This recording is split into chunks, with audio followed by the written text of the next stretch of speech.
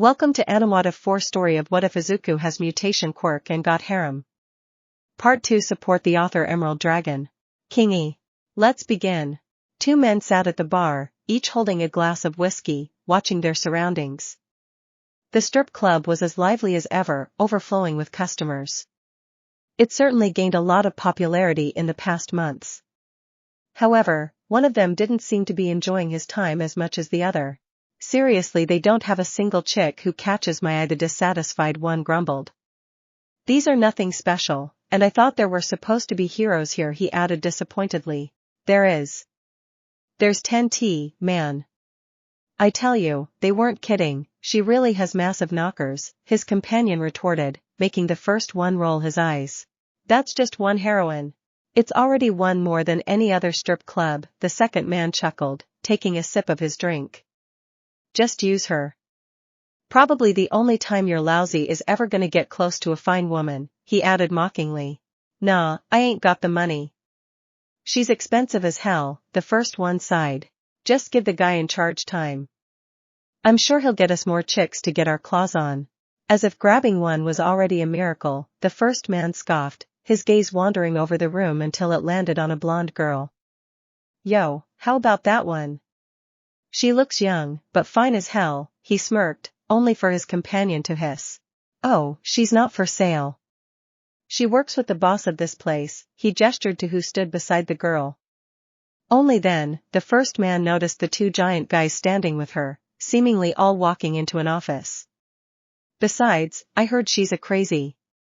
You don't want to get close to that, he shivered. One of those guys is the boss? They're huge.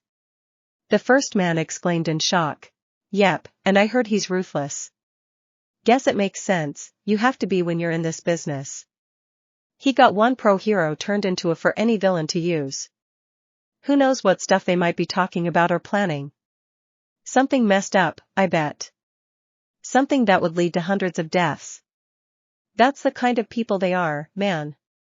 Crazy, the second man said fearfully, staring at the door they left through. We need to find another woman with giant melons, I'm telling you, Zhonglu said, gesturing to his chest as he made motions in the shape of massive boba s. He was talking to Himiko, who walked slightly ahead of him as they both followed Izuku. They were in the hallway leading to the larger part of their base, which was also reserved for the members of their gangs while customers remained in the strip club. But for me, though. Having another one as it would be a real waste, he declared, exhaling through his nose. The truth was that, while he was attracted to regular women, he had a preference for a woman with an ample chest. Cow, so to speak. Perhaps it had something to do with his own quirk? In any case, he wanted to have kids eventually, so a woman like that would be perfect. Big IES are pretty fun, but they sometimes make me mad for some reason, Himiko hummed as Zhonglu narrowed his eyes. Yeah, I wonder why, he muttered, his eyes moving to her own chest. It was there. Anyway, you'll have to wait, Lou. Hakuin already promised me a personal toy. The blonde warned him with a smug grin. You two are so close-minded, Izuku shook his head in disappointment. All you two can think of is big, and big you've got no class. What about the thighs? He admonished them, making his two subordinates exchange glances. Is anything even big enough for you, Hakuin? Himiko questioned humorously. Considering I'm about the same size as Master Zhonglu sighed sadly. I can safely say that finding anyone big enough is difficult. While the bowman was lamenting, Himiko started running her hands across her and thighs, as if inspecting their shape and size. Eventually, the three of them reached an office. Vortex was already here, sitting on a couch and reading a book. As soon as they opened the door, the man stood up, standing to attention. Ah, Hayasama. Welcome back. I finished handling your paperwork, so I thought I'd take a break and read a book until your return. He immediately justified himself for reading instead of working. Izuku had assigned him paperwork concerning the strip club since he had been an accountant before becoming a villain. Since he was mostly their mode of transportation as well as their prime escape route thanks to his quirk, he had nothing else to do anyway. It's alright, Izuku raised a hand in reassurance. As long as his subordinates did a good job, he didn't care if they took breaks. He did note the man's book as he sat behind his desk. It was thick, and titled Quirk Doomsday Theory, which was definitely something Izuku had heard of before. What's the book? Oh? Just something I was curious about. Never heard of it before, he shrugged. Something about quirks getting stronger each generation, but I'm not even halfway through, he explained, while Himiko tilted her head. Clearly, it was something she had never heard of either. I've got no idea what that is, Jean remarked while scratching the back of his head. Mind letting me borrow that book? Izuku inquired. He was interested in the theory but never took the time to actually research it, so he supposed he could use that opportunity now. You can even keep it if you want. It wasn't that interesting, Vortex put the book on Izuku's desk. Let's forget the boring book. When will you get your exam results, Hakuin? Himiko inquired, putting her hands on his desk. Both Zhong and Vortex leaned forward, interested in hearing how their master performed. We'll get our results in 2 weeks' time, Izuku responded before smirking. But I already know I aced it. It was so easy I almost fell asleep midway through. He laughed, making Himiko giggle. I know. You really are the best, Hakuin. The blonde ran around the desk and grabbed onto his arm. As expected of master, Zhonglu nodded approvingly. So, does that mean we should expect other Heroine training in our group soon? Vortex inquired curiously since he was aware this had been a part of his boss plan. Depends on how corruptible they are. I know I can find something they'd sell their soul for. I just need time to find what it would be. Still, don't expect them all to be sane once I'm done. If someone refuses to join me, I break them. Simple as that, the horned man explained, making Vortex nod hesitantly. Even Zhonglu remained quiet at that, knowing how much that was true. After all, both of them suffered crushing defeats at the hands of their master. Considering the state 10T is in, I don't doubt it at all. Hayasama nevertheless, Heroine training are promising, but I'm even more interested in pro-heroes. I'm sure there are hundreds of dirty ones, who could make great allies, subordinates or even, Vortex argued as Zhonglu nodded. Some customers are wondering if we're ever going to capture another pro-heroine to start a collection. It's a lot of villains' dream to put one in their place and use them, the bullman said. Obviously, I'm expecting to have pro-heroes among us too. However, you'll have to understand that having them as allies or subordinates is riskier than capturing the women and breaking them into, Izuku explained. If some pro-heroines had other worth besides their looks and were strong, then he'd like to have them as loyal subordinates. But loyalty was not a guarantee when talking of pro-heroes working for villains. If they were women, he could just turn them into toys for his strip club if he didn't believe their loyalty could be earned. But that was something that would be more difficult to do for the men. He didn't know how popular they would be in the strip club. What we need is to find the greediest ones first, and I might already have a target in mind. Is that so? Is it a pro-hero we know, master? Zhonglu asked, not surprised in the least that his master already found someone. Maybe. It's MT Lady. She debuted recently, Izuku revealed, remembering the way she extorted some money out of him when he defended himself against the sludge villain.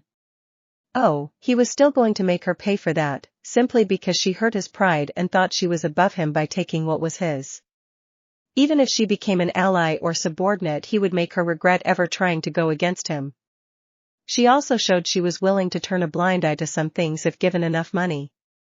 She looks like the kind of to accept bribes, he explained to his subordinates.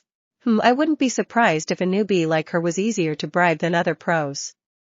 We could check where her agency is, and the advantages the territory she's in could give us, Zhou nodded to himself. With the gangs we absorbed, and the resources from the Chinese mafia, I'm sure we can find more pros who will accept bribes, he added confidently. This is what I'm hoping for, Izuku nodded. Now that I am a student of U.A, it means we have to be more careful when I show my face around here, especially when the time of the sports festival comes. I know my subordinates wouldn't dare cross me, and the authorities wouldn't believe filthy villains if they told anyone about me. After all, who could imagine a U.A student would lead a whole group of criminals? It's also doubtful many of them would have thest to risk their freedom to rat me out. However, I'd rather keep the risk at a minimum. If we're in the strip club section of our base, just treat me like a regular customer, he ordered his men and Himiko.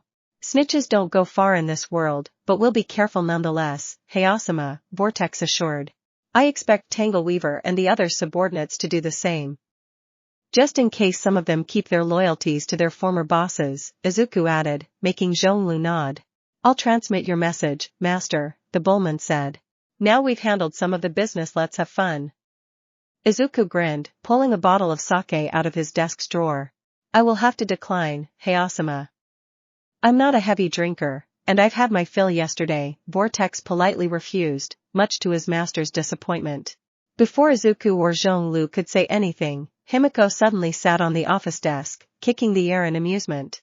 We don't really need these two to have fun, Haku, and maybe we could have some time to ourselves. The blonde smiled widely, blushing madly like a maiden in love. Vortex visibly grimaced at the girl's creepy smile but didn't make any comments. Zhonglu could call one of the workers to spice it up a little, too, she suggested while gesturing at the bullman. I like the way you think, Ace, Hao smirked, then turned his head to Zhonglu. He simply nodded without saying a word, which was enough for his subordinate to understand his orders. Smut. The blonde girl grinned excitedly, slowly taking off her clothes until she was nude, with her knife falling on top of the pile. She was on his lap, with her hand on his manhood. His bulge was clearly visible already. Let me see the big boy. The villainess blushed as she unzipped his pants and pulled his underwear down, allowing his manhood to spring freely to life. Izuku could see her drooling at the sight alone, even if her face was partially hidden behind his. So juicy, I can tell it's filled with blood, she licked her lips. You won't creep me out so easily, Izuku chuckled while casually resting his head on a fist. Your puny little teeth could never puncture my skin, he stated, making Himiko giggle. I was just joking, Izuku. I wouldn't want to hurt your pride and joy, she poked his amusedly. I also like it too much, too, she added, followed by another giggle. Himiko suddenly turned around, lying on his chest on her back before sitting up between him and his. The blonde was seemingly prepared to ride him in reverse cowgirl position before someone came in. I see I got here just in time, the new arrival mused, naughty owl dripping from her voice. It was none other than Isami, the dark-skinned stripper. She was already nude, and ready to go.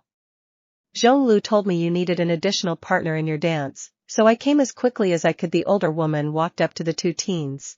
Ace might need some help, Izuku nodded, still smiling while the blonde pouted at his words.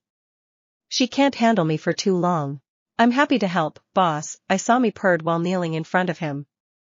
She leaned forward to stroke his manhood, and even used her mouth to get started. However, she was stopped before she could go any further.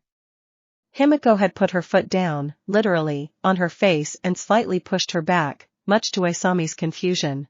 Nah, that's not what I wanted you here for. Himiko shook her head, a snarky smile etched on her face. Izuku remained silent, watching the scene with interest. I'm going to ride my boyfriend, and this time she began explaining, lifting herself above the horned man's and using her other hand to aim his tip at her. I'm going to take his big up my butt. The blonde declared with a heavy blush as she finally removed her foot from the older woman's face. You're gonna eat my while I do that, got it? She ordered, to which Isami nodded with visible disappointment. Up your? You sure about that? My is already too big for your, so I doubt you could even walk after this, Izuku snickered. Clearly, he wouldn't refuse such an offer since her gap was undoubtedly going to be tighter than her. Of course, I'm sure. I can take it. Himiko affirmed confidently, slightly squatting down until his tip was firmly pressed against her entrance. I just need some time to make sure it's aligned, you know? And get ready, she muttered, only to pause when Izuku suddenly grabbed her waist. Hakuin? With no other warning, the horned man pulled her down, impaling her on his, which slid all the way in and stretched her to its very limits. Keikaya! She screamed in surprise and pain. However, her expression quickly turned into one of pleasure, much to Isami's shock since even the older woman had a difficult time dealing with her boss' strong manhood. Remember, Ace, this is what you wanted, Izuku smirked, keeping a firm grip on the girl's waist. Her legs were shaking, and she had grabbed his hands with heavy breaths. Her gap was tightly wrapped around his, desperately squeezing it as it attempted to close up. Well, he wasn't surprised she was in pain since he was already deep and hadn't even used any lube. Thankfully, it seemed the pain only served to naughty the blonde even more. His sighs, buried inside her, sent waves of pleasure throughout her whole body. Aizawa didn't waste any more time, knowing the younger girl was likely waiting for her to do her part. The stripper grabbed Himiko's legs and leaned down until her lips met Himiko's the lower ones. She started immediately, sticking her tongue in the blonde's. Just like that. Eat out my. The younger girl gripped the stripper's hair before glancing at Izuku. What are you all waiting? You have to my butt, Haku, and she breathed out, trying to hide how much she was affected by having her back hole stretched in such a way. I thought you weren't ready? Izuku smirked amusedly.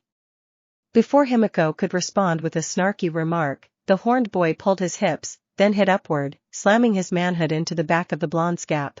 Ah! Himiko screamed in pleasure. The air reeked with panting, sob-ing, and the slapping, wet sounds of flesh against flesh. Himiko's body convulsed at Izuku's strong hit as waves of bliss surged through her. Her gap clenched hard around his, the stretch both painful and transcendent. She bit down on her lip, trying to stifle her cries, but the sensations were too overwhelming. How can? She gasped, her voice trembling. It's so deep. Her hands gripped Izuku's hands for balance. But Izuku was unforgiving, his hips pumping in and out of her with a relentless pace. His grip on her waist was firm, holding her fast as he pounded himself deeper into her. Aizawa, though, was focused. Her tongue moved energetically, slapping at Himiko's with determination. She varied from broad strokes to intense nips, working the blonde's womanhood and driving her closer to her intense pleasure. Himiko's thighs were trembling around her head, and the younger girl's sobs were growing with each passing second. Izuku suddenly hit a particularly sensitive spot inside her, making Himiko arch her back and throw her head back to release yet another sob of pleasure. You sure know how to take it in the ace. Izuku smirked while watching her writhe in pleasure. And so he increased the pace of his hit, hammering away at her with even greater desperation. The sound of their bodies meeting echoed through the room. The horned boy's pelvis loudly clapped Himiko's, making her cry louder too as she was on the brink of. Izuku's big coupled with Aizawa's soft tongue was bringing her to ecstasy. She felt like she was burning, ready to explode. I'm coming. Himiko yelled, her eyes nearly rolling in the back of her head as her clenched around Aizawa's tongue, and her gap tightened around Izuku's when she reached, overtaken by pleasure. However, Izuku wasn't finished. He continued to pound into her, his own pleasure building with each hit. His grip on her waist tightened, and he let out a low groan as he felt his own approaching. Get ready to be filled up, Toga, he whispered in her ear with desire. With one final, powerful hit, he buried himself deep inside her, his pulsing as he released his seed into her. Himiko let out a soft, breathless sob as she felt him fill her, the warmth spreading through her body. She collapsed against him, her chest heaving as she tried to catch her breath. Aizawa pulled away, a satisfied smile on her lips as she wiped her mouth with her tongue, licking her lips. She tasted naughty and a little crazy, Aizawa stated playfully while the blonde didn't even have the energy to reply.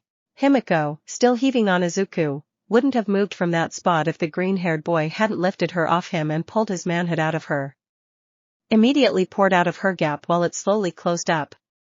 Of course, she was still trying to catch her breath and was barely conscious as Izuku held her up by the arm. If you want me to call you my girlfriend, you should start by lasting more than one round, ace, Izuku chuckled before gently dropping her on the floor, near Aizawa. A challenge accepted, Himiko replied in a slurred speech. Unfortunately, her challenge wouldn't be for today as she closed her eyes immediately after. You were pretty good, though.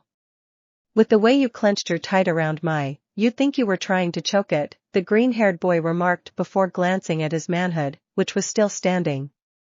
His eyes quickly set on Aizawa. If you're done eating, then come and take care of this. You need only to order, boss, Aizawa purred before rising to her feet. I may not have a little body like Ace's, but I'll make you feel much better, she smugly declared. HMPF, don't be too arrogant, Izuku warned her, a faint smile across his lips as he lifted her chin. He could only hope she would last at least 2 rounds. Otherwise, he might call for reinforcements. The thrill of battle was still present in his body because the entrance exam wasn't enough to satiate his pumping heart. He needed to let off that steam. On the other hand, Aizawa did her best to keep her confidence from slipping as she prepared herself to be senseless. Smut over. A couple of weeks later, Izuku relaxed in his room. Yes, his room at his mother's house. Himiko wasn't there either as he let her and Zhonglu take care of the base. He loved going there and having fun, but there was a time for everything. If he went there, he knew he would also need to handle some responsibilities, which was something even he didn't want to do constantly. Thus, he rested at his home. Of course, he greatly enjoyed his mother's home-cooked meals, which he didn't have at the base. The exam results should be arriving soon, and so he wanted to see them as soon as possible. He already knew he was accepted, he simply wanted the satisfaction of being proven right. Most of all, he knew the letter of acceptance would probably arrive today. How? Well, because the girl he met during the exam, Uraraka Ochaco, received her letter yesterday. She even texted him about it. Ochaco Midoriya. The last text she had sent him was a week prior to that, and it was basically just to thank him for saving her. They also talked about their day, but there was nothing worth mentioning. So he was surprised when she suddenly contacted him like that. Myrz? Indeed, he misspelled the word yeah because of his big fingers. However, he was at the strip club that evening, so he gave his phone to Himiko and told her how to respond. Because of that, he also had to make sure she wouldn't write anything weird. Ochaco, I got my letter from you.A. Ochaco, they just told me I passed. Ochaco, only barely, though. I had 28 villain points, and 10 rescue points. Ochaco, the rescue points kinda saved me. I wasn't aware there were rescue points. It did surprise him since he didn't read about it online. No former student mentioned this, which made him wonder if U.A told their students not to divulge this kind of information online. Ochaco, apparently, it was a secret. Ochaco, good thing I helped some of the other examinees during the test. Ochaco, oh, and you won't believe this. What is it? Ochaco, All Might is gonna be a teacher. Ochaco, he said so himself in the letter. Ochaco, this is amazing. I can't wait. Izuku had been greatly surprised to read that at the time. He had a lot of respect for All Might, not for his heroism or anything like that. He respected the man's strength and the way he changed all of Japan. Izuku saw him as a worthy adversary and hoped he would get to fight him one day. If there was anyone who could push the boy to his limits, it would be the greatest hero in the world. Seeing him in person daily would be fun since he could study his moves up close. Perhaps, he should have been worried about his plans concerning U.A, but he didn't believe All Might would be any more dangerous than Nizu. You're a cutie. And as expected, Himiko sent something stupid. He would have pounded her to the floor just for that, but the girl would have considered it a reward if he did. Ochaco? Ochaco, thank you. Ochaco. I'd like to see All Might too. I didn't receive my letter yet, but I'm sure we'll see each other in U.A. Uraraka didn't answer to that. Himiko told him she was probably blushing like crazy from behind her phone, though Izuku couldn't tell how the blonde would know. However, his self-proclaimed girlfriend did find the way the other girl texted cute, and already considered Ochaco a potential target for the heroine training she wanted as a toy. Izuku remembered the brunette's face, and he had to say Himiko would probably be satisfied it was likely she'd find the other girl cute. He, on the other hand, rather focused on the curse than the cuteness. Knock knock. Come in, he called out, allowing his mother to open the door and get in his room. Izuku. Look what I got here. His mother exclaimed with an envelope in her hand. It's from U.A. Those must be your results, she handed it to him. Ah, finally, Izuku breathed, satisfied to get his response. After taking the envelope from his mother, he tore it open to reveal a disc inside it. What's this? He questioned while inspecting the disc. Suddenly and without warning, it turned on, making a projection in the air, though it was barely visible. Turn off the lights, he instructed his mother, who was right by the switch. I am here as a projection. Someone in the video exclaimed, which was revealed to be All Might once the lights were off. It's All Might. His mother remarked in surprise. It seemed Uraraka hadn't lied. As you might have guessed from my presence, I will be working at Udade from the start of the year. He proudly announced as Izuku nodded. Yep, that was what Uraraka told him, too. He smirked, imagining himself next to the man. He'll be one of your teachers? This is incredible. Inko commented in awe. Even if the results weren't announced yet, she already knew he got in. Now, to announce your results, young Midoriya. You passed the written exam with full scores.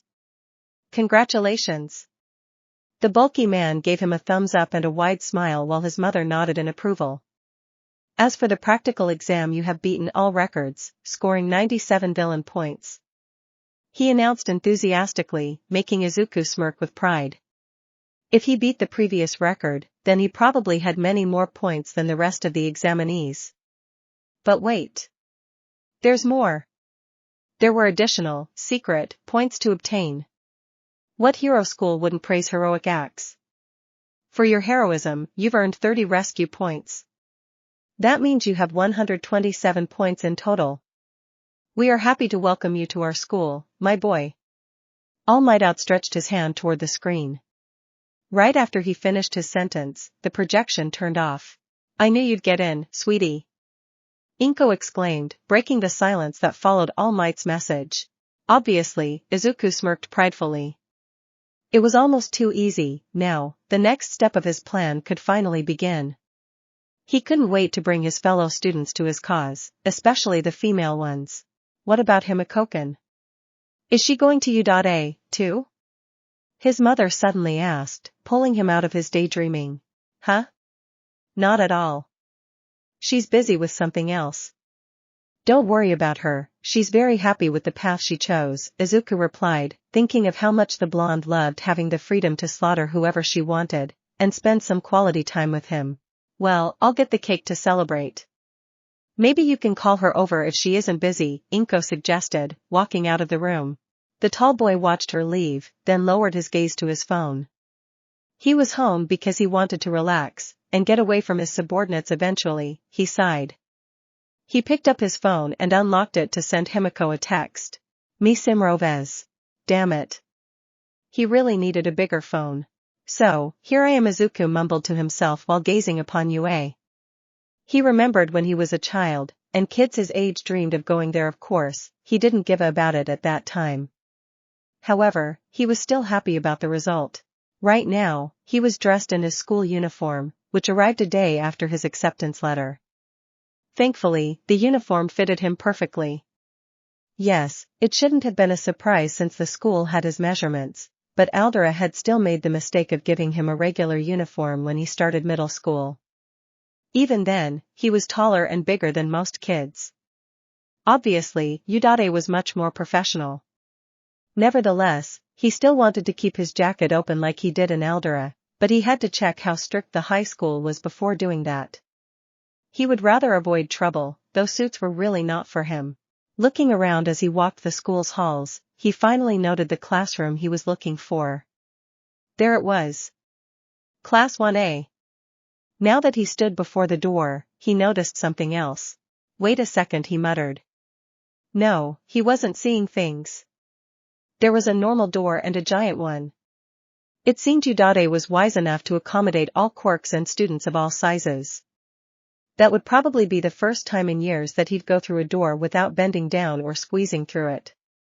Now that's a door, he nodded in approval before opening the giant door and stepping through it. Unsurprisingly, it attracted the attention of everyone in the room as they weren't expecting to see someone use that door.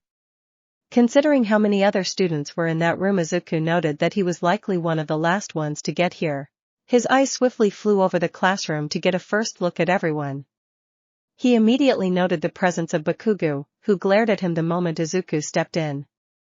The rage in his eyes was evident, but as usual, Izuku didn't care about that weakling. There was a boy standing across Bakugo, seemingly having been in the middle of berating the blonde. Izuku also recognized him. He was the guy who scolded Present Mike and Udade during the entrance exam presentation. The glasses-wearing boy observed him with a calculating gaze. Obviously, after the familiar faces, his eyes immediately drifted to what they enjoyed staring at the most: women. There weren't as many girls as there were boys, but it didn't bother him that much. He noted they were all beautiful. Although one of them was invisible, her clothes didn't hide her curves. And their uniforms fitted them well. They all had interesting features, but he'd have more time to study them closer later. Damn, you're huge. Someone pointed out, prompting Izuku to look down. The one who talked was a midget. Seriously, he was incredibly short, providing a weird contrast with the horned boy's own height. He also had purples for hair. Since he would already see it coming from a mile away, Izuku sighed. Before you say anything else, no, I'm not a teacher. I don't work here, and I'm not even a grown adult. I'm a student, too, he warned the few people who approached to greet him, though he was loud enough so that his voice would reach even the other students. He was sick and tired of getting mistaken for a middle-aged man. Huh? Yeah, I know. I'm not stupid.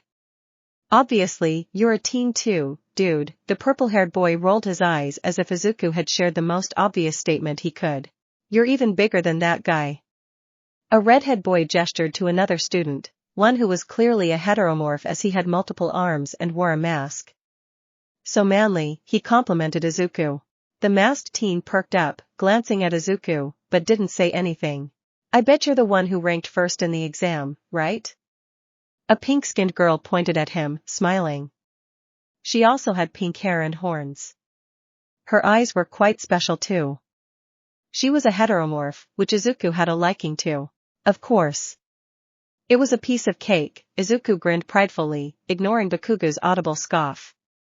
The boy with the glasses suddenly walked up to Izuku, marching like he was a robot.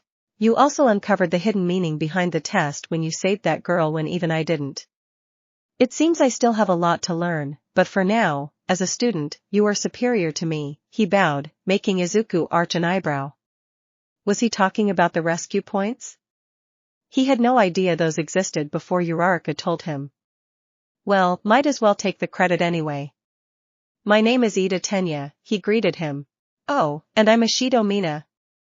The pinkette immediately interjected when she noticed the opportunity. Name's Kirishima Ijiru. Nice to meet you. Kirishima pumped up his fist excitedly. You have to show me your training routine, man. Since the lady might be wondering what my name is, I'm Mineta Minoru. Mineta introduced himself, too, throwing a naughty full glance at Ashido's way. The girl visibly shivered at the sight. Even if she wasn't familiar with him, she was disgusted for some reason. I'm Midoriya Izuku. Izuku simply introduced himself, noting their names in his mind. Midoriya.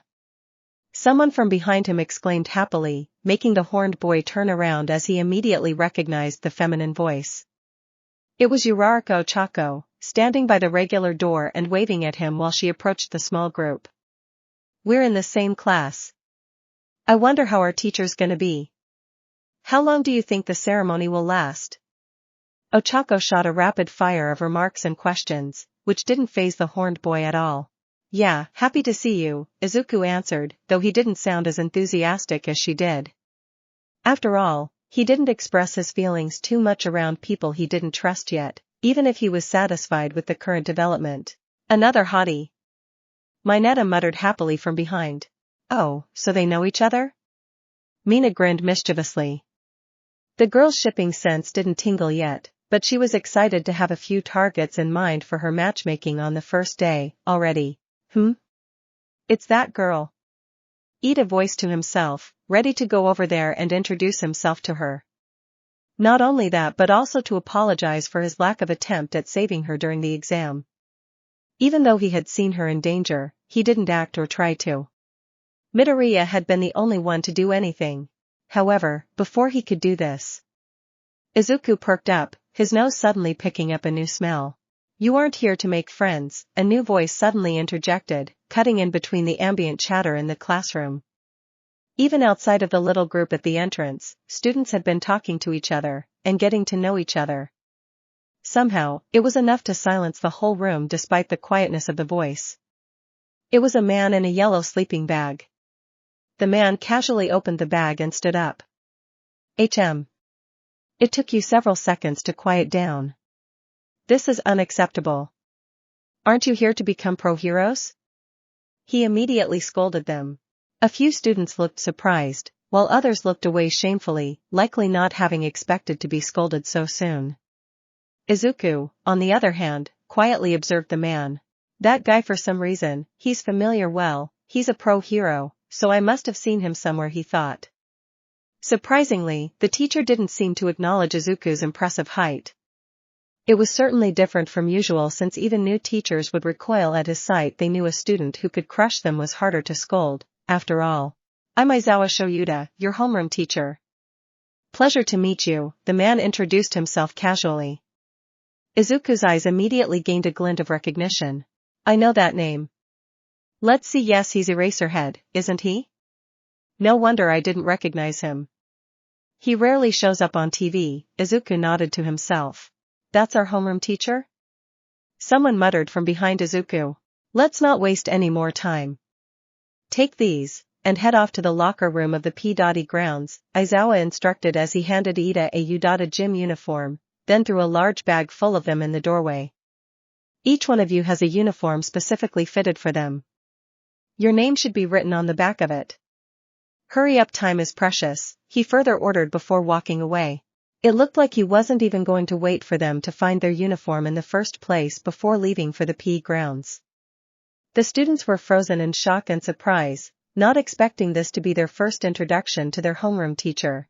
However, they were quickly unfrozen once they realized the older man was leaving without them. Thankfully, finding his gym uniform had been easy for Izuku. It was easily the biggest one in the bag. Quickly, all the students found their matching outfits and then ran after Aizawa. Unfortunately, some of them couldn't even ask him the questions they had about the ceremony or what they would be doing before they arrived at the locker rooms and were told to hurry up and change. The boys were quick to get out of their school uniforms and put on the gym ones.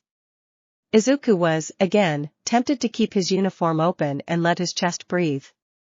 However, he reminded himself to avoid trouble for now. All he needed was to do as he did in Eldora, be a model student, the best one they had, and Udate would give him a lot of freedom. Probably. Come on, it should be this wall, right? Mineta, the little midget, hadn't even put on his uniform yet. Instead, he was busy running his hands across one of the walls. It was one of the only two that didn't have lockers in front of it. What are you doing? Kirishima inquired curiously. Oh, wait, I bet I know. A blonde boy, Kaminari, from what Izuku heard, interjected before Mineta could reply. You're looking for a peephole to the girls' locker room, right? He asked, making the midget pause. Let me help, dude. He requested excitedly. You, Mineta began muttering with a neutral expression. Are you a kindred spirit? He suddenly loudly exclaimed, excitement and happiness shining in his eyes. You bet I am. Kaminari pumped up his fist enthusiastically. Izuku glanced in their direction. He wasn't expecting to find bad apples among his fellow classmates so quickly. Nonetheless, he wouldn't complain about it. So these two were clearly naughty. He wondered if they were greedy too. It was still too soon to tell, but perhaps they could become useful subordinates. For now, he would have to observe longer. Hey, guys, this isn't manly at all, Kirishima remarked in disappointment. This is preposterous. You two should be ashamed of yourselves for such perversion. Get away from these walls immediately. Ida shouted, moving his hands in karate chops before he grabbed both Mineta and Kaminari by their arms. Oh, come on. You're no fun. Kaminari whined while trying to free himself from his classmate's grip. Get that stick out of your man. Mineta added, making Ida tick even more. My what? He exclaimed, looking offended. Most of the others silently observed, either disinterested or unwilling to take part in the situation. After all, they all just met, so they were still testing the waters. Izuku could tell some of them waited to see the kind of classmates they had. Obviously, he also noticed Bakugo's silent glare. The blonde's eyes hadn't left the horned man's back since they got out of the classroom. It was amusing the way that guy persisted in trying to be Izuku's rival. Eventually, they all came out of the locker room and left for the P.E grounds. For some reason, the girls glared at them, and more specifically at Mineta and Kaminari. Did they hear them? The walls didn't look so thin. The girl with the earphone jacks on her ears looked the angriest of them all, which made Izuku wonder if her quirk, perhaps, allowed her to hear them. Nevertheless, there was one girl who didn't even give the boys a look, looking impassive instead. He had a feeling he should have known her for some reason. However, her long, red and white hair wasn't familiar to him. Aizawa-sensei, what about the opening ceremony? And the guidance counselor meeting? Ochaco asked, running after their teacher and breaking Izuku out of his thoughts. We don't have time for these niceties, Aizawa simply replied. That teacher sounded quite pragmatic, which Izuku could respect. You're here for a quirk apprehension test. Teachers here are free to teach however they wish, and I'm going to make you go through several physical tests you might be familiar with. All of which you had to experience in middle school, without being allowed to use your quirks, he explained as his students listened intently. Izuku remembered physical activities in middle school.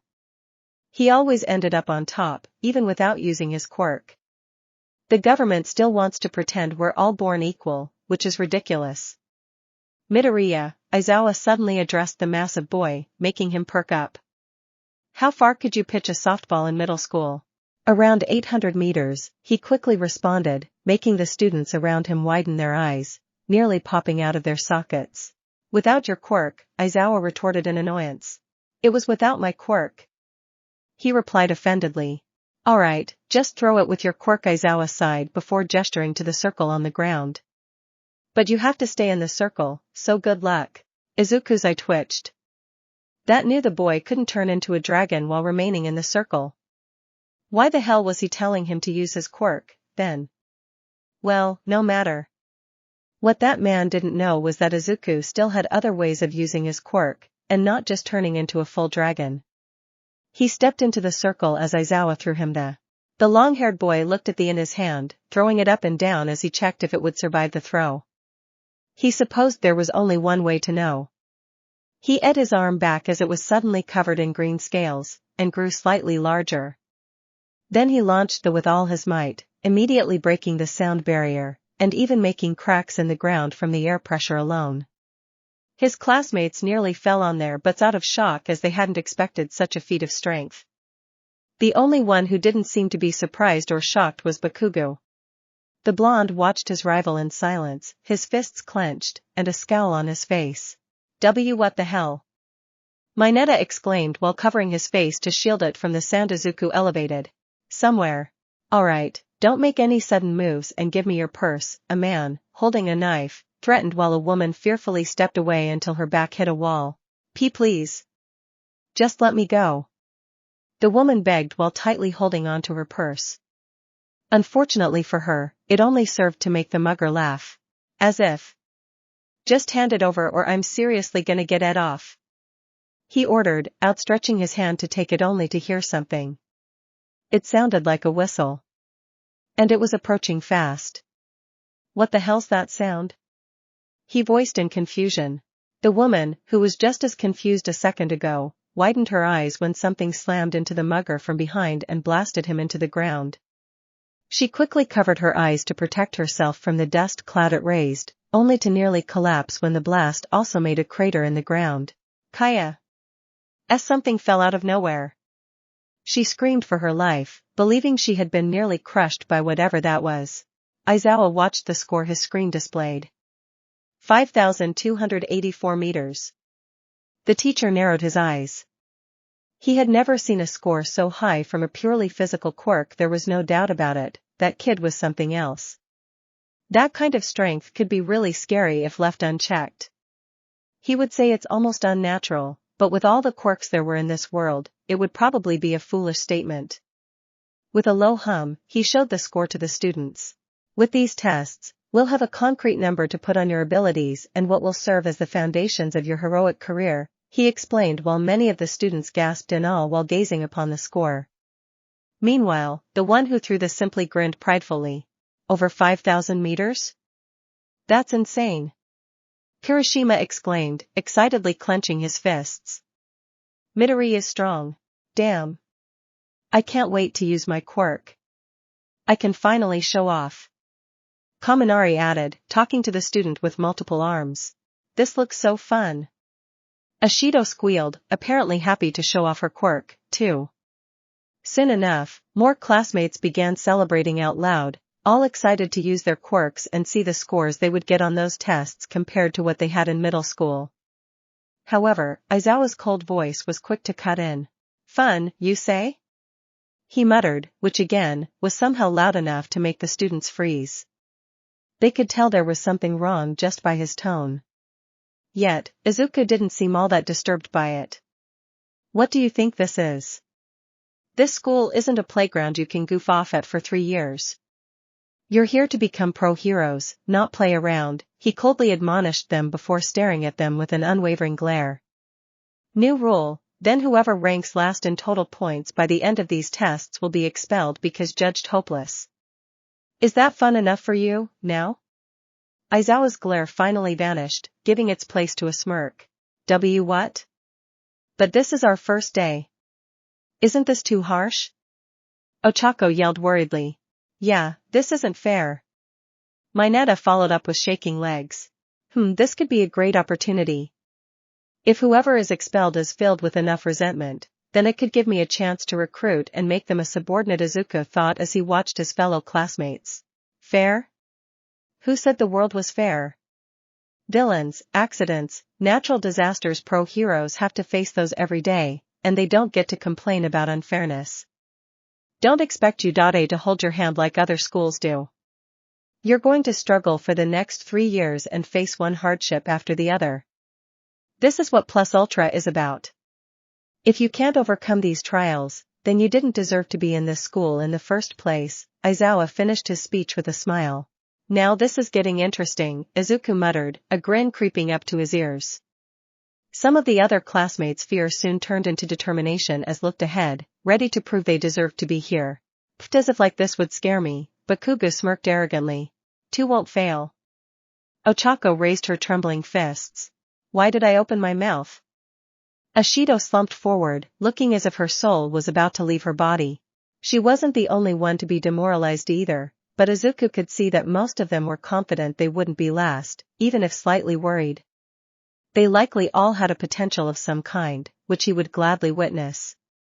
After all, this could also be considered a series of tests to check how many of them deserved to potentially become his subordinates in the near future. Of course, it was also time to show everyone here how outclassed they all were compared to him. First test 50-meter dash. Izuku watched with interest as students were paired up and ran the 50-meter dash. While it wasn't a race, they wanted to have a good score, and preferably one better than the classmate they were paired up with. They all had diverse quirks, but nothing too outlandish, except maybe for one girl. The one with the ponytail, she seemed capable of creating objects. Soon enough, his turn came, and he was paired up with Ida Tenya. He's got long legs, so he should have a good score, right? A muscular classmate with big lips commented while looking at Izuku as the horned boy stood behind the starting line. Not necessarily. Because of his size, he may have less speed in exchange for power. The ponytailed girl shook her head just as Aizawa started the race. 0.45 seconds. The speed calculator spoke as Izuku suddenly appeared at the finish line, making both of the students widen their eyes as Ida reached the finish line 3 seconds later. You were saying? The muscular classmate from earlier questioned the tall girl. I started dozing off before he said to start, Izuku chuckled while cracking his neck. Considering I've seen his speed during the entrance exam, I'm not surprised. He'll likely ace all the tests, so I should focus on the other students, Aizawa thought to himself while watching the massively tall boy. Did he get even faster? Bakugo clenched his teeth. He only did it in 3.55 seconds himself. Even after all the training he went through to reach the Dragon Boy's level, he was still far from it. Next test grip strength. Way too easy, Midoriya casually commented as he crushed the device in his grip, shattering it to pieces. Midoriya, try not to break the school property, Aizawa grumbled before checking on the other scores. Damn. You totally broke the thing. Hantashiro loudly remarked before turning to talk to the octa-looking boy. Did you see that, Shoji? He's even stronger than you. Shoji nodded wordlessly, looking up at the long-haired boy, who simply smirked victoriously. He didn't consider this to be a competition since he didn't expect anyone to compete with him seriously as they didn't have the ability to. However, it still did wonders for his ego. Third test standing long jump. I'm not losing this time.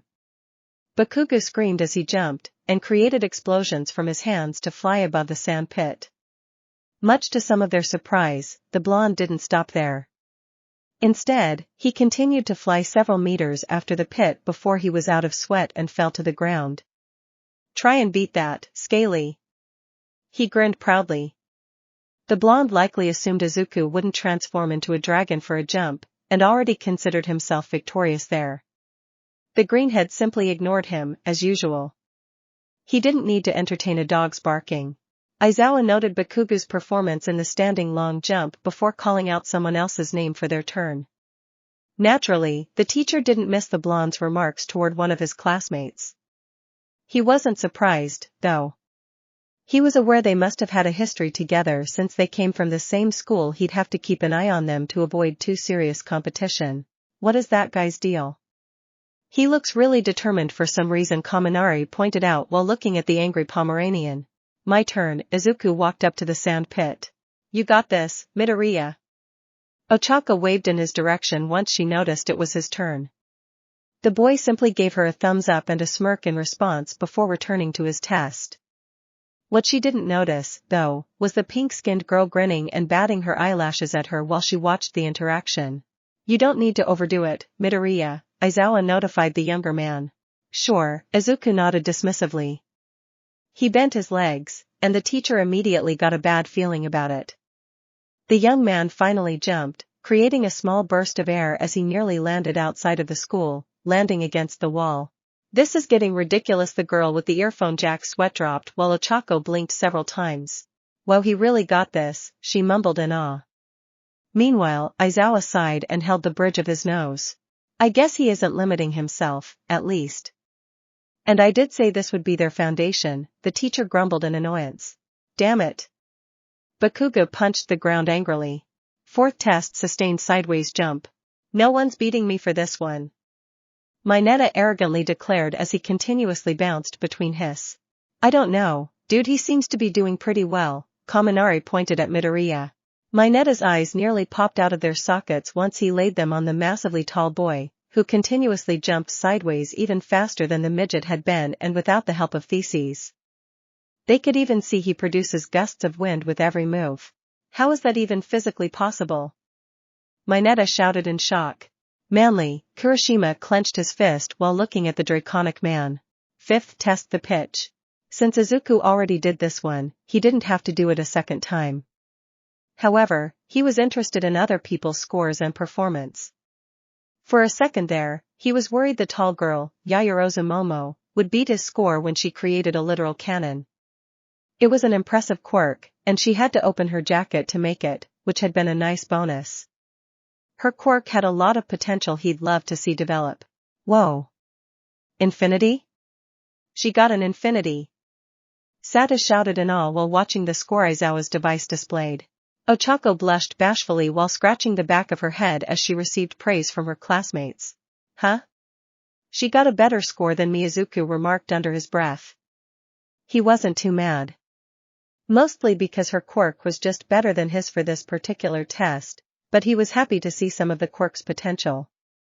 He studied the quirks of every student during these exercises, except maybe for a couple of them, and he believed he had a grasp on some of them already. Well, he supposed this was the last interesting test of the day. The next three were a simple endurance run, touching toes, and upper body exercises.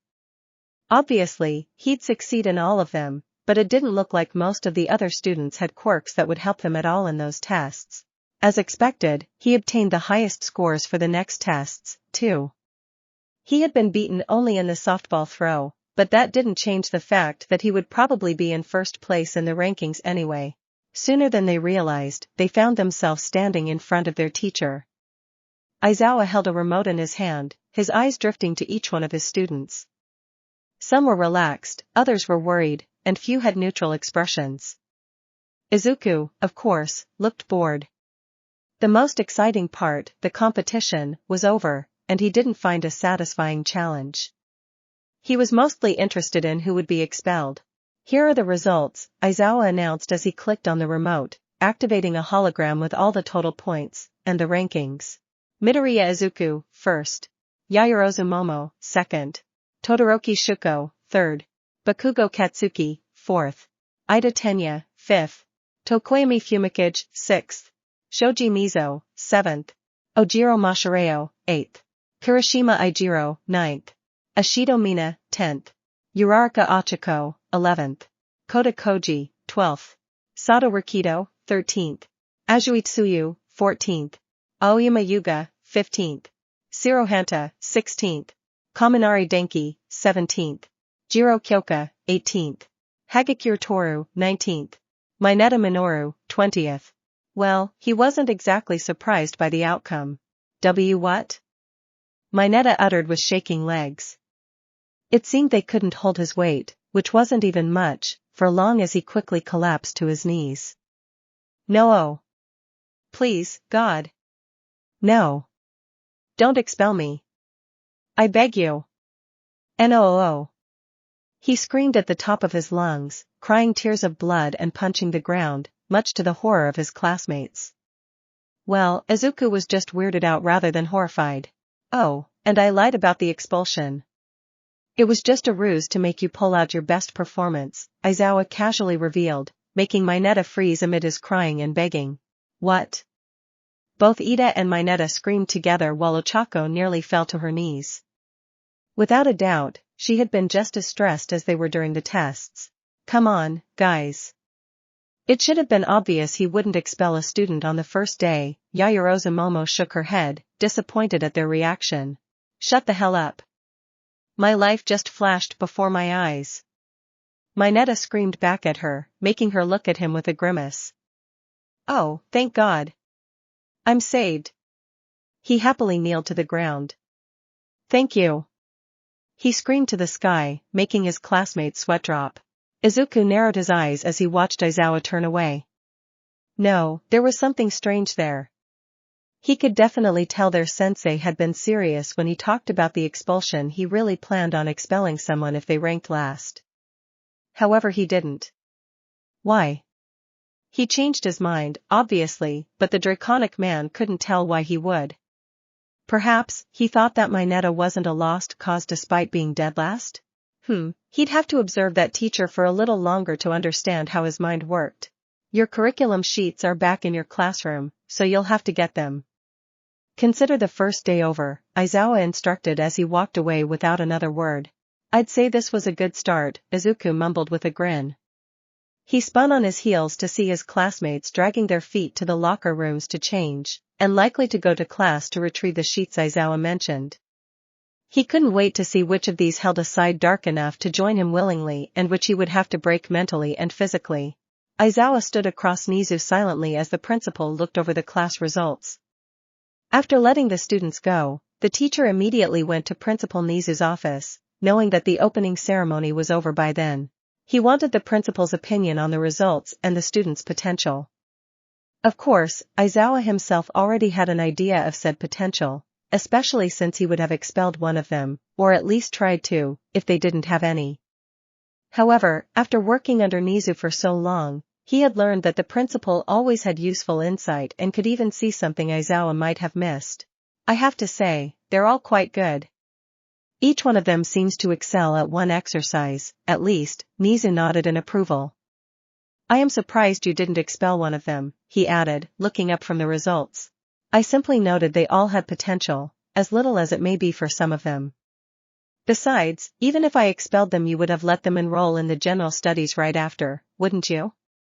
Aizawa gave the principal a tired glare. You know me too well, Nizu chuckled.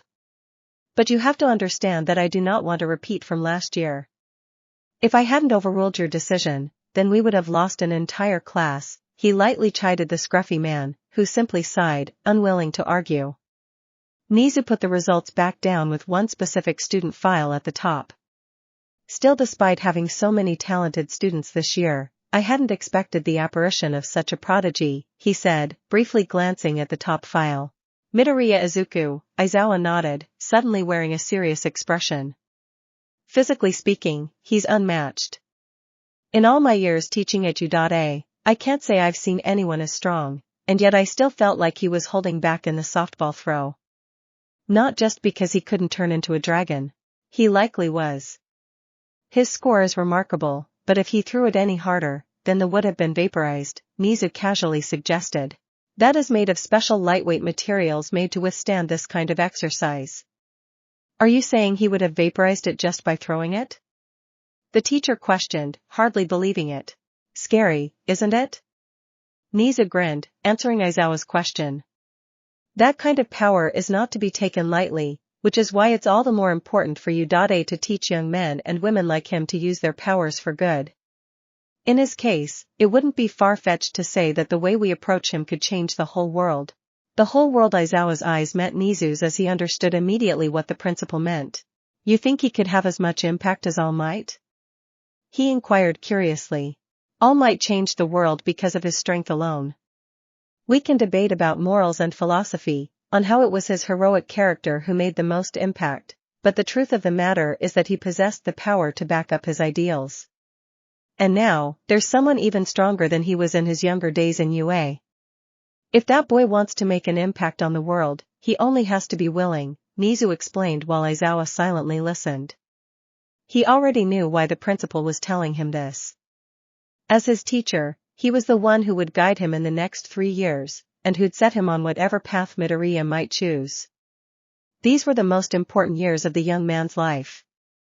We can only be grateful that he chose the path of a hero, Nizu breathed out before taking a sip of his tea. I suppose. I'll keep an eye on those students, but if any one of them lags behind. Aizawa sighed before he could finish his sentence. He turned around to leave, briefly pausing to speak. Still, I have a bad feeling for some reason, he muttered as he opened the door and got out of Nizu's office. I know that feeling, Nizu whispered to himself, looking at his paws. He had seen that boy, Midoriya Izuku, from afar while he was going to the opening ceremony. It was much different than seeing him on a screen, even if the principal was far away. Of course, he saw the other students, too, but only Midoriya had any effect on him.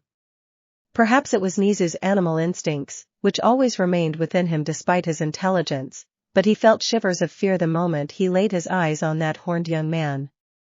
It was as if he were faced with a powerful predator, a beast. It must have been because of the nature of Midoriya's quirk, being a dragon. Still, he never felt that way the few times he met Ryukyu. How curious.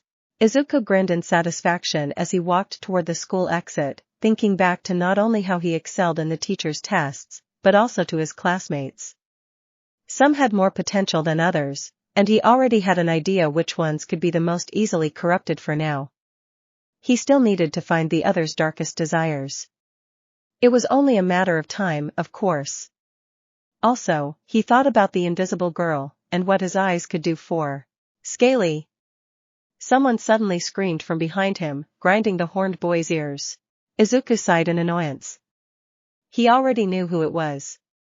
He turned around to see Bakugo walking up to him, glaring into his eyes. What do you want? The green-haired man inquired impatiently. They had known each other since childhood, and Izuku had learned that he'd never get anything out of Bakugo. He bested him every time the blonde challenged him, and only grew stronger since their last challenge years ago. Bakugo would never be a threat or a good challenge. A fight with him would never make Izuku's heart pump with excitement, and the blonde would never become an underling because of his nature. He wasn't the type to submit. Don't think this is over just because you got first place today. Those were just random physical tests. Nothing more. Bakugo pointed a finger at the taller boy before pointing a thumb at himself. I'm not the same guy I used to be. While you were probably sitting on your 'cause you thought no one could surpass you, I trained my off every day for years. Just you wait, any time this year I'll defeat you. He declared confidently, a wide grin upon his face. Izuku didn't respond immediately, staring at the blonde boy in silence instead. He remained like this for a couple of seconds until he suddenly grinned. You never learn, do you? He shook his head amusedly. I have strength that can't be surpassed by training alone. You can't defeat me, but you know what? Bakugo gritted his teeth but waited for the other boy to finish. If you ever bring me down to my knees or even better, injure me to the point of spewing blood, I'll declare you the victor, Izuku assured, which only served to infuriate the blonde even more. Damn you, you. Keep mocking me. I'll have the last laugh soon, anyway. Katsuki flipped him off before walking away without another word. In the past, Izuku would often have fun watching him leave all that off like this. Now, the blonde just looked pathetic. Well, the dragon boy had better things to do anyway. Just as he was about to leave the school grounds, too, another voice stopped him in his tracks again. Midoriya. Wait for us. A feminine voice shouted, prompting him to turn around and see that it was Uraraka, waving at him and followed by a few other students. She was accompanied by Ida, Mina, and Kurashima, who were closely following after her. Are you headed to the station? Ochaco inquired once they caught up with him. Wanna go together? Mina asked suddenly, grinning as her eyes darted between Ochaco and Izuku. Sure, Izuku nodded, gears already turning in his head as they walked together. Today sure was something, huh? I didn't expect a test on the first day. Kurashima clenched his fist with a wide smile. Ugh. Don't even want to think about it. I really thought one of us would be sent home. Mina looked down, giving off the complete opposite aura of Kurashima, mainly exhaustion. I was so stressed that I thought I'd mess up, Ochaco admitted, rubbing the back of her neck. But I got a pretty good score. Never thought I'd be so close to the top 10. You did even better than me, Ashido. The girl stated encouragingly. Now that I think about it, we were ranked back to back, right? Kurashima grinned, remembering the two girls' ranking in the test and his own. Ida was manly, too, but damn Midoriya, you're a beast. There was no way we were beating any of your scores. He told the tall boy, watching him with admiration. I was pretty much born this way, he shrugged in response. But you did well, too. I have to say that I find Aizawa-sensei's methods questionable. Tricking students like this with a logical ruse seems uncalled for and unprofessional. It puts needlessly too much stress on the students. Ida shook his head in disapproval. Nevertheless, I can't help but admire you, Midoriya. Not only did you show great deduction prowess in the entrance exam, but your physical abilities are also extraordinary. Thanks, he simply replied. It sounded like they were ing up to him, but he wasn't going to stop it. His subordinates pretty much praised him for no matter what he did. Izuku stood silent as they conversed with each other. Since today was only to welcome the students and introduce them to U.A, they would only officially begin their lessons tomorrow, meaning they ended this day earlier than a regular school day. They had more free time than they would have normally. Well, that wasn't really the case for him since he regularly skipped school back in Eldora without even facing any consequences, thanks to his superior grades and quirks. In any case, since they had free time, why don't we go out for a bit before we all go home? Getting into U.A seems worth celebrating, so we could go and have a drink at a nearby cafe? What do you say? Izuku suddenly suggested, cutting Kurashima off in the middle of a sentence. Oh, yeah. I'm all for it. I really need to unwind after today. Mina exclaimed, quickly agreeing to his suggestion, which didn't surprise him since she seemed to be the most extrovert one among the group. Sure, Kurashima nodded happily. We're gonna be classmates for 3 years, so we can get to know each other that way, though our fists could be just as good for that. He threw a challenging look in Izuku's way, though the horned man didn't respond to it. He had yet to see if Kurashima would be a real challenge and if a show of strength would truly be enough to earn his loyalty. For now, he doubted it. I suppose I can take a small detour. Ida held his chin, pondering if anything would prevent him from accepting. Moreover, bonding with your classmates would make a healthier learning environment. Ochaco seemed hesitant, looking away nervously while she scratched the back of her head. I don't know, I'm not sure. Izuku smirked. He had thrown the first hook, and it seemed the fish was getting closer to the bait. He already figured the brunette was poor, or at least, was struggling financially. Her family wasn't doing too well. He was hoping she would refuse. Why not? It's my treat, Izuku offered with a thumbs up, making them widen their eyes in surprise. Huh? Really? Ochaco inquired, looking up at him. You don't need to, she stammered shyly. She took the bait. Are you sure, Midoriya? Ida asked. We wouldn't want to take advantage of your kindness. I don't have a lot of money on me, but I've got enough for a drink at least, Kirishima assured while Ochaco seemed more and more ashamed the more the two talked. It wasn't surprising. Here she was ready to accept getting treated to a drink while the two boys chose the polite route of refusing. That worked in Izuku's favor, of course. The more shame she had, the easier he'd have her in his grasp. I'm the one who invited you, so let me pay for it. Trust me, I've got no problem with it, Izuku assured confidently. Ida and Kirishima exchanged glances, but seemed to finally accept the tall boy's offer. Hell yeah. I love free stuff. Mina threw her hands in the air excitedly, so blunt that it made Kirishima sweat drop. Are you a rich guy, Midoriya? She asked bluntly. Aren't you too direct? Ida scolded her with karate chops. She's always been like that, Kirishima snickered lightly, making Izuku perk up. So the two knew each other. Maybe he could use that at some point. For now, he focused on Ochaco. He didn't appear wealthy on the outside, however. The criminal activities he kept secret made him wealthier and wealthier. Saying he was rich would be an understatement, at least compared to them. They wouldn't question him much for now, so. Yeah, I am, he felt confident enough to tell them that, especially since it'd help in his current plan. At the very least, I can say I live quite comfortably, he added to make his level of wealth less clear. I guess if you're all going, then I might as well join, Ochaco mumbled reluctantly. Again, Izuku assumed it must have been because she felt like she was taking advantage of him and his money. That innocence was almost too sweet. Almost. Let's get going then. I know a sweet cafe nearby, and it's not that expensive either. Mina declared, raising her fist to lead the way as she began walking away before they could respond. Izuku wordlessly followed after her before the group chatter started again.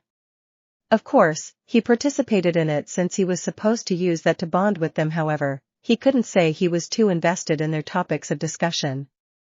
He noted that Ochaco relaxed eventually and returned to her cheerful and upbeat mood. Just because he wasn't invested didn't mean he wasn't paying attention.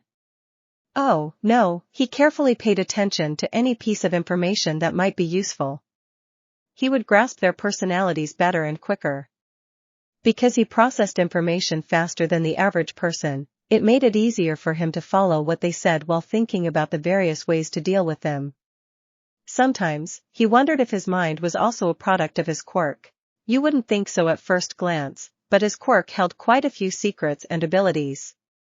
Dragons were creatures of myths. Eastern ones, like his quirk, were known to possess various powers, some he rarely used and thus never trained himself in too much. He supposed Udade was a good opportunity for that, too, and to develop his mind even further.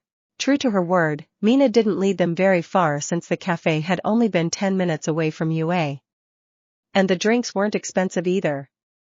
It was a shame since Izuku wanted to flaunt his money in front of Uraraka, but he supposed it couldn't be helped. It would also likely be strange if he insisted on treating them to an expensive place. Nevertheless, he certainly got in their good graces. Even more so when Mina's eyes visibly sparkled at the sight of the drink she ordered. It was some kind of cranberry juice mixed with other ingredients, a drink unique to this particular cafe, apparently. So good. Mina exclaimed after taking a sip. That's literally my favorite drink, Midori. Thanks a lot. She said before taking longer sips. You should slow down or you'll choke. Ida admonished lightly, though he was promptly ignored. You're welcome, Izuku nodded as he pulled his phone out. Since we're going to be classmates, we should exchange numbers. I already have Uraraka's, but not yours, he explained as he handed his unlocked phone over.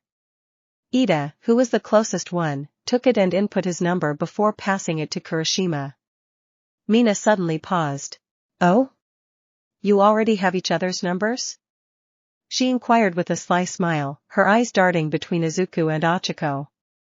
How long have you known one another? Mina questioned the other girl. Why are you smiling like that? Ochaco asked nervously. We met at the entrance exam, she revealed before quickly pulling away when Mina suddenly leaned forward, close to Ochaco. Oh? And you already exchanged numbers? The pinkette batted her eyelashes, her face now inches away from the other girls. Something going on? Come on.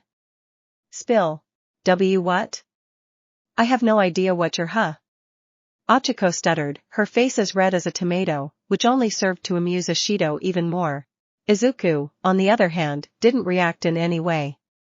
Instead, he called the waitress and paid for the drinks.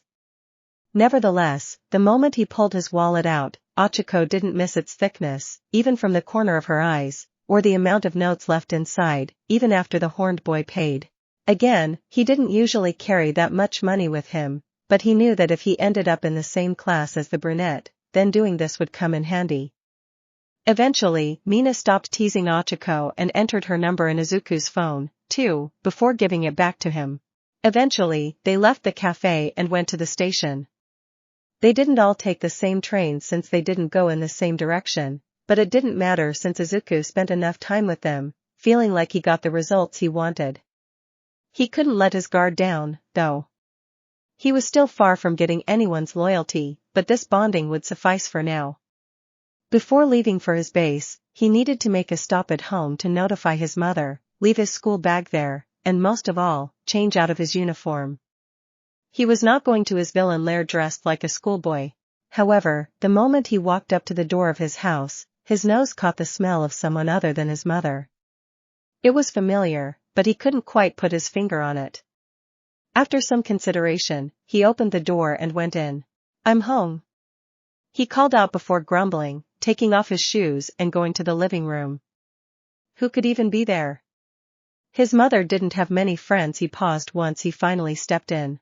Welcome back, Izuku. Look who's here. Inko greeted him warmly from the couch as she gestured to the person sitting across from her. It's Aunt Mitsuki. Indeed, it was. Well, Izuku never called her that. He hadn't really seen her in years since Inko was the one going over to her house most of the time, and any time Mitsuki might have come, Izuku wasn't home. Even before forming a villain group, he didn't stay home much. The tall boy had to admit that the older woman aged quite well. Her face didn't appear to have any wrinkles, and her skin looked as soft as ever. Of course, he noted her large boba s. Now that was something he didn't forget about her. Well, that and the fact that she was Katsuki's mother.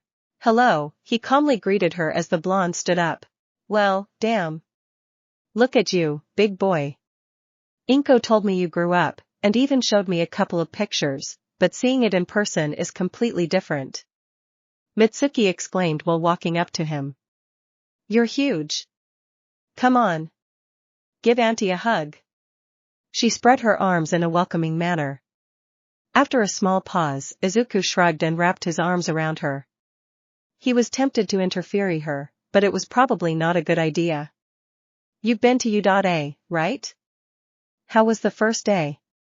She pulled back. Very good, Izuku smirked. Also, your son and I are in the same class, he revealed, making Mitsuki grin. Is that so? That must be fate. You two have been in the same class ever since you were little kids, the blonde said. I'm hoping U.A will straighten that brat. He's getting worse by the day, she frowned, crossing her arms. If only Katsuki could be more like you, she sighed, shaking her head. Inko tells me plenty about how polite and respectful you are. Total opposite from Katsuki, Mitsuku explained as Izuku glanced in his mother's way, noting that the greenette had a smile that didn't seem to show any emotion, and making it hard to guess what she was thinking. Well, if you ever want to replace him, you know who to call, Izuku commented with a smirk, which made Mitsuki chuckle. I'll keep that in mind. I certainly wouldn't mind having a strong boy like you to help around. Mitsuki gave him a friendly elbow jab. You don't know how many times I've tried to convince him to come with me whenever you call me, but he's always so busy, Inko interjected while Mitsuki's grin remained unfazed. You should visit her occasionally, Izuku, even if I'm not with you. The greenette snickered lightly. Masaru would be happy, too, Mitsuki confirmed before looking at the tall boy again. I doubt he wants to spend his day with adults, though. Sure, but it doesn't hurt to keep your friends close, Inko retorted, giving Izuku another smile, which he brushed off by turning to the blonde attractive mother. As much as he'd like to stay here and ogle her, he had more important matters to deal with. Well, I'd love to stay and chat, but I'm going out. I only came here to change and get this stuff in my room, he told the blonde, showing his backpack before turning to his mother. I'll probably have dinner with my friends. Of course, just don't stay out too late, Inko nodded, watching him leave for his room. Well, I'm happy to see he has friends, Mitsuki crossed her arms. Unlike my brat of a son. Ever since middle school ended, he stopped hanging out with those two buddies of his, or anyone else for that matter. She shook her head, visibly tired and disappointed. Seriously, what am I gonna do with him? The blonde sighed. Who knows? When all hope is lost, one can only wish that things will get better on their own, Inko replied softly, looking ahead. Mitsuki didn't respond, figuring her best friend must have spoken from experience. After all, she had lost her husband when Izuku was only a small child and had to raise him on her own. When seeing his massive stature, the blonde also had to wonder how Inko even managed to feed him. At least, he wasn't so big when he was even younger. She didn't want to imagine what his temper tantrums would have looked like. After changing into more comfortable clothes, which consisted of an open black leather jacket with spiked shoulders and black leather pants, he bid them both goodbye and left for his HQ. Passing by the strip club first, he expected to be greeted by Himiko when actually entering the base. The girl had taken quite a liking to welcoming him herself. However, she hadn't been there, replaced by Tangle Weaver, who accompanied him deeper into the base. Izuku didn't question why he was the one to greet him this time, figuring it had little importance. Maybe he should have. It would have prepared him for what he was seeing. Both Vortex and Tangle Weaver stood by each one of his side, with stone-cold expressions. And 1. And 2. Move to your left. Move to your right. Himiko chanted loudly. She, Zhong, and Arsenal stood in front of long and red curtains. What was behind them, he didn't know, since he didn't remember setting those up. He was more focused on something else. Oh, yeah. I'm a pro. Arsenal shouted while attempting to follow some of Himiko's movements, only to add some of his own. Hi-ya. And now we spin. He announced only to end up spinning alone. They were dancing. Why were they dancing? They weren't even in sync or followed a specific choreography. The blonde was in the middle while Arsenal was on her left, and Zhong was on her right. They even put on some music. 1. 2. And 3. Himiko shouted again, hands on her hips as she shook her from side to side, then raised her hands to wave them to the left, then to the right as if she was shooing someone away. She would occasionally twirl, sidestep, and even throw one leg in the air at some point. All in an attempt to make it look like she actually knew how to dance. Arsenal did whatever he thought was impressive or a pro move. And their other partner. Is Zhonglu doing a disco dance? Tangle Weaver deadpanned while watching the hulking bullman. He's not that old, is he? Vortex questioned, wearing the same expression.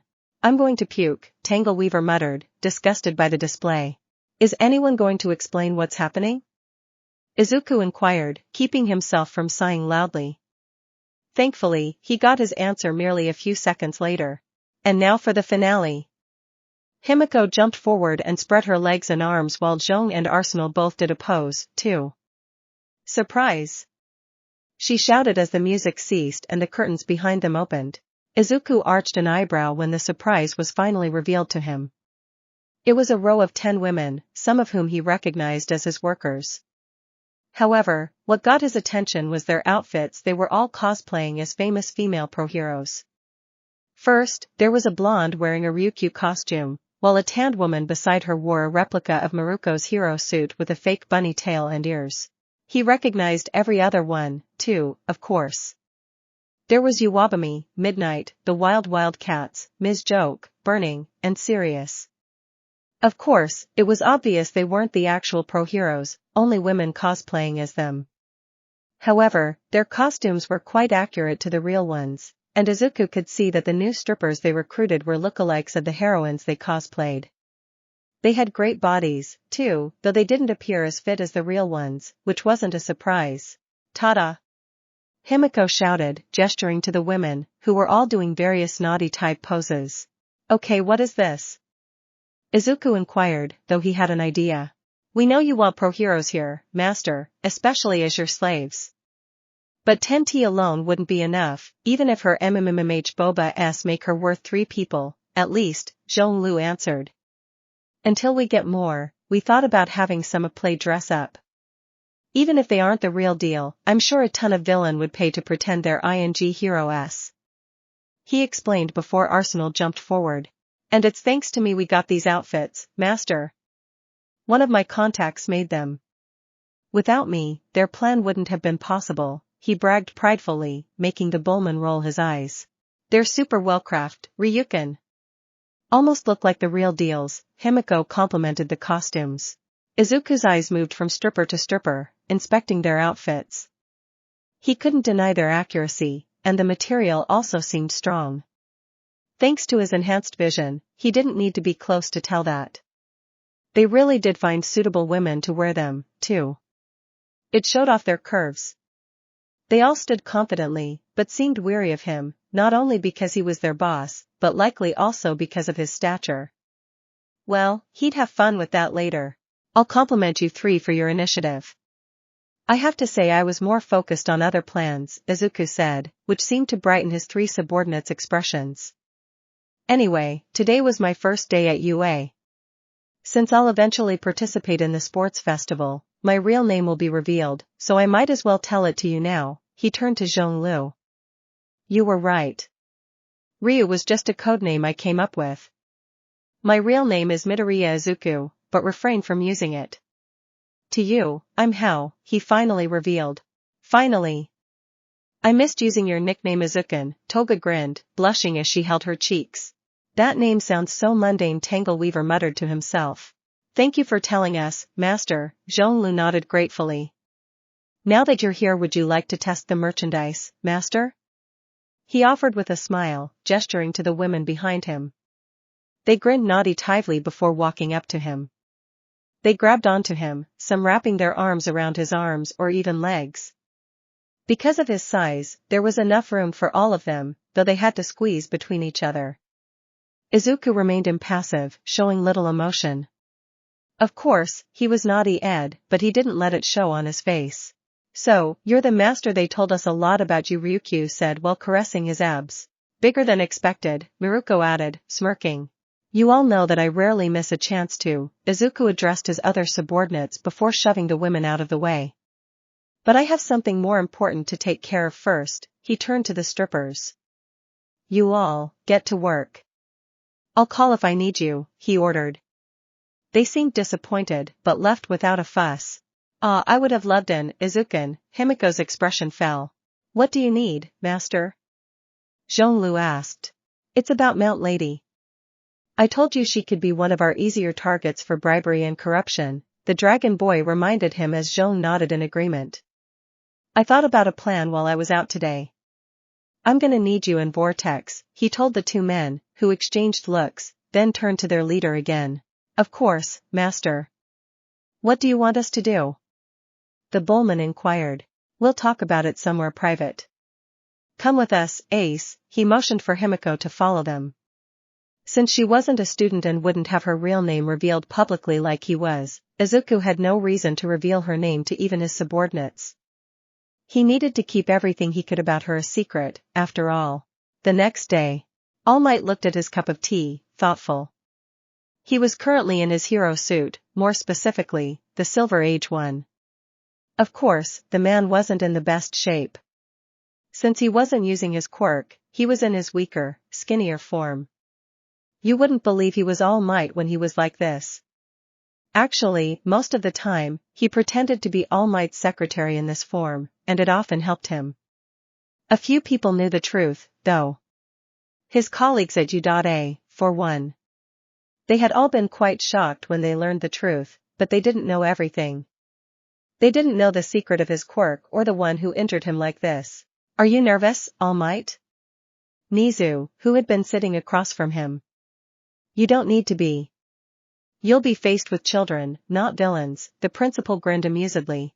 They were in the teacher's break room, right before the start of the first classes, so it was still early in the morning. No student had seen All Might in person yet, well except for one. I've never been a teacher, so this will be a first for me.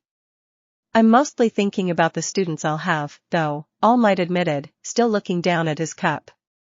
One of those 40 kids could potentially be the future bearer of One for All. Is that so? Is Mirio not to your liking? Nizu took a sip of his own tea. I haven't seen the boy yet. I wanted to weigh all of my options first. Finding a successor to inherit One for All is a huge responsibility, and I can't afford to make a mistake. The blonde hero shook his head. Sasaki-san won't be happy, Nizu pointed out. He had been pestering me to find out when you'd come, so he could introduce Mirio to you himself. Mirai is a hard-to-satisfy man, All Might scoffed amusedly. Even if I chose Mirio without seeing the other possible candidates first, he'd scold me for taking too long. There is no winning with him, he chuckled lightly as he reminisced about the years he spent with Night Eye as his sidekick. Did you see any promising students during the entrance exam? The principal asked. They certainly have power. Some of them wouldn't even need any training to obtain One for All, All Might replied, thinking about the ones who displayed the most power. Nizu had also given him footage of the recommendation exam. Among all examinees, it was clear some of them already had bodies ready to receive One for All, such as Endeavor's daughter, young Bakugo, who finished in second place, or even young Shoji. Of course, he didn't forget about young Midoriya, who was a monster in his own right. All Might would have thought the boy already had One for All, considering the power he showed off. However, none of the examinees showed particularly great heroic spirit. I'll need to observe them longer. I won't choose my successor based on strength. That's to be expected, Nizu nodded. He trusted Toshinori's judgment, especially if it was about One for All. I haven't seen much of the new students myself, but if you want my opinion, then I'd say Mirio is the worthiest candidate for now. Do you really believe so? All Might asked in surprise. Nizu didn't often speak up for people, so it was shocking to hear him vouch for the young man. His goal is noble, and he has your smile. He shines the same way you do, Nizu confirmed fondly, as if recalling Mirio's first years at UA. I can see why Sasaki-san recommended him. All Might looked out the window, watching the blue sky. He was nervous about seeing Mirai again, but he would still trust him with his life even after all this time. He supposed he owed it to him and shouldn't make him wait too long. If he trusted Mirio so much, then it was for a reason. I'll see them next week, Toshinori finally decided. It's not that I distrust Mirai or young Togata, I just want to make sure I don't make a mistake. If he were to die, he at least wanted to know the world was in good hands, like his master did for him. Nizu opened his mouth, about to reassure the blonde, telling him that he had time and that the world wasn't in danger anymore. However, someone knocked on the door before he could. Uncle Might? A hesitant voice uttered as the person opened the door and peeked inside. I'm sorry, I know students aren't supposed to be in the teacher's break room, but I really wanted to see you, she smiled. It was a blonde girl with blue eyes, wearing the Udata school uniform. Melissa. Come in. It's no issue if it's you, All Might softly smiled. The girl was like his niece, the daughter of his beloved friend, David Shield. Hello, Principal Nizu. I hope I'm not interrupting anything, the girl bowed her head as she closed the door behind her. It's all right, we were just having small talk, Nizu replied. Do you need anything? No actually, it's embarrassing, but Melissa blushed, scratching the back of her neck. I'm a little nervous, so I wanted to see Uncle Might before class starts. You don't need to be, Melissa. Everyone is starting out, just like you, All Might smiled, standing up to place reassuring hands on her shoulders. Besides, think of it this way, you have an advantage compared to everyone else. That actually might make me even more nervous. I'm thankful you agreed to let me enroll here, even though I already graduated from I-Island Academy, Principal Nizu. Melissa turned to the principal. But I don't know how the other support course students will take this. They're just starting, and here I am with already 3 years of experience. Nonsense. Anyone can have a career change anytime they want to. I-Island may be the best in their fields, but I have no doubt that even you can still learn something in U.A, Nizu reassured her. Still you can back out, right? You graduated, so you can become a scientist like your father. You don't have to do this, All Might whispered, a hint of worry in his voice. Melissa momentarily looked away, as if considering her words. I know, I want to know if there really is no hope, or if I could actually do it, if I could become a hero. Just like you, Uncle Might, the blonde girl looked up, eyes full of determination. Melissa All Might paused. In the support course, Melissa wouldn't be faced with danger, she'd be on the sidelines, supplying pro-heroes with support items. He had no doubt the young woman would build top-notch items and would greatly help the world. However, she said she wanted to be a hero. A hero like All Might. All for one flashed into the hero's mind, reminding him of the kind of dangers and the ceiling of power a hero could encounter. As a quirkless person, Melissa would yet, All Might couldn't bear to deny her dream, not when he and David had already done so in the past. You can become a hero. I'm sure of it. The blonde stared at him silently, her lower lip quivering until tears brimmed at the corners of her eyes. She quickly wiped them off with her sleeve before smiling. I won't let you down, Uncle Might. Melissa smiled widely. Thank you. I really needed to hear that, she breathed out in relief, then slapped her cheeks. Get it together. I'm 3 years their senior, I shouldn't be so nervous about my classmates. She told herself before turning around to leave. See you later, Uncle Might. The blonde waved him goodbye and left, closing the door behind her as Toshinori chuckled fondly. I hope she will settle in well. She's so far from home, too, All Might whispered, still staring at the door Melissa left through. Since she lived on Island, Melissa had to move here to attend UA. Both her father and Toshinori helped her rent an apartment near the school. She will be fine, I can see a bright future ahead of her. She possesses quite the intelligence, too, Nizu reassured the skinny man as his eyes gained a malicious glint. Perhaps she'd make a good personal pupil, he added. Please, don't, Toshinori breathed out nervously. He didn't want to see a second Nizu, much less as someone he considered a niece. The blonde man sighed as he looked out the window. It was still as sunny as when he got here. He hoped his first lesson would go well. Izuku wanted to get out of here. Sure, he knew U.A would also have lessons on regular subjects, but he still didn't believe it would be this boring. In middle school, he would often skip classes because he would have perfect grades anyway due to his intelligence and because he studied at home, too. Most of all, he wouldn't suffer any consequences since the staff at Aldera was quirkist, which he gladly took advantage of. He doubted U.A would be the same, though. So, he had no other choice but to listen to these boring lectures. Of course, he wanted to show U.A that he was a model student. Can anyone tell me the mistakes in this sentence? Present Mike turned to face them as he gestured to the English sentence he wrote on the board. Izuku immediately raised his hand. The first H in which is missing, and the preposition isn't in the correct spot, the horned boy responded before Present Mike even called out his name. Good answer, young listener. The teacher congratulated him before explaining the 2 mistakes to the others. Yes, they were starting with pretty easy exercises. Near him, Yaoyorozu sighed in disappointment as she looked down. She had raised her hand at the same time he did, but wasn't as forward, leading her to wait for Mike to allow her to answer. Clearly, she wanted some good points with the teachers, too, and Izuku just prevented her from getting one. In any case, he had hoped he'd have a class with Midnight today and have something nice to look at. Unfortunately, this didn't seem to be the case. The next classes were mathematics, modern literature, geography, and finally, they'd end the day on heroics. The last one might be interesting, especially since it would be taught by All Might. He could barely believe he'd meet the top-ranked hero. No matter where you went, everyone would tell you that All Might was the greatest and strongest hero. It excited him. He hoped he'd see the hero's abilities with his own eyes. After several boring hours, the time for heroics class finally came. I am coming through the door like a hero. All Might screamed, suddenly flying into the classroom, making Izuku's classmates gasp in awe. It's All Might. He's really our teacher. Isn't that his Silver Age costume? Indeed, it was. Izuku recognized it, too. The man sure was tall and muscly, though, not as much as the young man, of course. Izuku was already aware of All Might's size, so he wasn't expecting the pro hero to match him, but it was still a shame. Yes, yes. I'm me, All Might. I am here.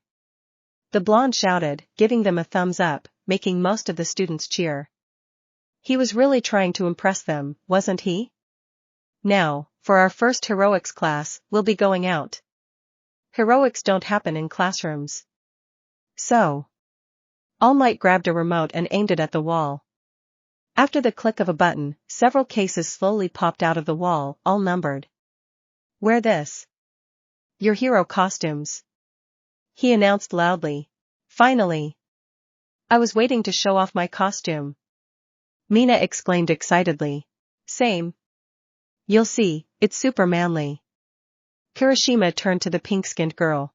Mine is pretty simple. Hagakure, the invisible girl, mumbled, though Izuku managed to hear it thanks to his enhanced hearing. Does that mean we're gonna see Mineta? Began speaking before turning to Kaminari. Skin-tight bodysuits? They both shouted at the same time, excited at the prospect. The only girl who heard them, Jairu, scoffed in disgust. So loud Yaoyorozu shook her head disapprovingly. Now, let's hurry. We can't afford to waste too much time. Take your costumes and go to the lockers of the training site B. All Might instructed, his smile as wide as ever, before he bolted out of the classroom without even waiting for them. The students quickly got out of their seats to retrieve the cases containing their costumes before exiting the classroom. Izuku had wondered when they'd put them on, but he didn't expect it to happen on the second day. When he had been accepted into U.A, he also received a letter asking him for the description of the costume he wanted. It would be custom-made by U.A themselves, and they asked the students not to forget any detail that would help in the effectiveness of the costume or hinder their quirks. They were very thorough, and Izuku was well aware that they had various materials at their disposal, something he'd have to pay a high price for on the black market. However, he didn't really need any specific demands for his costume. His quirk was pretty handy because anytime he turned into a full dragon, his clothes would vanish, then return intact when he was back in his human form. He also didn't need any particular features for now, so he sent them the design and only asked to make it durable and fire-resistant. After putting on his costume, grinning pridefully as he looked at it, he came out of the locker room to join everyone else. The boy's costume was simple in design but suited his style. He wore a black leather jacket that appeared to have had the sleeves torn off at the shoulders, which were adorned with several sharp spikes. He wore black leather pants decorated with metallic chains, each adorned with small skulls. 2 spiked bracelets encircled his wrists, complementing his black boots, which featured jagged, spiked tops. Finally, he had a black fur cape and wore a purple domino mask. Midoriya! Ochaco exclaimed, running toward him. Your costume's great. You look so cool. She complimented him as the boy's eyes wandered over her. Her costume was tightly wrapped around her body, showing off her curves.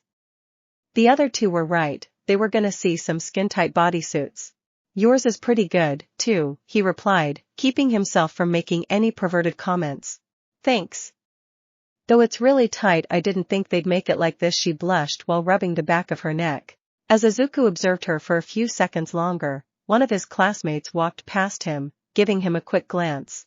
Huh, nice suit, dude, the girl, Jairu, complimented him, giving him a thumbs up.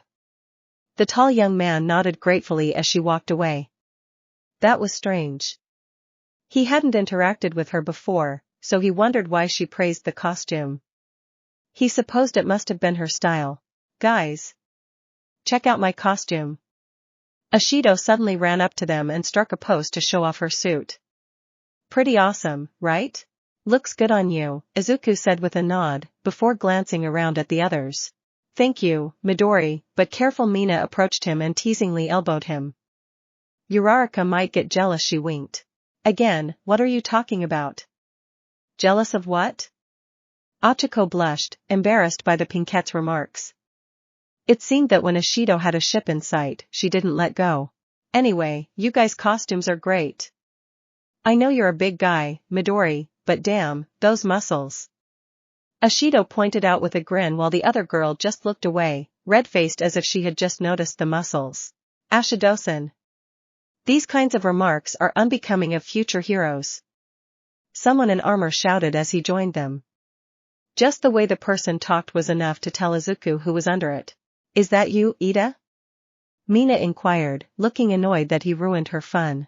You look like a knight, Ochaco pointed out. Right before Ida could explain the reason for his costume's design, All Might suddenly spoke up. All of you look great in your costumes. Remember, this is how the public will see you and recognize you. But the next exercise will be much more important than your costume designs. Today, we're diving straight into battle training. The old hero declared, sending a nervous shiver down some of the students' spines and a rush of excitement in others. Battle training? Both Bakugo and Izuku repeated, then grinned. Now this is gonna be fun. Yes. Battle training. All Might confirmed loudly, releasing a booming laughter for no apparent reason. You will be divided randomly into teams of 2. 10 teams of heroes, and 10 teams of villains. As you might have guessed, you will battle each other, hero versus villain. Before I give you the rules, we must draw the teams first. He declared, placing a wooden box on a pedestal, so they could draw their pairs. Huh? Are we really going to pick our partners this way? Leaving it to chance seems highly unprofessional of you. Sir. Some of our quirks may not be compatible with some of our other classmates' quirks, and Ida began rambling before Izuku suddenly stopped him by placing a hand on his shoulder. It's not like you can pick who to team up with whenever you want in real life. It's all situational, and based on whoever's closest to the crime scene, so an exercise like this makes sense, he explained. Anything to shut the other boy up. Huh? Ida voiced an understanding, nodding frantically. Of course. This makes sense, Midoriya. I apologize for the interruption, sir. Please, continue. Ida bowed at a 90-degree angle, making All Might sweat drop. However, before All Might could call the first student to pick a name, Ochaco raised her hand. Will we face expulsion if we fail this test? She questioned, even though All Might didn't even call out to her, which prompted more students to yell out questions. Can we punch each other? How will our performance be rated? Can we kill each other? Is my cape beautiful? All Might shook his head, overwhelmed by the rapid fire of questions as he raised his hands to stop them. One at a time. Otherwise, even I will lose track of them. All Might began to sweat nervously. Now he looked at them. No. Yes. I am getting to that. God, no. And yes. Now approach in order of your sitting and pick a paper. Whatever letter you pick will be your team, and whoever picks the same letter will be your partner, he explained. Soon enough, they went to pick up their papers and find their teams. Eventually, this was what the team configuration looked like. Team A Hagakure Toru and Midoriya Izuku. Team B Shoji Mizo and Koji Kona. Team C Mineta Minoru and Yayorozu Momo. Team D Ida Tenya and Satoru Kido. Team E Bakugo Katsuki and Todoroki Shuko. Team F Ishido Mina and Aoyama Yuga. Team G Mashireo Ojiro and Azui Tsuyu. Team H Jaira Kyoka and Uraraka Ochako. Team I Tokoemi Fumikage and Kurashima Ijiro. Team J Shiro Hanta and Kaminari Denki. Izuku hummed, lowering his gaze to look at his partner, the invisible girl. Her hero costume simply consisted of a pair of shoes and gloves, meaning she was fully naked. Well, looks like we're on the same team, so let's do our best. She pumped up her fists. He didn't miss the faint nervousness that dripped from her tone at the start of her sentence. It was likely because he intimidated her. That was amusing. Perhaps he'd have fun with her. Her being invisible didn't mean he couldn't find her attractive, especially since he had an advantage others didn't when it came to her. Don't worry. Since you're my partner, your victory is already guaranteed, he assured, giving her a thumbs up as the girl seemingly rubbed the back of her head. Haha, right. You were really impressive on the test yesterday. Still, I'm a bit nervous. The others are strong, too. I mean, all I have is invisibility. She chuckled nervously, whispering the last part. Izuku arched an eyebrow, interested. Oh? So, the girl was self-conscious about her quirk. He could definitely work with this. You shouldn't downplay yourself like that. Invisibility can be quite useful even in direct combat situations, Izuku reassured her. After all, Himiko's quirk didn't exactly help in fights, so she relied on her knife and on her stealth technique, which practically made her invisible to many foes, and that was deadly. Why, you really think so? Hagakure inquired hopefully, surprised. Izuku nodded in response. Thank you, Midoriya. Not a lot of people told me that you're an alright guy, she smiled, or at least, it sounded like she smiled. While the two talked, Bakugo watched from nearby, standing by his partner's side, that Todoroki girl. Her name was familiar for some reason, but he frankly didn't care. He could only focus on Midoriya, on his greatest rival and obstacle to glory, to the top. Battle training was the perfect opportunity to finally prove how strong he was and how much progress he had made. Izuku couldn't afford to underestimate him anymore. Even if their teams weren't picked to fight one another, Bakugo would force All Might to change the lineup and allow them to fight. You better not get in my way. That scaly is mine, Bakugo told Todoroki without even glancing back. The girl released a cold breath, but didn't respond, simply turning to look at All Might impassively. It's a shame none of us are on the same team. Mina pouted at Ochaco as she watched Izuku, Kirishima, and Ida with their respective teammates. Jiro, who was paired with Uraraka, crossed her arms and glanced her way after hearing their conversation. Is something wrong with me? Jiro mumbled to herself since Ochaco didn't seem too happy about the teams either, though she wasn't as bothered as Mina. Well, think of it this way at least, we can make new friends, Ochaco argued hopefully, smiling. I guess so, Mina sighed, shrugging. It would have been great to be paired with a hottie, though, she grinned, leaning toward Ochaco to nudge her with an elbow. Bet you wish you were with Midoriya, huh? She snickered amusedly. Again, what are you talking about? Ochaco sputtered with reddened cheeks. Yeah, act all innocent, but I see what you're playing at, girl. Taking numbers before the first day even started, the Pinkette replied dismissively, which only served to embarrass the other girl even more. The students all continued to chat as All Might watched them, a nervous sweat drop rolling down the back of his head. The students familiarized themselves with their partners a little, right? Did that mean he could tell them to pay attention now? Oh, he was such a novice at teaching eventually, the blonde man cleared his throat. Now, he shouted, making everyone turn to him. Now that you're all in teams, I'll explain the rules. This will not simply be a team battle. Each team will have win conditions to fulfill to emerge victorious. Firstly, one team will play the roles of villains, and the other will be heroes. The battle will be held in a building, as, statistically, most organized crimes happen behind closed doors. The flashy battles on the outside and for the camera are only a minority of hero work. The villains will start in the building, protecting a bomb that will, in this simulation, explode after a certain time. To win, the villains will either have to defeat the heroes or protect this bomb until the time runs out, All Might explained, waiting for them to process this information before continuing with his instructions. As for the heroes, their starting line will be outside the building. To secure victory, they will either have to touch the bomb hidden somewhere inside, knock out the villains, or capture them with this special capture tape. The blonde hero raised the capture tape. It seemed thin but durable. Now, if you have no questions, Zygote's time to draw the matchups. He plunged his hands into two boxes, rummaging through them until he grabbed a. This will be our first battle. He pulled out his hands, showing them Fess and the letter written on them. Bakugo grinned so wide that you would think his cheeks would get torn as his crazy smile reached his ears. The blonde clenched his fists, sparks flying out excitedly, while his blood was pumping with bloodlust. On the other hand, Midoriya scoffed, but softly grinned nonetheless. Fate really does want us to fight, doesn't it? The horned boy mused, looking determined. All right, then. I'll teach you that lesson however many times you want. He clenched his fist. All who opposed and lost to him succumbed to fear and gave up eventually, realizing that no matter what, they would be no match for him. Despite that, Katsuki had never once given up. Oh, sure, perhaps, he stayed back and confronted him more rarely, but the blonde had always watched him from afar, training in the hopes of defeating him. Until Izuku taught him the meaning of despair, he wouldn't give up. Humans were bothersome, like that. Villain Team A. vs.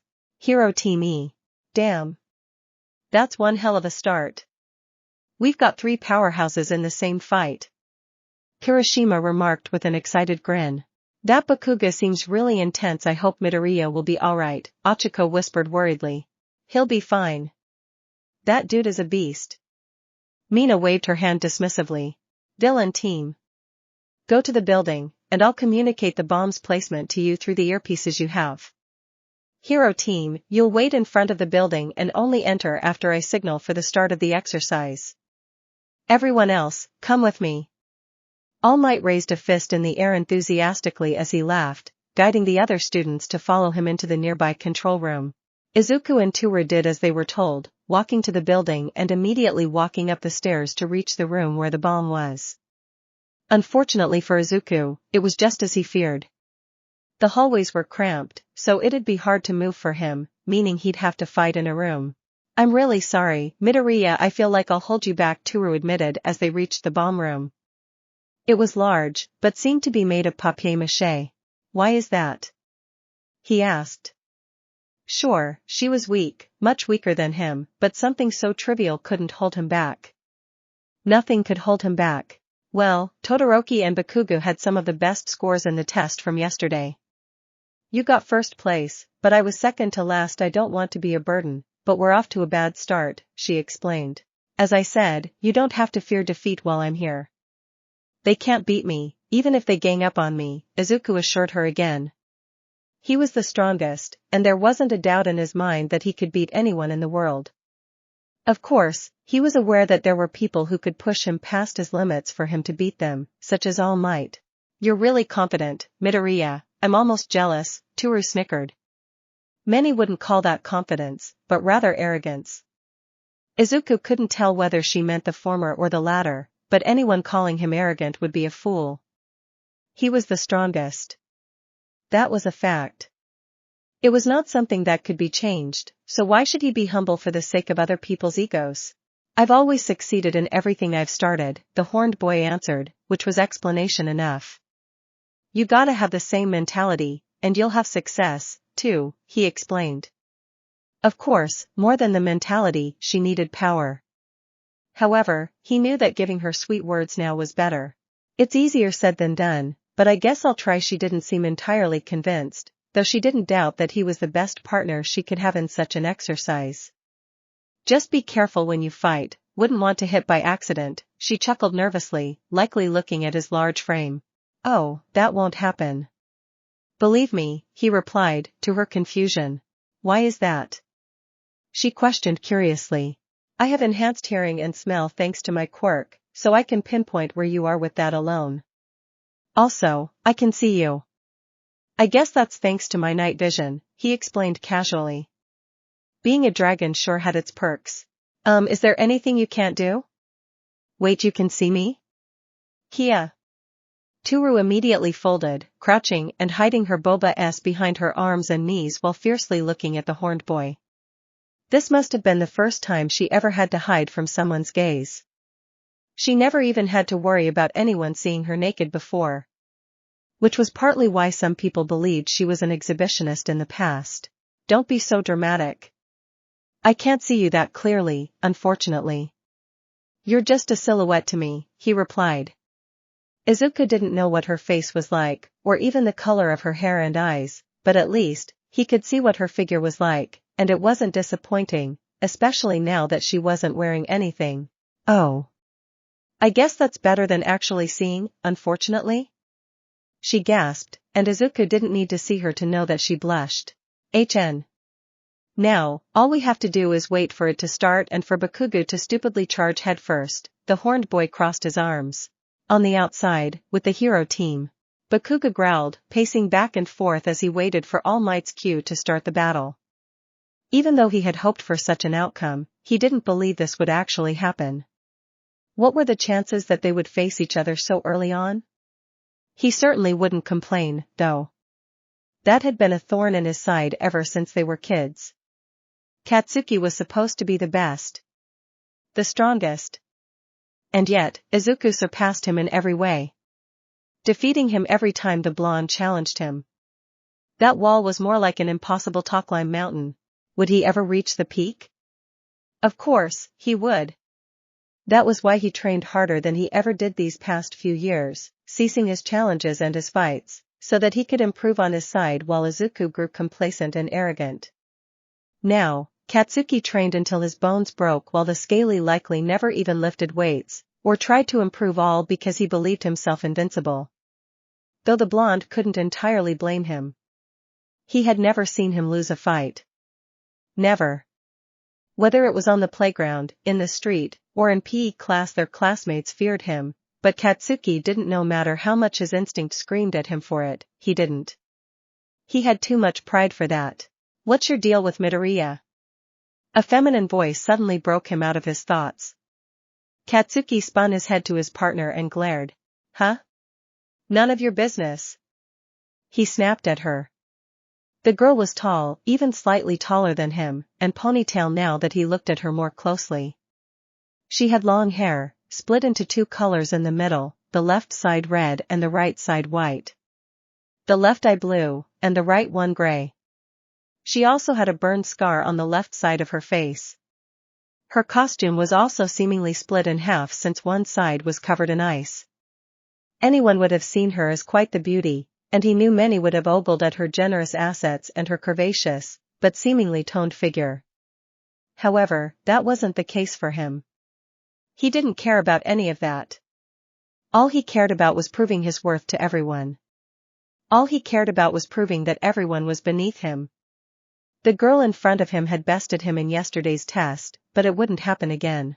His only target was the scaly, the only one he needed to overcome to be the greatest hero to have ever lived.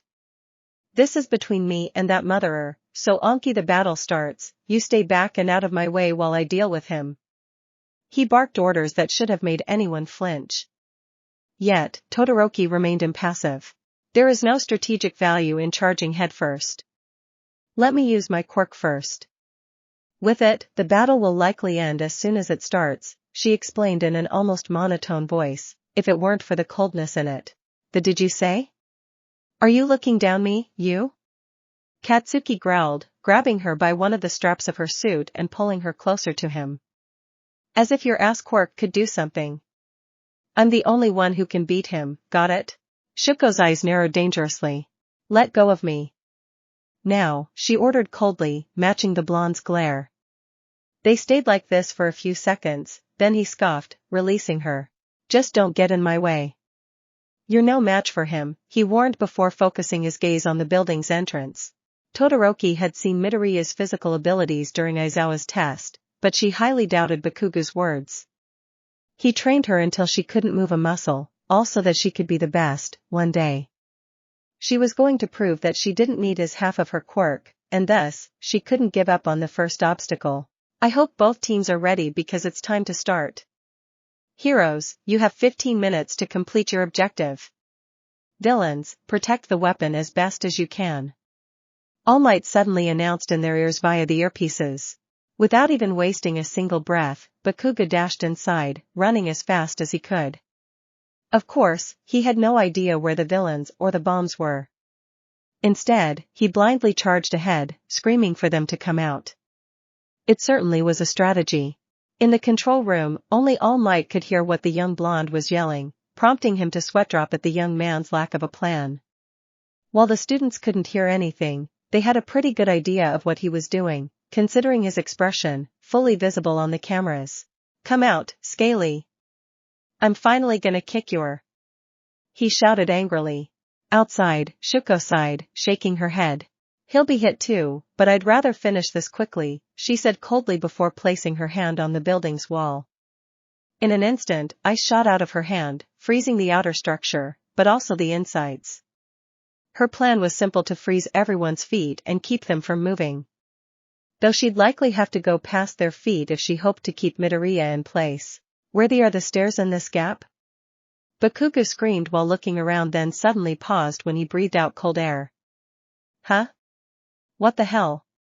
He couldn't move. He looked down, noticing that his lower body was frozen solid, and so was everything around him. What the? Is it that icy? In the control room. Damn. Look at Todoroki. She froze the whole building.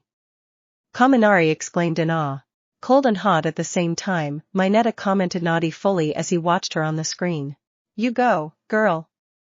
Mina pumped up her fist encouragingly, even though Shuko was against her friend, Midoriya. It was well done, but it doesn't seem it worked as intended, All Might simply pointed out, looking at the screen showing the villain's room. Back to Izuku and Toru, a few seconds earlier. I can hear Blondie getting closer, he's as loud as ever, the horned boy grumbled, cleaning his ear with his pinky.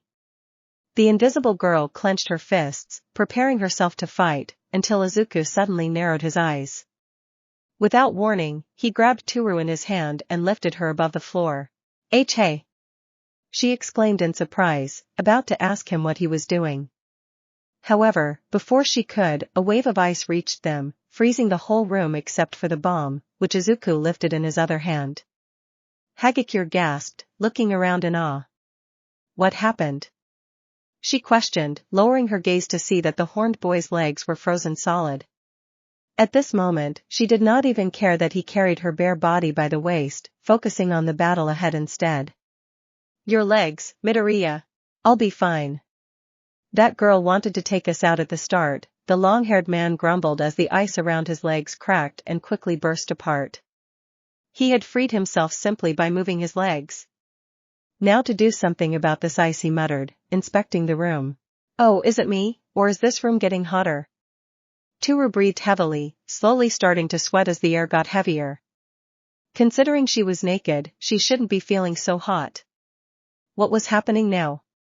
It was only when the ice around Izuku began melting that she finally noticed the heat wave was coming from him. In less than a few seconds, all the ice in the room had practically melted, leaving the floor and walls all wet. Once they had better footing, Izuku put the bomb and Toru back on the ground. How did you do that? I'm a dragon, so fire is my thing, Izuku answered plainly. Oh, right, the invisible hit her palm with the bottom of her fist. Suddenly, the ground began to shake, nearly making her lose her balance, as the sound of explosions was dangerously approaching them. Oh, what now? The battle just started. Stay back and protect the bomb. I'll deal with that idiot, Izuku instructed before walking out of the room. So he's just leaving me? Toru muttered, her arms hanging by her sides. Bakugo blasted yet another gap into the ceiling before using smaller explosions to propel himself to the floor above. Landing with a thud, he looked around, his fists clenched. Is this a ING labyrinth? Where are they? He ran around, exploring a couple of hallways before losing patience again and raising his arms toward the ceiling. Must be up still. He exclaimed. Young Bakugo. I will ask that you don't blast any more of the floors. At this rate, the building's whole integrity will be too damaged to support itself. All Might suddenly warned in his earpiece, making the boy click his tongue. I gotta find them if I wanna win. He replied in annoyance, but still decided that he should do as ordered if he didn't want to be disqualified. I'm right here, someone said from out of nowhere. The blonde widened his eyes, his heartbeat quickening. Unfortunately, he had been too late to react. An arm suddenly burst out from the wall beside him, grabbing his head in a massive fist before pulling him back. Guh! Katsuki gasped as he was pulled through the wall, breaking into pieces before being thrown to the floor. He quickly stood up, glaring at his attacker as he wiped the blood off his lower lip. You scaly. There you are. I haven't been hiding, Izuku simply replied. Bakugo took a nasty hit. Kirishima commented. These two kinda look like rivals, wonder what's the story. Mina nudged Ochaco curiously, though it wasn't like the brunette knew either. Fighting on that ice might be troubling for them, and Todoroki just entered the building, too, Ida pointed out, watching another screen as Todoroki calmly walked in. She was most likely going to avoid the fight between her partner and Izuku and go for the bomb. What are you waiting for? Come at me, Izuku taunted him, motioning for the blonde to attack. Don't mock me, you. Bakugo jumped up, his fist back as he was in the air. The horned boy remained impassive. The blonde would start with a right hook. So predictable. He outstretched his arm, ready to grab Katsuki midair, only for his opponent to do the unexpected.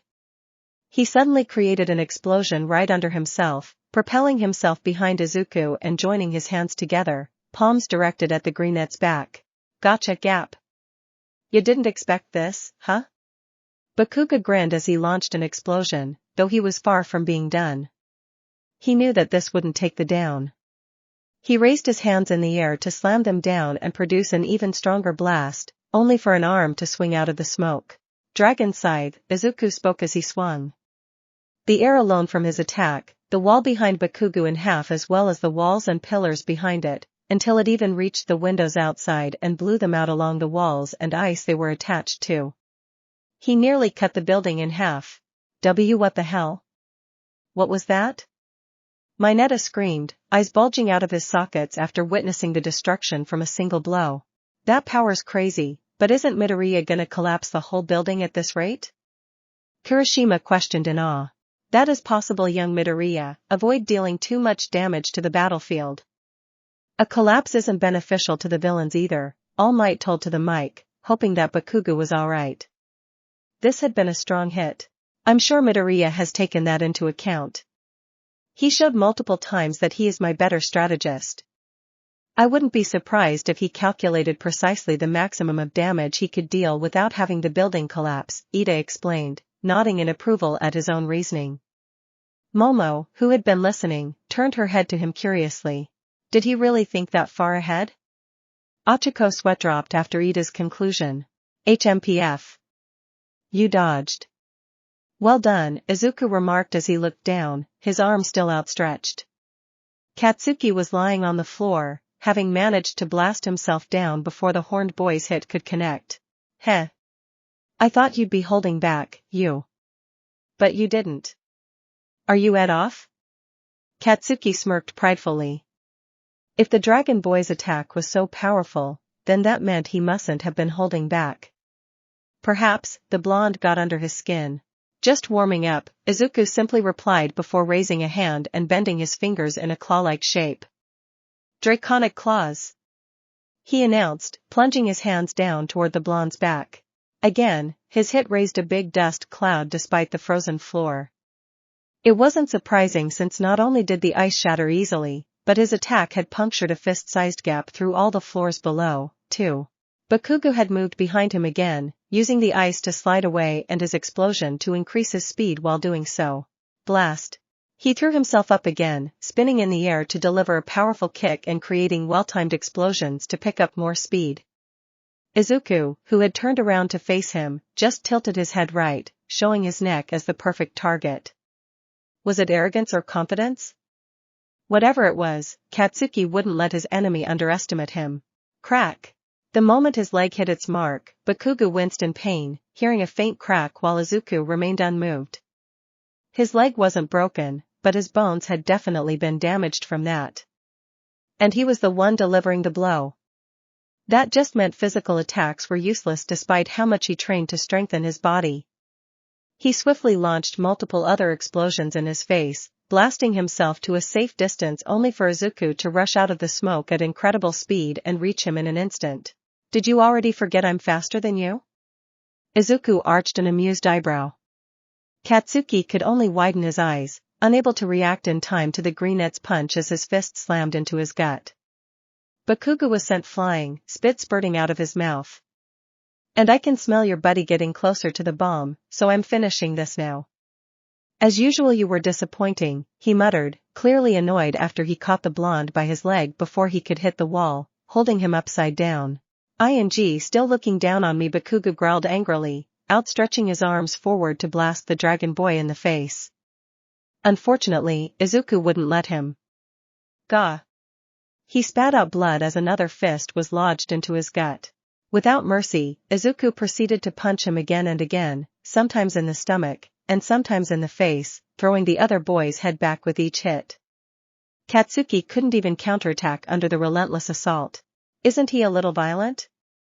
Tsuyu remarked. After all, the villain could just capture him now, and that would only leave one other hero to deal with. I guess he really takes the villainous role to heart, Jiru supposed, slightly unsettled by the display, too. She wasn't the only one, since All Might also seemed to consider stepping in to tell the young man to simply capture the blonde and move on. Young Midoriya, if you the veteran hero stopped himself when Bakugo suddenly aimed his gauntlet right into Izuku's face. Don't tell me All Might recognized this weapon since he checked all the students' equipment in their files before the beginning of class, and if Katsuki was serious about what he was saying in Yagi's earpiece, then now was the time to step in. Young Bakugo, don't. I thought you got stronger. What happened to all that bravado? Izuku questioned, still holding Bakugo upside down by the leg. You really think you're invincible, you Gap? Katsuki clenched his teeth in rage. I am invincible, the dragon boy replied plainly. Then I'd love to see you tank this at point-blank range. Bakugo aimed one of his gauntlets at Izuku's intrigued face, a finger already on the pin. Since you think you're so smart, I'm sure you can guess what this is. He began to pull the pin while his enemy allowed him to do it, seemingly not doing anything to defend or dodge. Young Bakugo, don't. All Might screamed in the earpiece just as he pulled the pin. Go to hell. The young blonde screamed happily as a massive explosion erupted out of his gauntlet, destroying everything in its path until it blasted out of the building on the other side. Midori! Mina shouted worriedly while Ochaco covered her mouth in horror. That explosion was gigantic, Tokoyami whispered as the camera, which had been showing Izuku and Katsuki, only had a thick dust cloud on the screen. All Might Sensei. Such a blast at such a close range is fatal. You must disqualify Bakugo immediately and call the police. Ida ran up to All Might, quickly instructing him on what to do. Of course, more than just the police, they needed an ambulance, too. However, the blonde teacher didn't answer. Instead, he kept his gaze focused on the battleground. Is that? All Might uttered, squinting to get a better look at the scene. The floor shook beneath Todoroki's feet as she stumbled forward, nearly slipping on the ice. What is Bakugo doing? She asked out loud, wondering if she should contact him through the earpiece. However, it was probably better to avoid that, considering the young man's temper. She wasn't even sure he was the cause of that explosion. What mattered was that he kept Midoriya occupied while she went to retrieve the bomb and finish this exercise. Thankfully, it didn't take her too long to find the bomb room since she used Bakugo's shortcuts while avoiding the fighting.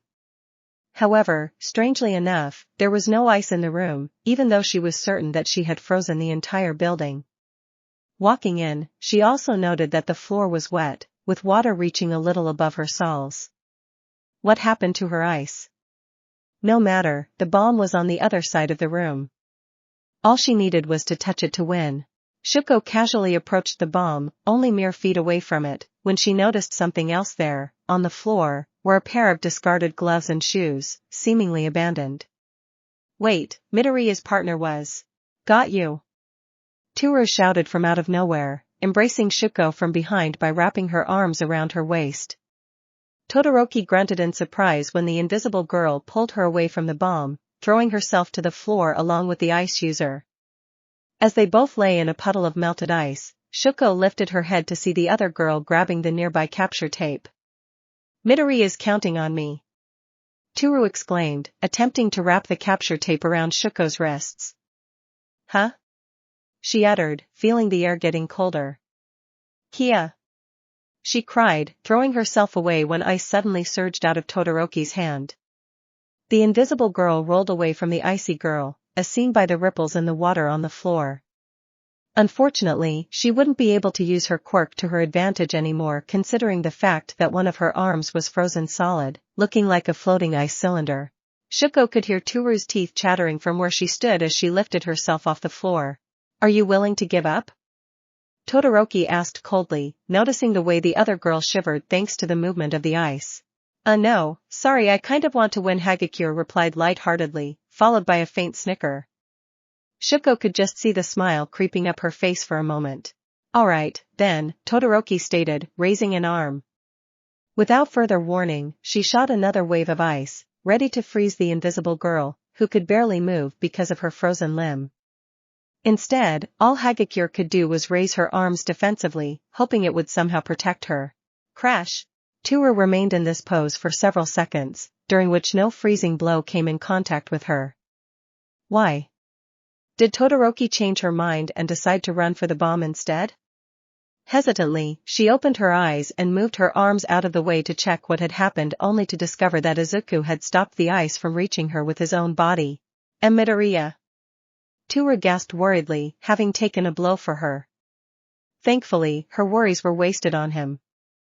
Shuko narrowed her eyes nervously when the icicles fell to the floor. Indeed, the ice had shattered against his body as if it were brittle glass meeting a steel wall. Not only that, but the boy didn't have a single scratch on him, even after his fight against Bakugo. I was occupied with the blonde rat, but I came as soon as I was done with him, Izuku explained, rolling his shoulders as if he just finished a warm-up.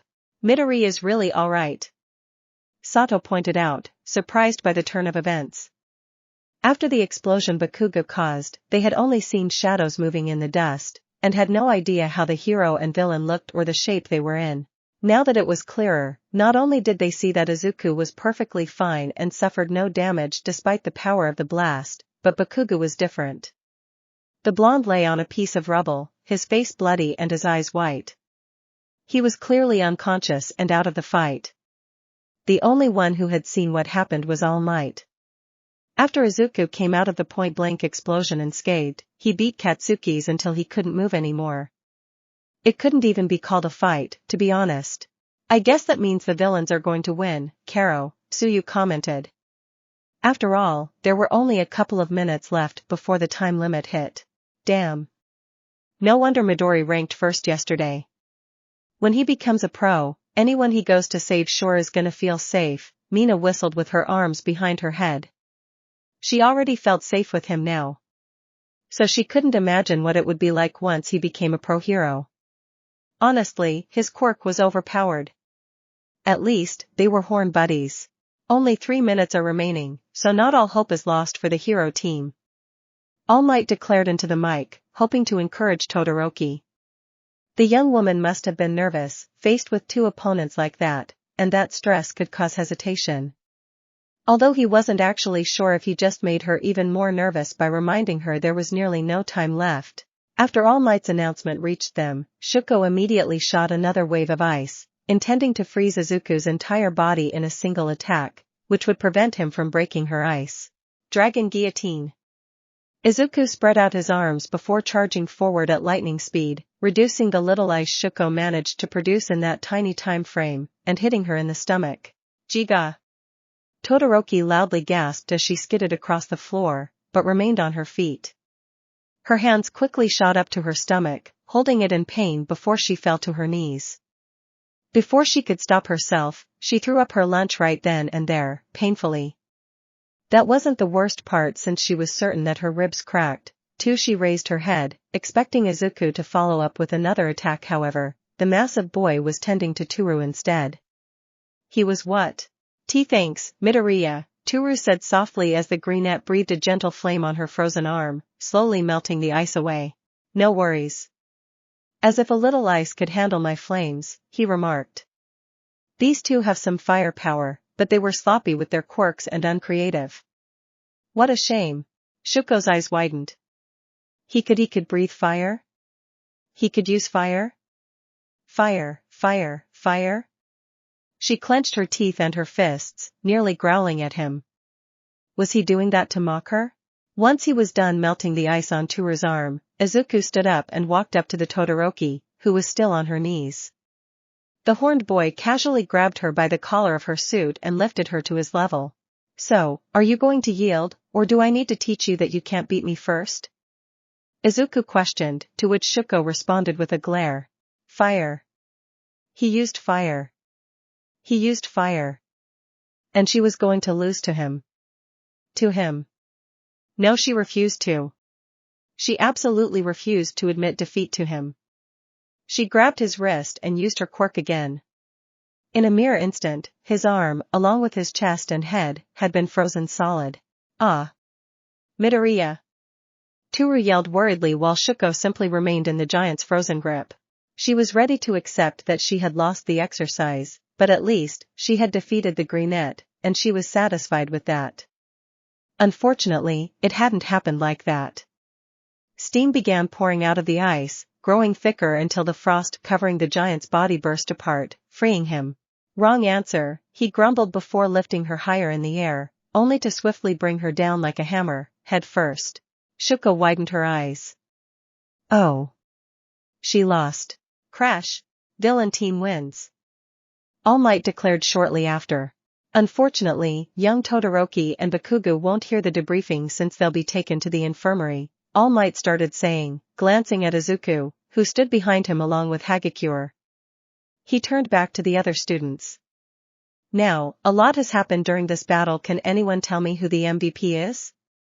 He inquired as Izuku raised his hand. I meant the other students, All Might clarified without even turning around to look at the boy, who lowered his hand. After a couple of seconds, someone else raised their hand. It was Yaoyorozu Momo. Yes? All Might gestured to her.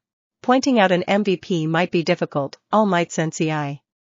Bakugo rushed in without a plan or strategy while screaming like a barbarian.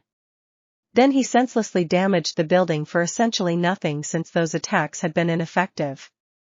Unfortunately, Midoriya, despite defeating the hero team, has caused even more damage that could potentially lead to a collapse.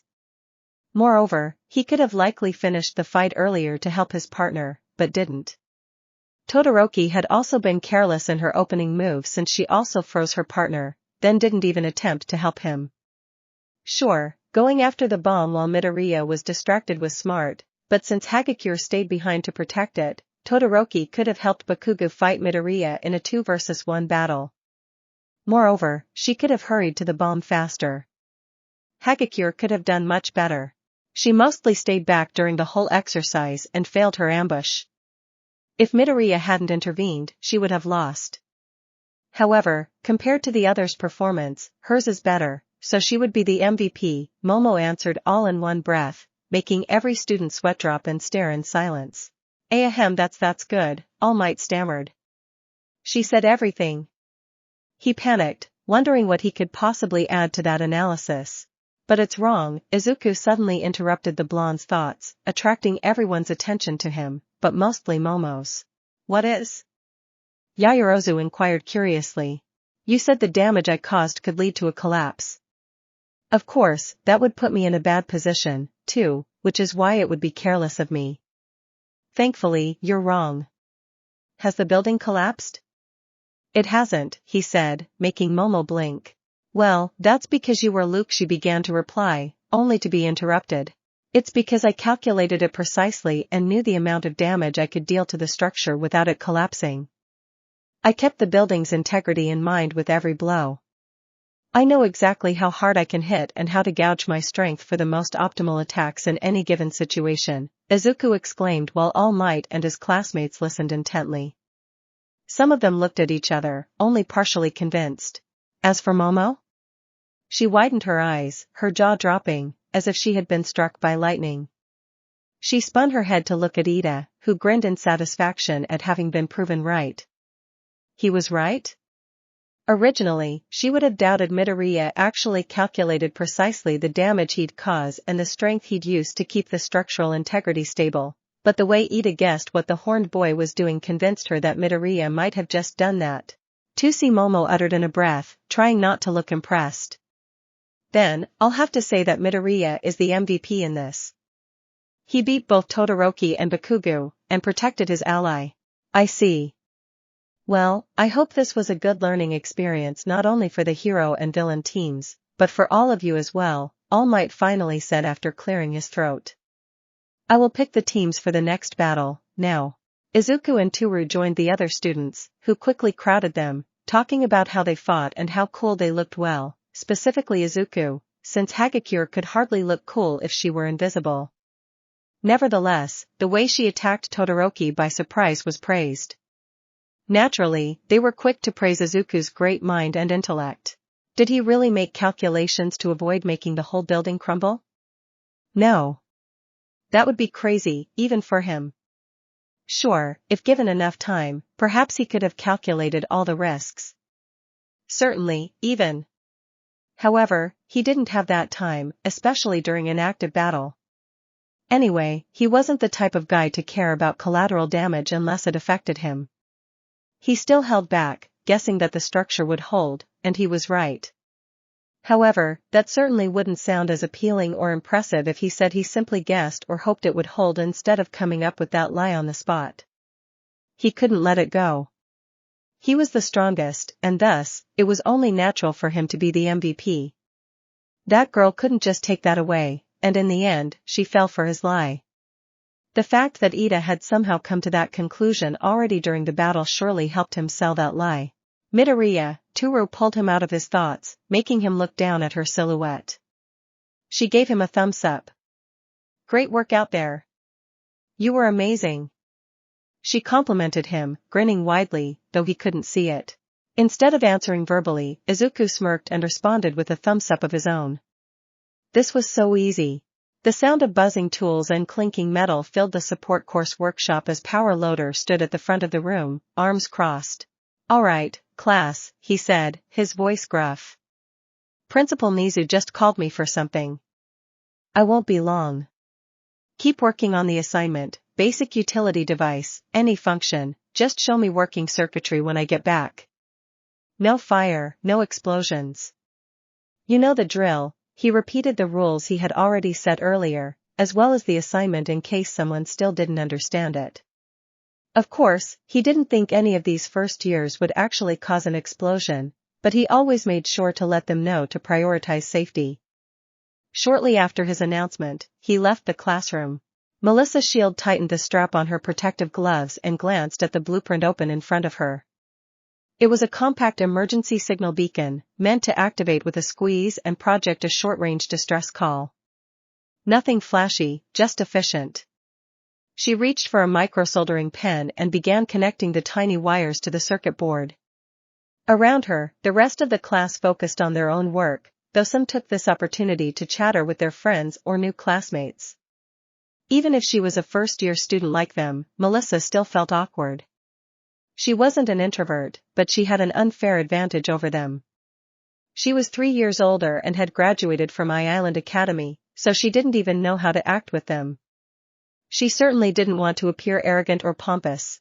Everybody already knew about her since they had introduced themselves to each other the day before, after the opening ceremony. Now it was nearly the end of the first day, and she barely talked to any of them. Hey, Island! Someone called out to her, nearly forcing a sigh out of Melissa's mouth. She didn't like the nickname since she didn't like reminding everyone of her situation, but she couldn't get mad at it either because the girl who gave it to her meant no ill intent, as hard as it was to believe. I really need a toggle switch for my baby. Do you have any? The girl asked with a wide smile. The girl talking about her baby was Hatsune, another first-year student and Melissa's classmate. She was a pink-haired girl with a quirk that allowed her to zoom in with her eyes. She had a strange relationship with engineering and support items, considering them babies and often ignoring social cues from the little the blonde had seen. Hatsune wasn't a bad person at all, and Melissa also had to say that she was impressed by the girl's abilities so far. She had a few exchanges with her and even stole a few glances at her since this class started, and May was doing quite good. Though it wasn't on Melissa's level. Sure, it's Melissa began saying, only for May to swiftly nab the toggle switch on the table. Thanks. She exclaimed before returning to her own device. The blonde sweat dropped but didn't comment, deciding she should just work on her beacon instead. Even though May was a strange girl, she was also the classmate Melissa felt the most comfortable with. It was ironic, yes, but the blonde knew for certain that Hatsune didn't judge her or had any apprehensions about her. Again, they talked a few times about each other's inventions when they had the time, and May was glad to have someone with 3 years of experience to talk with. Of all of her classmates, she was the only one Melissa believed she could consider a friend one day. At least, for now.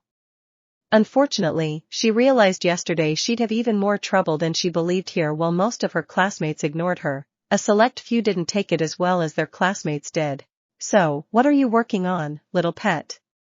A snarky and irritating voice inquired, grating on Melissa's ears. That lovely nickname came to be after Power Loader, their homeroom teacher, praised her for graduating from Island Academy. She was the official teacher's pet for that alone. Just something, Melissa replied dismissively, wishing to avoid any kind of confrontation. What a smart-ass answer. And didn't anyone teach you to look at someone when you speak to them? A second voice snickered before grabbing the blonde by the shoulder and forcing her to turn around. Melissa tried not to glare as she was handled so roughly. She never had those kinds of issues at Island Academy, even for being quirkless. People there praised intellect, and she had plenty of it, so she had many peers who thought like she did. It seemed Yue was a little different. Just as she feared, some people didn't like to see someone have such an advantage over them, especially if that someone came from a prestigious place such as Island. Yue was quite prestigious, too, but mostly for its hero course, so the support course hardly got any recognition as it was. An island full of scientists made that even more difficult. On top of that, she was also quirkless. The first girl who talked to her was Takahashi Yuna, who was a tall girl with gray eyes with lavender hair that ended in swirls. Her quirk was called interface, and it allowed her to link her mind to machines with a touch, and act like a superpowered diagnostic tool, perfect for debugging machines or finding what was wrong with them. The second girl's name was Tanabe Miki, slightly shorter than Takahashi. Her hair was electric blue, shaved on one side, and her eyes were green. Her quirk was called Material Sync, which allowed her to understand the properties of any material she touched. Finally, they were accompanied by a third person, the shortest of the group. It was an androgynous boy named Nishikawa Yu with fluffy orange hair and a lot of flyaways. His eyes matched his hair, and his quirk was called Energy Surge, which allowed him to power anything for a certain period, depending on the size of the target and his stamina. Those three only had a few interactions with her, even fewer than she had with Hatsum, yet they made her understand that they would be her scourge for the next 3 years. See? Isn't talking better when it's eye to eye? Takahashi inquired amusedly. So, what's this thing? She motioned to the beacon Melissa was working on. Doesn't look all that impressive. You'd think someone who graduated from Island wouldn't make something that looks so amateurish, she snorted.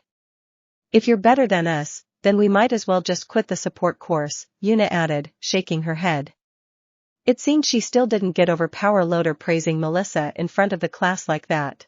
I never said I was better than anyone, Melissa replied softly and quietly. While she wasn't timid, she couldn't say she was especially assertive either.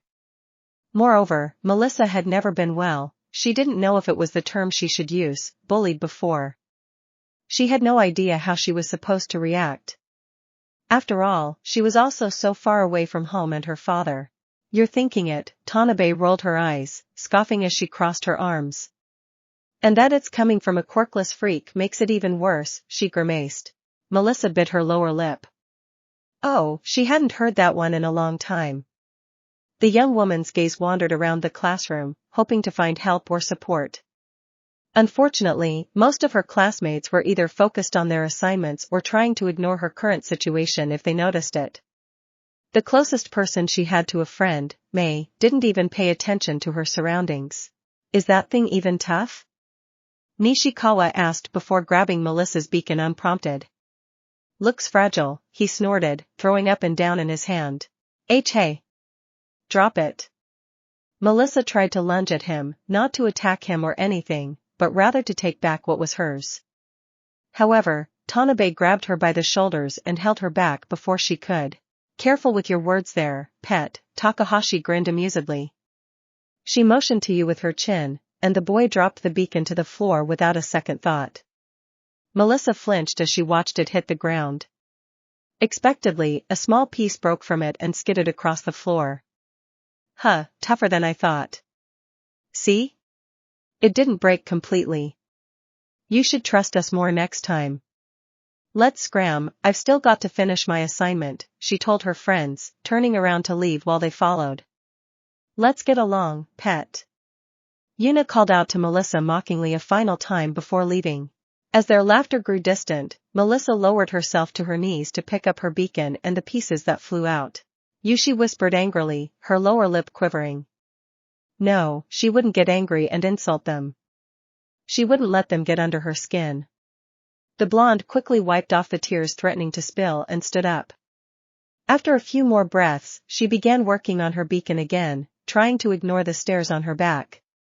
This was only the first day, and she still had 3 years.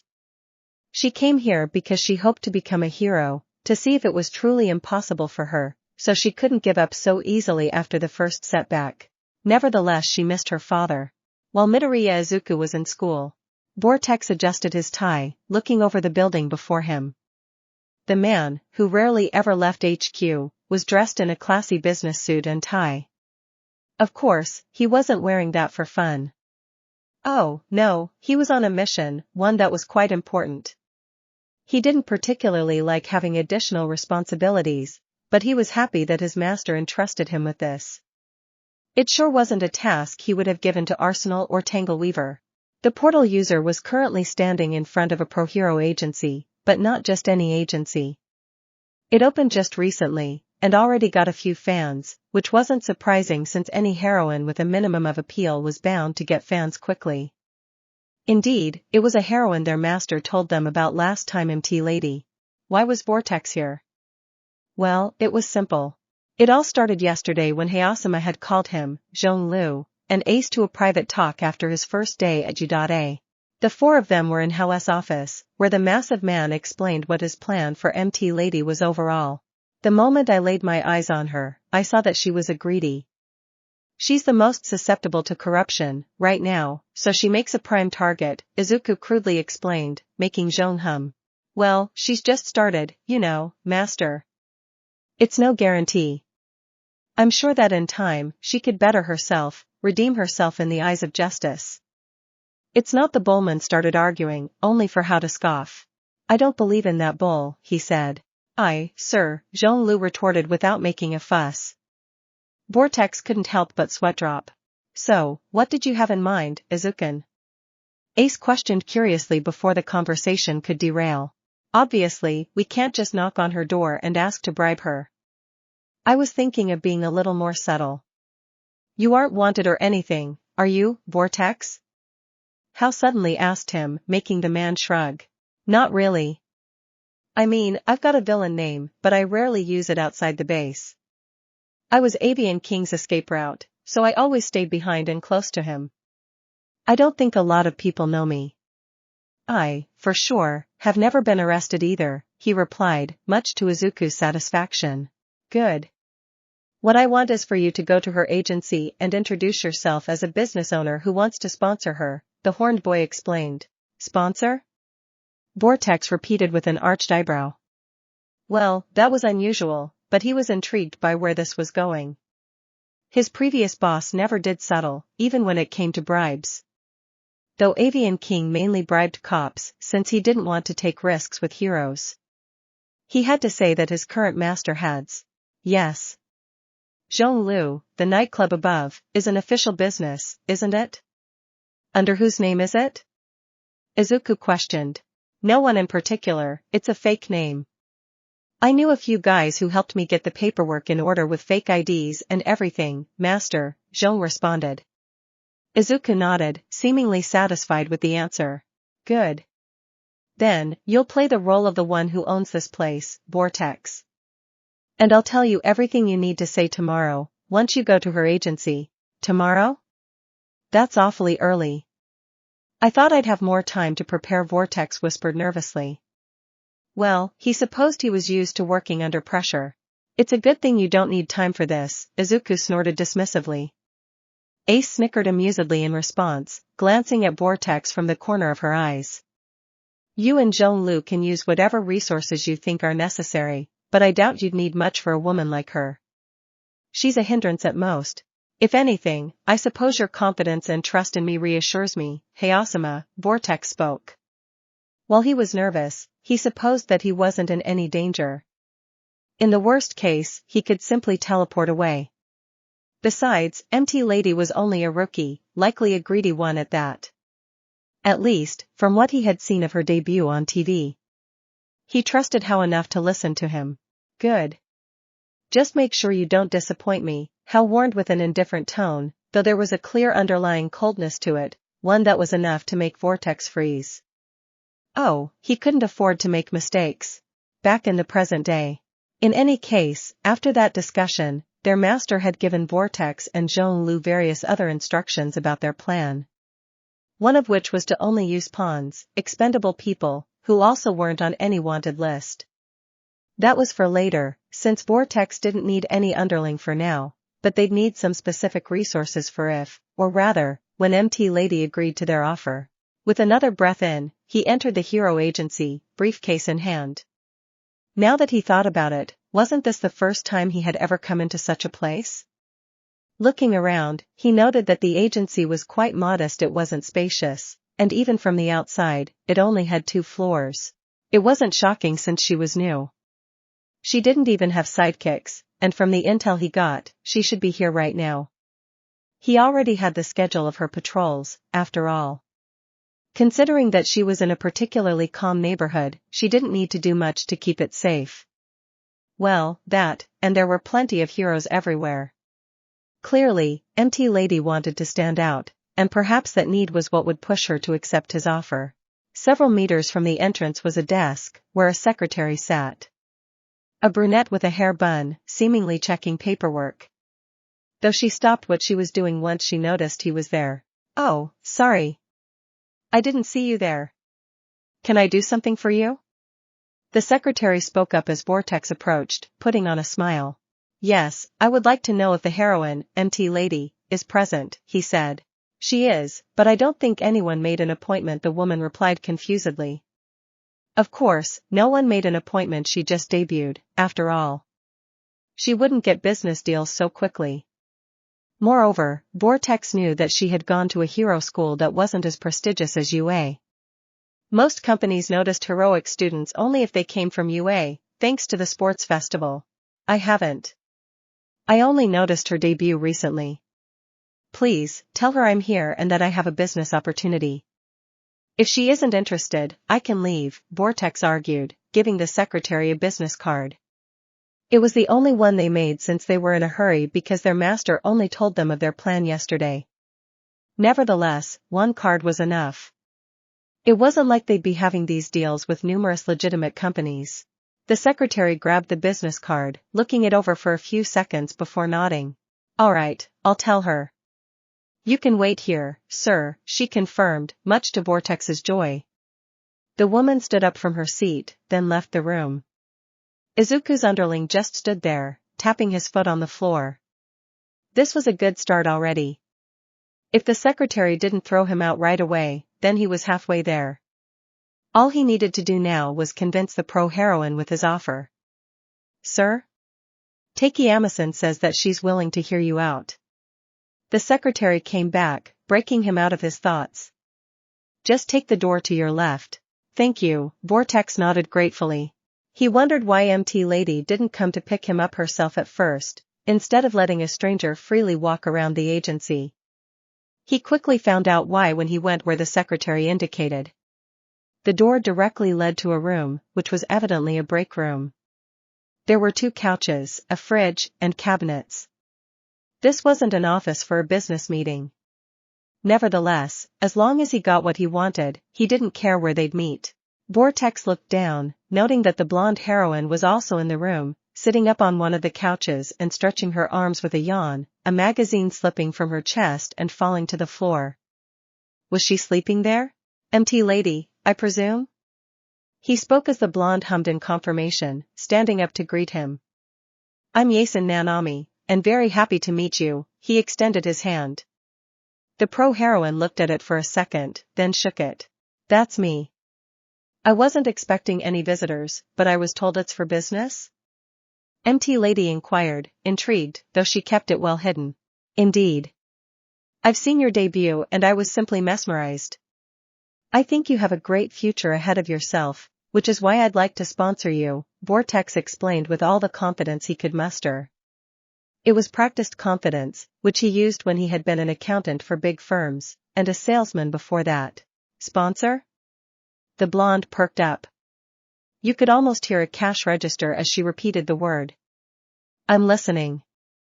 "Here, take a seat." She offered the couch across from the one where she had just decided to sit. Vortex happily accepted, figuring that this meant it was going well. "Thank you." First of all, I'd like to let you know that my company is a little unconventional, at least, for something to be advertised by a pro hero. I am the owner of a nightclub in Chinatown, Vortex began explaining. I admit that I wasn't expecting that. I like nightclubs, don't get me wrong. I've gone to a ton in the past, but MT Lady responded. It was no wonder she seemed so disappointed. She was likely expecting a luxurious brand or maybe even a support item company. However, disappointment had been expected. Both he and his master knew it would happen. What needed to be done was to convince her they were a good sponsor, which would be easy. As I said, it's unconventional. However, it's still a fine establishment and it's up to every regulation. Usually, we would never have thought of sponsoring a pro hero. Again, your profession and ours don't do well together. However, when we saw your debut, we couldn't help but be mesmerized. Truly, you were like a gem. Vortex praised, which nearly made him barf. He couldn't believe he was up to a pro hero so much. Oh, thank you. I know I'm amazing. MT Lady replied with a hand on her chest, not humble at all.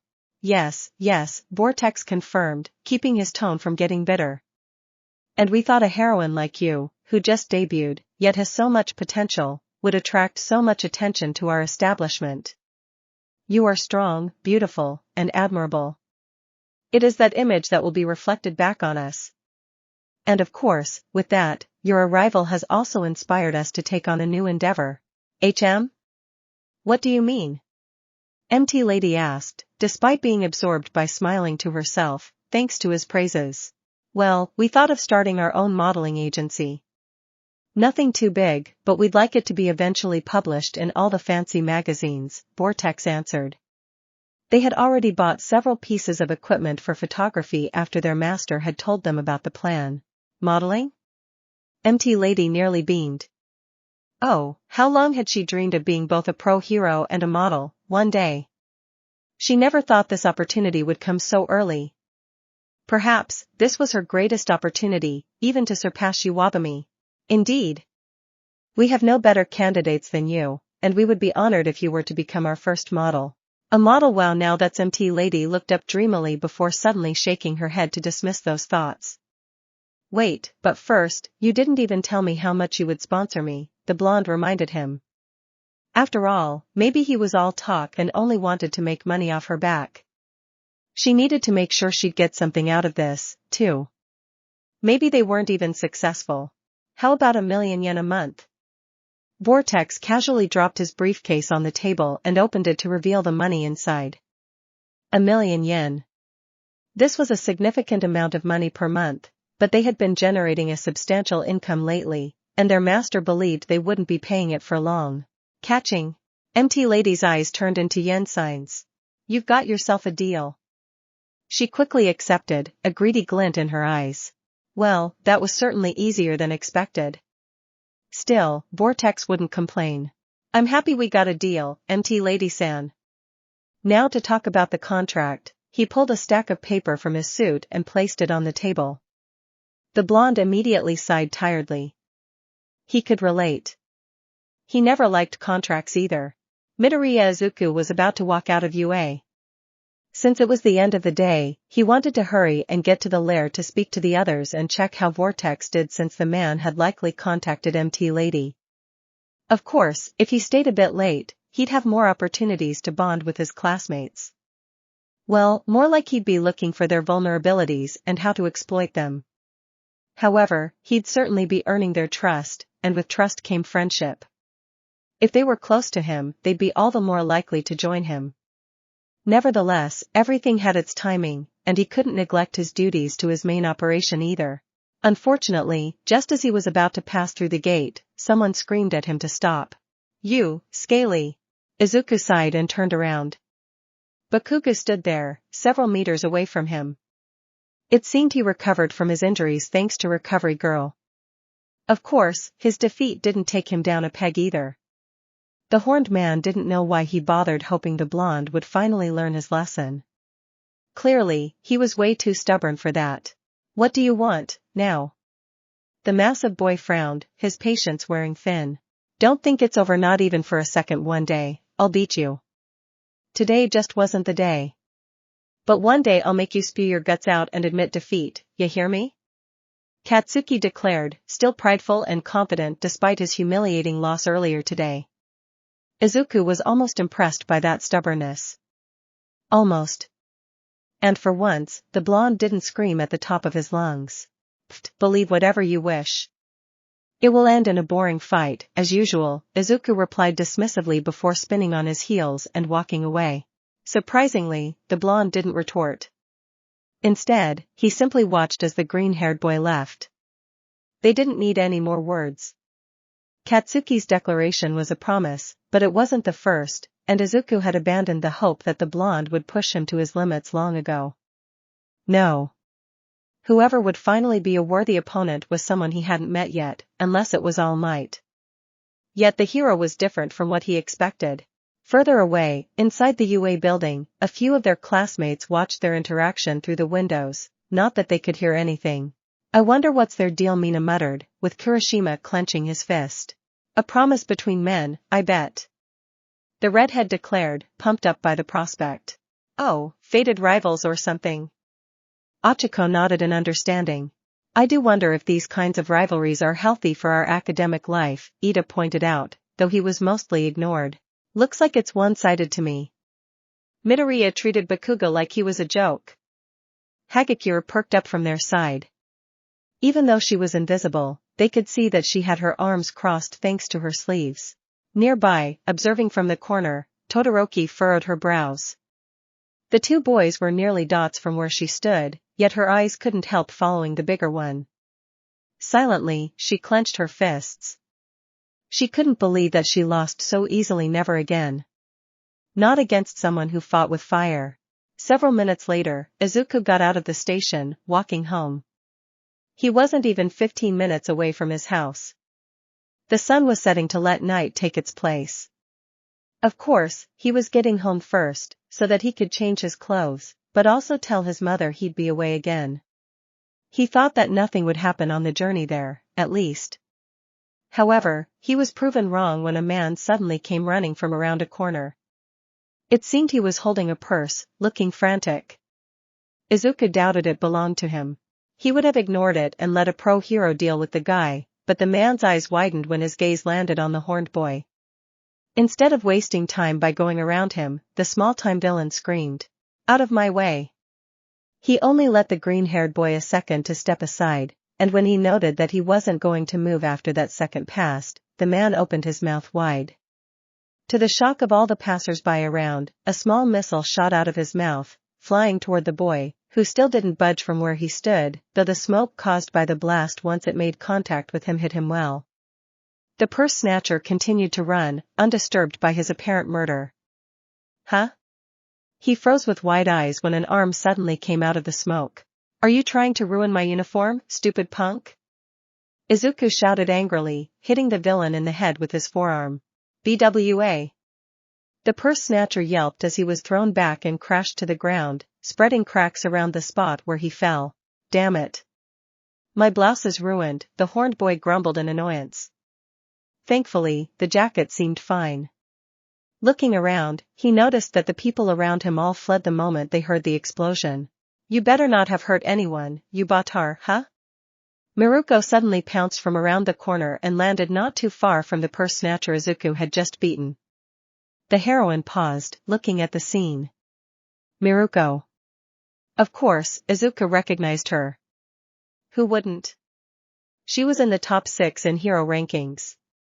The rabbit heroine was in her costume, thigh-high boots showing off her powerful legs, and a white leotard revealing some of her tanned skin. And who could forget the rabbit ears and tail? Suddenly, the rabbit heroine smirked. Oh, so I've got another villain to deal with?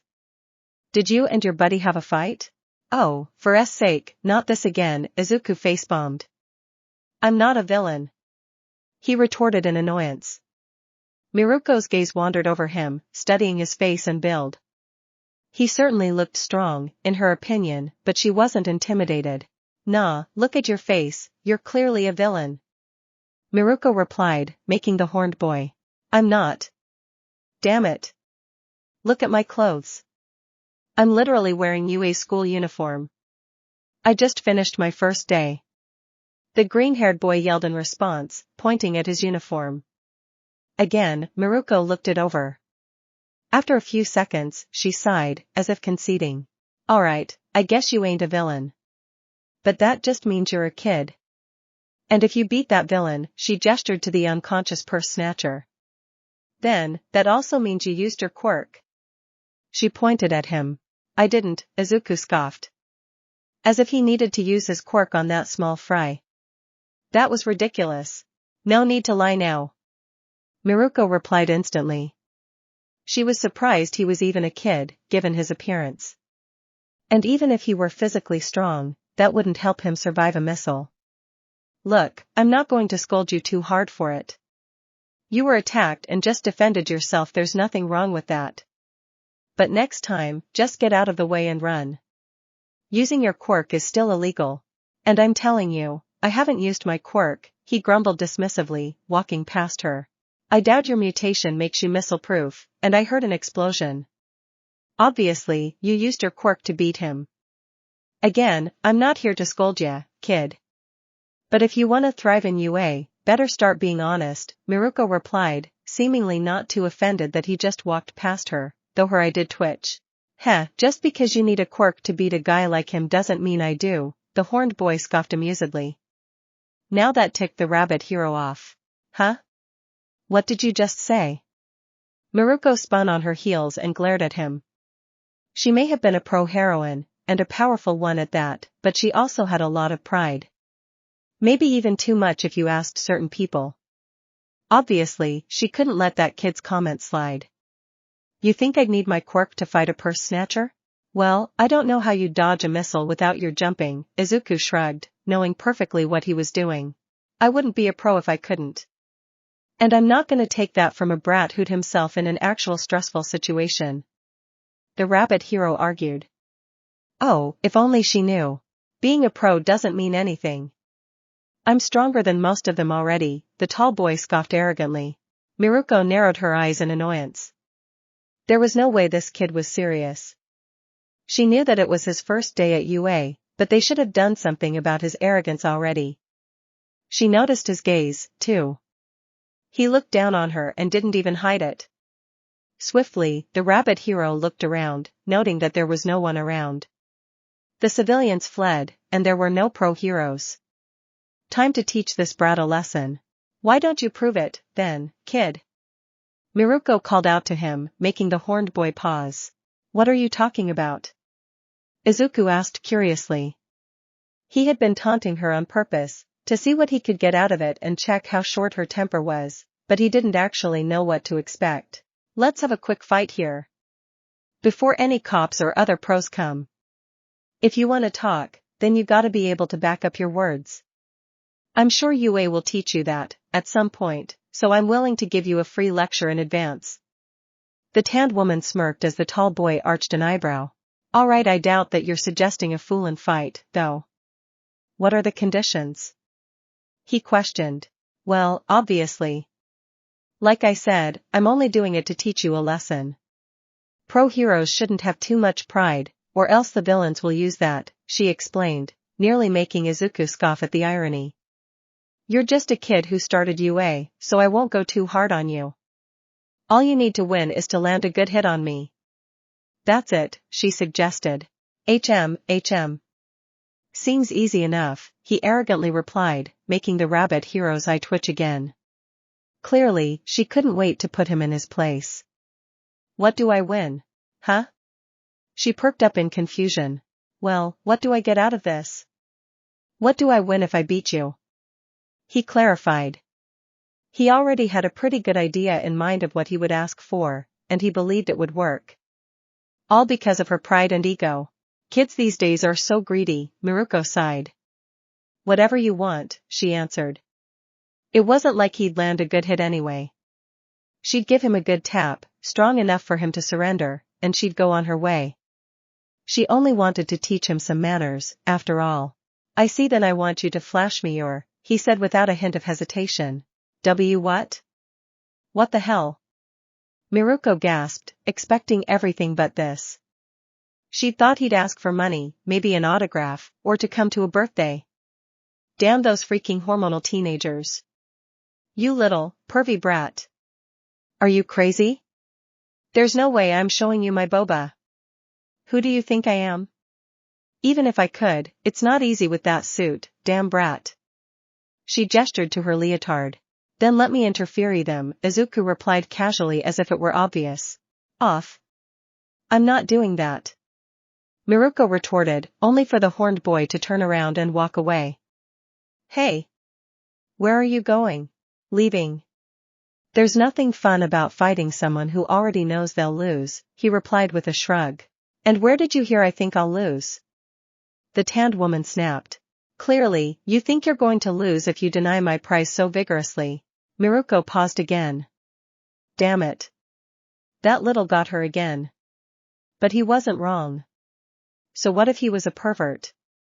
She was going to agree to give him any prize anyway, since he was obviously going to lose to her. If she wasn't going to lose anyway, then she might as well promise him anything. Damn it, alright. I guess I'll flesh you or something. Now let's fight before someone gets over here. She finally relented.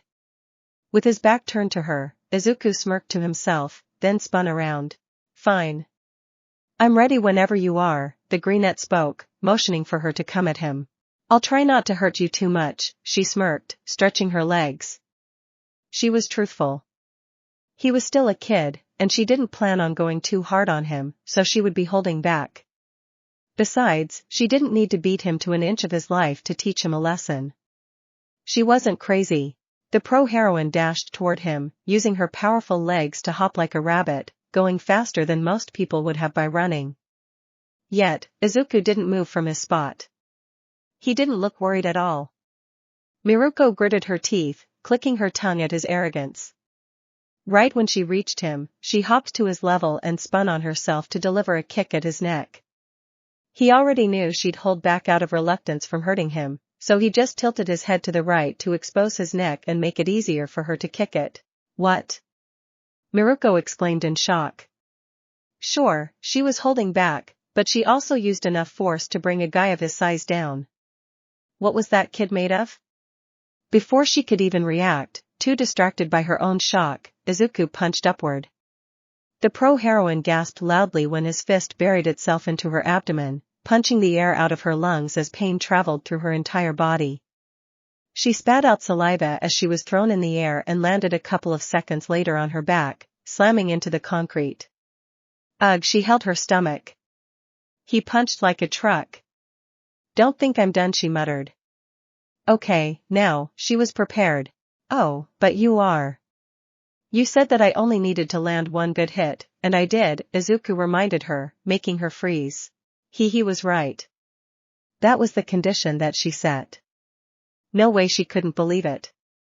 She couldn't believe she'd lose so easily. Why did she let her guard down? No. She had been an idiot. And now she widened her eyes, also remembering the prize she promised him. Now about what you promised, he said.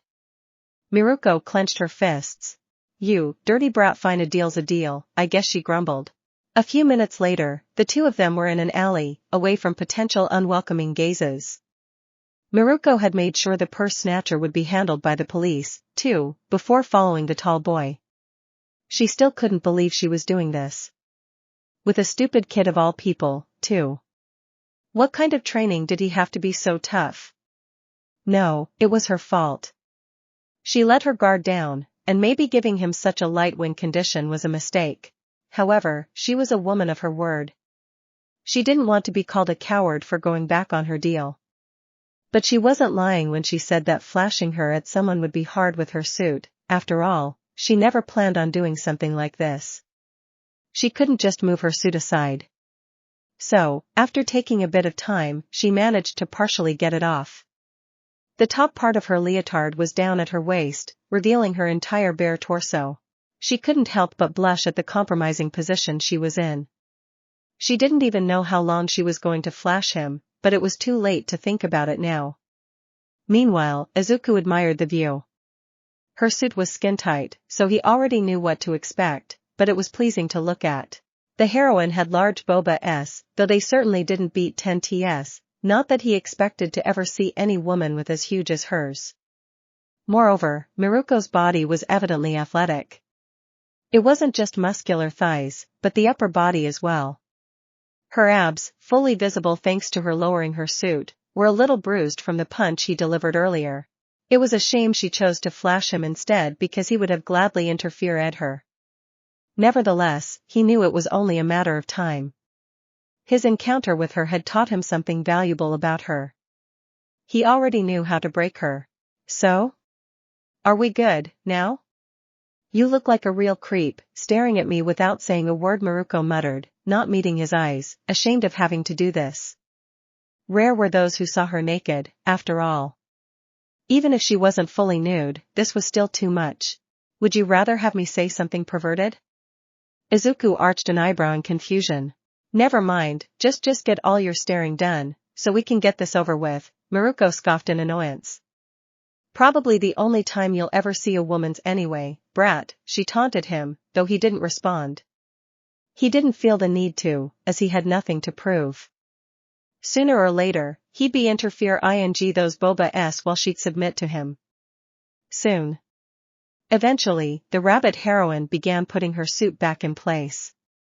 Alright, that's enough, pervert. Feels like you've been staring at my girls for hours. And you better not tell anyone of your little friends. She grumbled. Oh, she hated him. It was plain to see. She hated him at their first meeting, and Izuku couldn't be more smug about it. Miruko was known as a thrill-seeker, and she loved a good fight. She said it many times during interviews, going as far as to say that she'd only marry a guy who could beat her and that was why she'd never get married. Quite arrogant of her, but who was he to talk? In any case, meeting someone as strong as him would normally excite her. The challenge alone would make him her rival. However, he was not only a kid, but he also made her flash her after provoking her. Obviously, she didn't care much about the challenge anymore.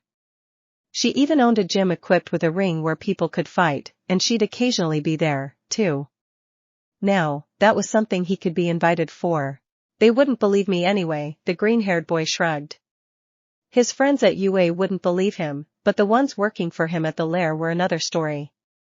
It was nice meeting a pro hero of your caliber, but I've got somewhere to be, he said, ready to walk away.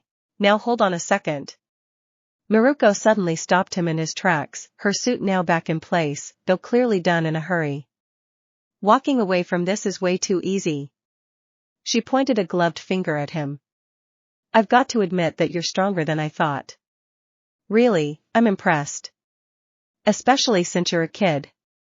It's a shame you're a disgusting pervert.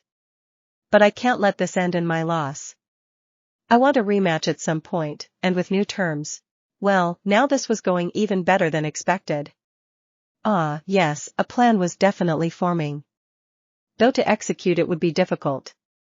Not impossible, but difficult. If you want to. The result likely won't change, though. Give me your phone number, he instructed, only for Miruko to laugh mockingly. As if I'd give you my number. Nah, you give me your number, and I'll call you whenever I'm ready to go, she retorted, waving her pointer finger at him. This was a little disappointing, but he supposed he could accept that. He pulled his phone out of his pocket and gave it to her after spending a good minute unlocking it. Here, that's my number, he showed her his screen. The rabbit heroine quickly input in her phone, then saved it in her contact list. There. You better get ready, brat. I won't go easy on you next time, Miruko warned him. Without further ado, the pro hero bent her legs and bounced off the walls of the alley until she disappeared on the roof. Huh. Who would have thought I'd be meeting her of all people here? Well, I wasn't planning on starting to deal with her so early, but I guess that will do, he spoke to himself. Now to go back home. A few minutes later. Welcome back. You're right on time. I just finished the katsudon. Inko greeted him as he took his shoes off and came in. How was your first day at school? She asked with a smile. I had a class with a naked chick, he casually replied as he sat at the table for dinner, while his mother paused. Oh. I didn't know UA was so lax with their dress code, she mumbled. Did you make any new friends? How are they? I hope none of them will be a bad influence on you. They won't, right? His mother suddenly bombarded him with questions. You know that you need to be careful around them. Izuku paused, simply humming at her remark. Now that was something he hadn't heard in a long time. His mother always had a certain distaste for pro-heroes. She didn't seem to outright hate them, since she had no issues with him trying to be one, even if he was only pretending, but she had been quite vocal in the past. Nevertheless, she hadn't done that in years. He remembered one of those moments when his father was out on patrol. Flashback. Izuku was at his desk, doing his homework. The many training sessions he had with his father didn't prevent him from being studious, and his grades hadn't been badly affected at all. The particular exercise he was working on now was about choosing what you wanted to do later in life and explaining why. An essay of sorts, though for kids his age, the school didn't ask for anything too complex. His mother, who carried a tray of cookies, walked up behind him. How is your homework going, honey? I prepared some cookies for you since you're working so hard. She smiled gently, placing the tray on his desk. Thanks, Mom, he replied, not diverting his eyes away from his paper. Inko leaned over his shoulder to look at what he was writing, her eyes trailing every one of his words. The shift in her expression had been subtle, but noticeable once she realized what his dream profession was. Oh, you want to be a hero, honey? She asked innocently. Yeah, he answered dismissively. You know, you don't have to do it just to make your father happy, she pointed out. I know, but I want to do it anyway, Izuku retorted. His mother remained silent for a few seconds, then gently patted his head. Well, if that's your dream. Just remember to be careful. Pro-heroes aren't as well liked as you would believe. I wouldn't want you to be in trouble. When he finally looked back at her with a questioning gaze, the older woman continued. Sometimes people with big smiles and shiny costumes aren't always the good ones. Heroes help people, yes, but there are rules, and people in charge, and not all of them care about what's truly right. Sometimes they care more about looking good than doing good. You'll understand more when you're older. Izuku stayed silent, staring at her. Without a word, he went back to finishing his homework. No, he wouldn't be affected so easily. Yet you'll understand more when you're older. She had said that, but gave him the same old lessons multiple times throughout his life as he grew older. Always the same story, though he never commented on it. He let her speak, just as he always did. Besides, her words were never too direct. Of course, he didn't exactly disagree with her. It would be hard to, considering how his father was like. He had always wanted to change the world, only the means he wished to use changed. Don't listen to your father, Izuku. You should fight for what you want. Did he hurt you?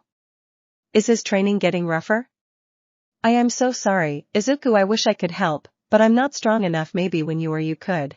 Your father was a bad man, Izuku, but he wasn't the only one to blame. Being a pro-hero changed him. It went to his head. You don't have to be a pro-hero to help people. Flashback end. Indeed, he had heard variations of those many times. All throughout his life. He wanted to scoff. He wasn't doing this to help people. He wasn't changing the world to make it better for the masses.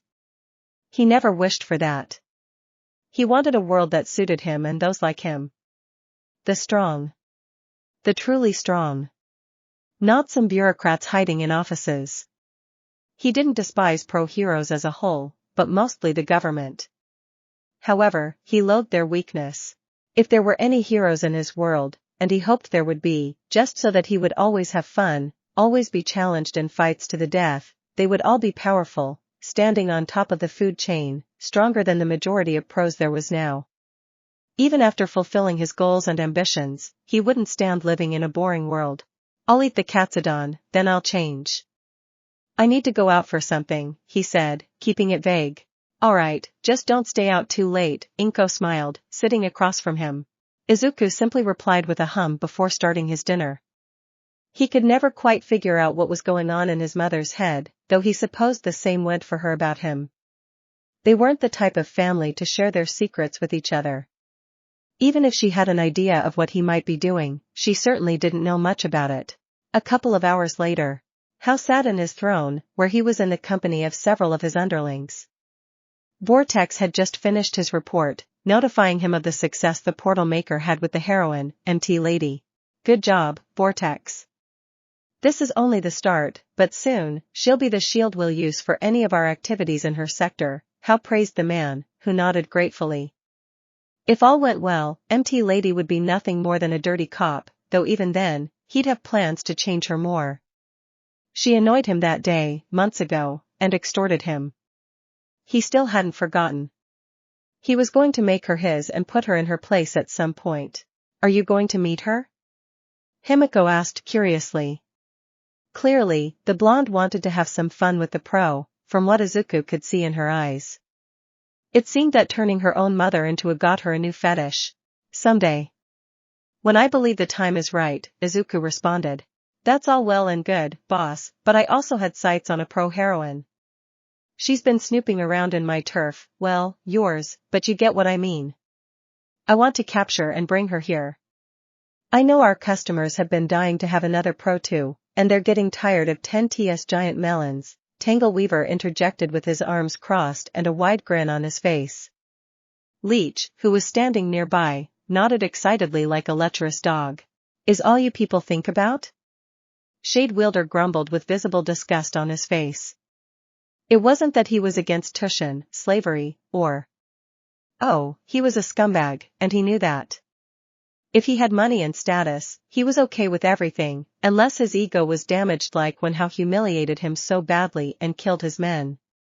In any case, he was simply tired of hearing his colleagues constantly talk about the same things.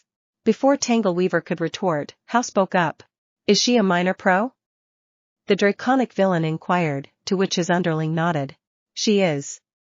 Don't worry, her disappearance wouldn't cause any major scandal. Honestly, capturing her shouldn't even be a problem since she doesn't seem that strong, Tangle Weaver assured. Then feel free to capture her. And make sure no one can trace her location back to here, Hao permitted. Thanks, boss. And don't worry, I'll let you get the first taste when I bring her. Now, any other business to attend to? Izuku turned to the others. It's about our income, Hayasama, Vortex stepped forward. We've been earning a lot, but we're also spending a lot, too. We're still profitable, don't get me wrong, but we aren't just bribing MT Lady, but several cops as well. And our drug dealing operations have also slowed lately, so we haven't been earning as much while the cost remained the same, he explained. I have to admit that we haven't sold most of our custom drug either, Tangle Weaver frowned in annoyance. Same for the arms deals. Even though my performance has been boosted thanks to the territory and resources we got from Lei Shui, it slowed down considerably, Shade Wielder added with a faint glare. I delegated a lot to the 2 men I had before you disposed of them, he said. Yes, Izuku faintly remembered killing them when he subjugated those gangs at that meeting. He would let Shade's tone slide for now since they seemed to have been his friends, but he had better speak with more respect in the future. Hao turned to Zhonglu, as if asking for suggestions. I think our problem is that we have a large territory, but don't take advantage of it, master. When we were all separated into gangs, we had less territory individually, but competition and war drove us to surpass ourselves. Most of all, the clients had diverse options to choose from, and there was always much activity in the black market. But now that our operations have expanded so much, it's easier for pro heroes to crack down on some of them, and our client pool is limited, too, Zhonglu explained while Hao listened along. We have a foot in Nagoya ever since taking over the mafia and their operations, but as I said, we have limited activity over there. I think we need to expand even more, preferably to other cities to avoid colliding with the biggest players here. I assume you already have something in mind, Izuku mused. I know about a few gangs in other cities, and even did some research with the resources we got from the mafia. 2 groups in Nagoya previously had dealings with the mafia. There's a gang dealing meth in Hamamatsu, and a gang dealing weapons in Gifu, Zhonglu listed. What about Tokyo? Izuku inquired. I'm sorry, master, but I believe that would be getting ahead of ourselves. Tokyo is far and too large for now, but we can expand to it at a later time, Zhong shook his head. what will you do with them? I can't afford to leave for other cities like that and make so many trips since I've got UA now. I'll leave it to some of you, so try to make deals with them. We'll work together for now until I put them in their place and make them my dogs. So, business deals for now? Zhong asked. Yeah, I'll let some of you deal with that directly, Izuku answered. Oh. Let me go to Gifu, Izuken. I'm sure they'll accept any deals with my natural charm. Himiko bounced on her feet excitedly. Sure. Since they're weapon dealing, you will accompany Ace, Shade, Izuku ordered. As you wish, Shade bowed his head. And I can go to Hamamatsu, Hayasama, Lifebane affirmed confidently. I'll have Gravito with me. Guess me and the boys will go to one of the gangs in Nagoya, Tangleweaver raised a hand. As long as you get me results, I don't care who goes where, Izuku grumbled. Then allow me to take care of the second group in Nagoya, master. I won't disappoint you. Arsenal perked up. I'll take a few men just in case, but I should be fine even alone. I wouldn't even be surprised if they begged to work for you, master, after I tell them about you. He exclaimed like a zealot. Just get me a business deal. I don't care how you do it, Izuku sighed in annoyance. Now, if all of you have nothing more to say, get out. Except you, Ace, he ordered, waving his hand. Guess boss doesn't want to drink with us today, Tangleweaver remarked while walking away. Once Izuku and Himiko were alone, the blonde turned to him and climbed on his lap, resting her back on his chest. So, how was UA? Anything interesting happen? The blonde inquired curiously. Nothing much. We had a battle training, which I aced, of course. And I started making a few connections, he replied. Oh. Please, tell me we're going to have other cute girls on the team. Or at least, S. She exclaimed excitedly. I'm working on it, but I have yet to meet students from other classes, Izuku answered, making Himiko hum. I can't wait. I've never had as much fun before as I have ever since we started this. I don't think I can even imagine how crazy things will get when you finally change the world, Ace giggled. What if it's nothing like how you imagine it? What if it's not to your liking? You've been working to help since the beginning, but truthfully, even you don't know how much I'll actually change this world. Midoriya tilted his head with an impassive expression. Himiko responded with her typical, wide, and wild grin as she spun around and put her hands on his chest. I'm going to like it no matter what, Izuken. Because you'll make it, and that's all that matters. You're the only one who can understand me, she blushed, showing her fangs. It's also thanks to you that I got revenge on my parents. It's so funny to think about that. My mom is probably choking on S right now, the blonde chuckled amusedly. HMPF, you're one sick and depraved girl, Izuku commented, making her giggle. Yeah, but that's what you love about me, don't you? She said, licking her lips. I know how you can get after a fight. I bet you weren't satisfied with it, right? So why don't I take care of you? Himiko offered, sliding her hand into his pants. You sure know me well now, Izuku smirked. And with that, Himiko didn't need any more words before doing as she wished and unzipping his pants to reveal the massive shaft hiding inside. As usual, she had the pleasure of experiencing what felt like an eternity of lovemaking, each time making her the happiest girl in the world. The next day, at 8 a.m., Izuku was back in class. Their homeroom teacher, Aizawa, just told them to sit down while he placed his bag on his desk. So, now that I have your attention, I'll briefly talk about your battle training from yesterday. Some results have been disappointing, he said coldly, making most of the class shiver. Mineta, you should focus on the enemy instead of your classmate, he told the grape boy, who yelped in surprise at being addressed so suddenly. Izuku did remember that Mineta spent most of the exercise staring at Yaoyorozu's. Well, he couldn't fully blame him, but it was stupid to get distracted in battle. Ashido, you did the opposite and completely ignored your partner. As for you, Aoyama, you were more focused on looking good than fulfilling the objective. Bakugo and Todoroki, you have no sense of teamwork. And as for you, Midoriya, control your strength unless you're planning on leveling buildings to stop muggers. Aizawa listed most of their faults without wasting a breath. Scary Kaminari muttered to himself while shivering. Izuku furrowed his brows, but didn't say anything. Now, we'll be doing something different for this class. Aizawa turned to face the blackboard to write something on it. You'll be electing a class and vice president, he revealed after writing class president election on the board. So normal. Many of the students exclaimed. But how are we supposed to pick a class president? We don't know each other that well yet, Azui pointed out with a hand on her chin. Do as you wish, but I don't need to take part in it, Aizawa replied, already slipping into his sleeping bag. Izuku held his chin, pondering it. He was tempted to be class president since, well, it just made sense. He was a natural-born leader. Everything would always go well with him in command, and he also loved having those positions of authority. Unfortunately, he couldn't just beat the class into voting for him, and he was afraid that having too many responsibilities would take up too much of his time.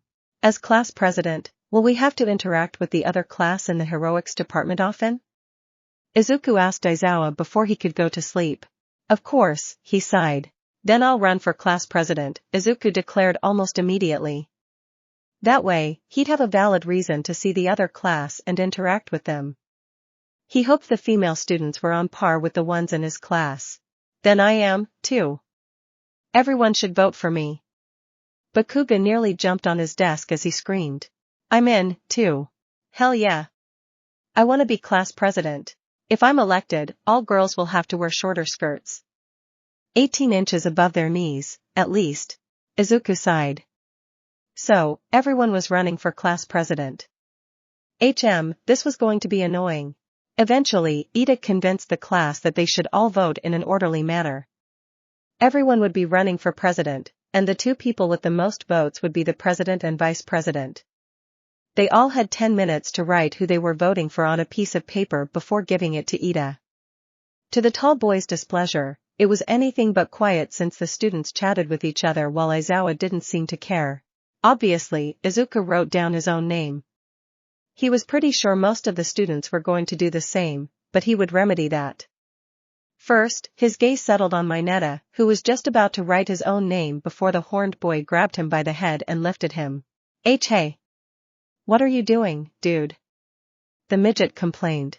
I want you to vote for me, he simply said as Mineta stopped struggling in his grasp and looked at him curiously. Why? He blinked. Do you believe you'll win? Be realistic, people won't vote for someone who's openly a pervert, Izuku argued. You don't know that. Mineta huffed, crossing his arms offendedly. Besides, even if that's true, I've got no reason to vote for you specifically. Consider me a kindred spirit, Midoriya revealed, much to Mineta's shock. A kindred spirit? It was like his eyes suddenly gained a shine. Indeed. That suggestion with the skirt? Maybe I'll try putting it in place, Izuku offered, though he doubted Yue would ever accept. This promise was solely for his benefit. All right. I'll vote for you, then. But you better keep your word. Mineta assured as the horned boy dropped him to his feet.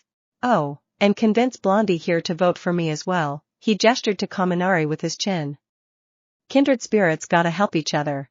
You got it, pal. And I'll tell him about the skirts. Mineta affirmed with determination before swiftly running to the blonde lightning user. Now to find another easy target, Izuku scanned the room until he found Kurashima, who was talking to Mina. Without another word, he approached the redhead. Kurashima, he spoke to attract his attention. Hey, bro. What's up? Kurashima asked enthusiastically. Yo, Midori. Mina greeted him as well, though they had both already done this that morning before class started. I wanted to ask if you could do me a favor and vote for me, he told Kurashima after acknowledging their greeting with a nod. Sure. Someone as manly as you has gotta be perfect to be class president. The redhead pumped his fist. Thanks. What about you, Ashido? Izuku turned to her. I don't know, I kinda wanted to vote for myself, Midori. I was class president once in middle school, so I'm thinking I would do a good job, Mina said, leaning back with her hands behind her head. Alright.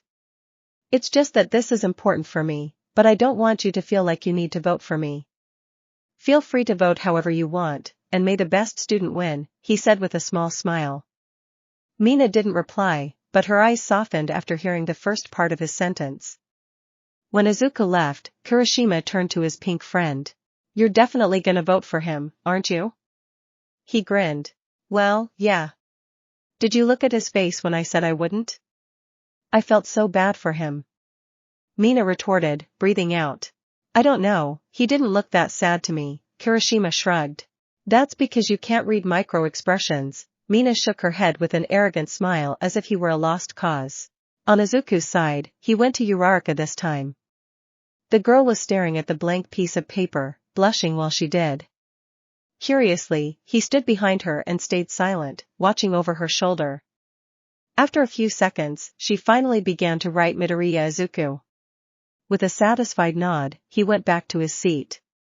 Including his own vote, he'd have at least 6 points. He supposed it was plenty enough to be elected. He was a little surprised that Ochaco voted for him without being prompted to, but he certainly wouldn't complain. No, that only meant that affecting her like he wanted to might be even easier than he expected. After some time Izuku stood in front of the class, with Momo by his side. The girl looked disappointed, and it was no wonder. The blackboard behind displayed the students' names along with the number of votes they had received. Most had a single point, and others had 0. Momo had 2. However, the draconic boy had 8 votes, outclassing everyone else by far. Then, it's decided. Midoriya will be the class president, and Yaoyorozu the vice president, Aizawa announced to the class lazily. Congratulations to both of you, Midoriya, Yaoyorozu. Ida exclaimed, though he was visibly disappointed that he hadn't received a single vote. Yeah. You go, Midori. Mina added. Behind her, both Mineta and Kaminari looked at their president with determined and perverted gazes, likely happy to have a fellow pervert as the class president. You two will receive your assignments later, along with the class presidents from Class 1B, Aizawa turned to look at Izuku and Momo.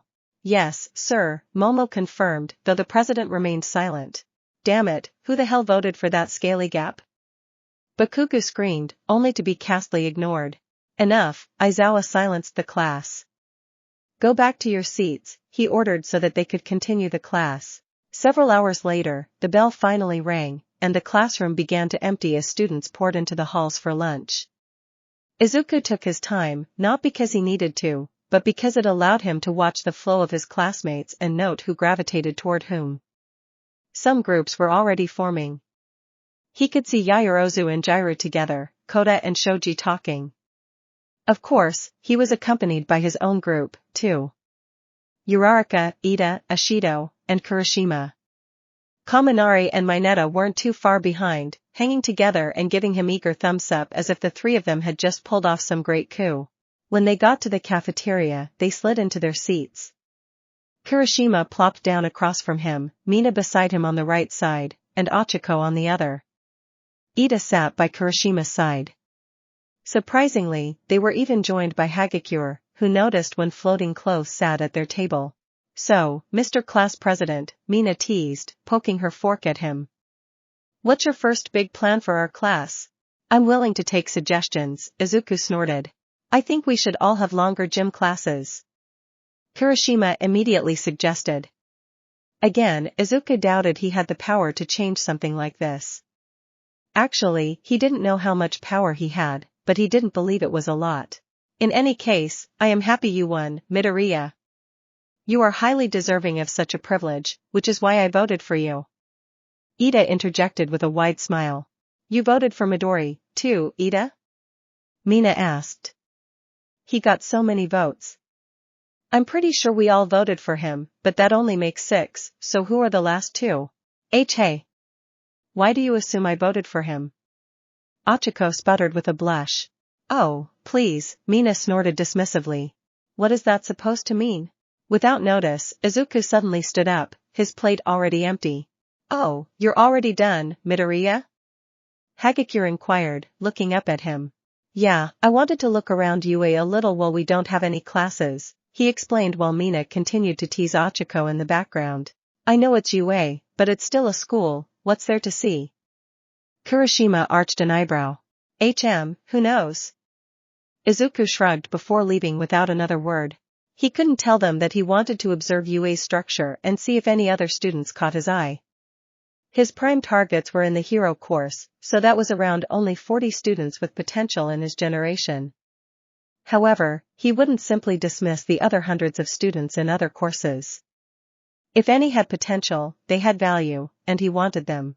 Nevertheless, the best course after the hero one was undoubtedly the support course. His legion had many underlings, with diverse expertise, but he had to admit that he didn't have anyone especially talented with technology. Even he didn't that much about it. He may have been academically intelligent and a genius in combat, but he couldn't cover every field. Now, though, he needed to find the support course even if most of them were at lunch, he could still stumble upon something useful in their class. As he walked through the hallway, only meeting a few students, he came across a couple of classes, though they didn't seem to be from the support course. What even was their class? He was sure he had read it on UA's pamphlet. Class H, he believed. What are you still doing here? Someone shouted in annoyance. Thankfully, it wasn't directed at him. Izuku's ears immediately perked up where the voice source was, leading him to a heavy metal door, unlike any of the ones leading to a regular classroom. On top of the door was a sign with 1H printed on it. How curious, he found it. I just needed to finish up on this, Loader-sensei. An enthusiastic feminine voice replied, which only served to make the male, presumably a teacher, groan. Oh, no. I don't want a repeat of yesterday by leaving you alone. This is your second day, and you're already causing too much trouble. You can finish your project in our next class, but no working during lunch. Now, out. Out. The teacher, likely power loader, ordered loudly. With a thud, the door slightly opened, just enough for a person to pass through the gap, before someone was shoved out. But, sensei. The girl whined as she was thrown out, only to slam into Izuku and fall back. Ouch. She yelped, falling on her back just as power loader closed the door behind her. Did I hit a wall? She grumbled while rubbing her head and sitting up. Oh. The pinkette exclaimed once she realized what she had hit was a person. Izuku's gaze wandered all over her, studying her appearance. Pink hair, clothes covered in soot, a black tank top, gloves, with a jacket tied around her waist. Despite the filth on her, she was beautiful, though he could never complain about someone showing the result of their hard work. And just as he was saying that, he needed someone who knew their way around technology in his group. The draconic boy couldn't stop his smirk. Hey, I'm Midoriya Izuku, he introduced himself as he helped her to her feet with a hand. I think we were fated to meet. I don't believe in fate, but nice to meet you, I guess. Big guy, Hatsum shook his hand, not seeming particularly interested. After all, she was just thrown out of her workplace. He could respect that. I'm Hatsum Mei. Hatsum Mei, Izuku repeated the name, as if testing it on his tongue. What happened in there? I heard a lot of shouting, he motioned at the door behind her. The sound of my sensei trying to suppress my genius, the pinkette casually answered with a shrug. I just wanted to complete my jetpack prototype. She grumbled loudly while shaking her fist at the door. Jetpack? Like airjet? The taller boy remarked curiously. Yep, this was definitely the support course, just as he had believed. Exactly. Mei exclaimed happily. And you can build something like that? Alone? Izuku probed her deeper. Of course, where students from the hero course were all naturally strong since they were the best of the best, the support course students were also the best of their field. It wouldn't be surprising for one of them to make a jetpack alone, but he'd expect that to happen later in the year, not in the first week. This girl was interesting. Of course, I can. Though I could build it alone, I was actually having some help with it, and you wouldn't happen to be in the support course, would you? Hasjum stopped herself to question him. I think you'd notice me if I were, wouldn't you? Izuku's sweat dropped while the pinkette's gaze spiraled down to his toes, then rocketed up to his horns, which made her look up higher than anyone should when looking at someone. Well, your horns are hard to miss, I guess. And you've got some wild and long hair, she pointed out while holding her chin. That's not really what I was referring to, he deadpanned. He was starting to doubt that this girl was any intelligent, after all. You do look pretty old, too. Like you could be my grandpa. May exclaimed as if she had just figured out the answer to a riddle. Most people mistake me for a middle-aged man, but you're really pushing it, here. Izuku snapped in annoyance. Scratch that, maybe she was just an idiot. In any case, I'm in the hero course, he added. Hero course? Really? Hatsum suddenly beamed with wide eyes. The moment Izuku nodded, the girl punched the air excitedly. Yes. Finally, a potential business partner. She yelled. Well, now that perked the boy's attention. Listen up.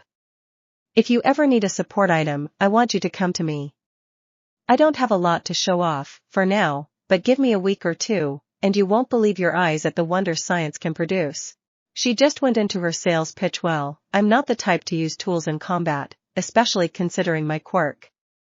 I haven't even unlocked all its potential yet, but a science team would obviously be useful for my group better than what I have going for now, Izuku thought to himself as he was reminded of his subordinates' amazing prowess with technology. I think the world will be way more fun if we fight only with knives and stones. The blood's fresher. Himiko Toga, too bloodthirsty. Ehem, we might need a new microwave. Master Zhong Lu broke 3 microwaves in a week. Look, I was just an accountant, man.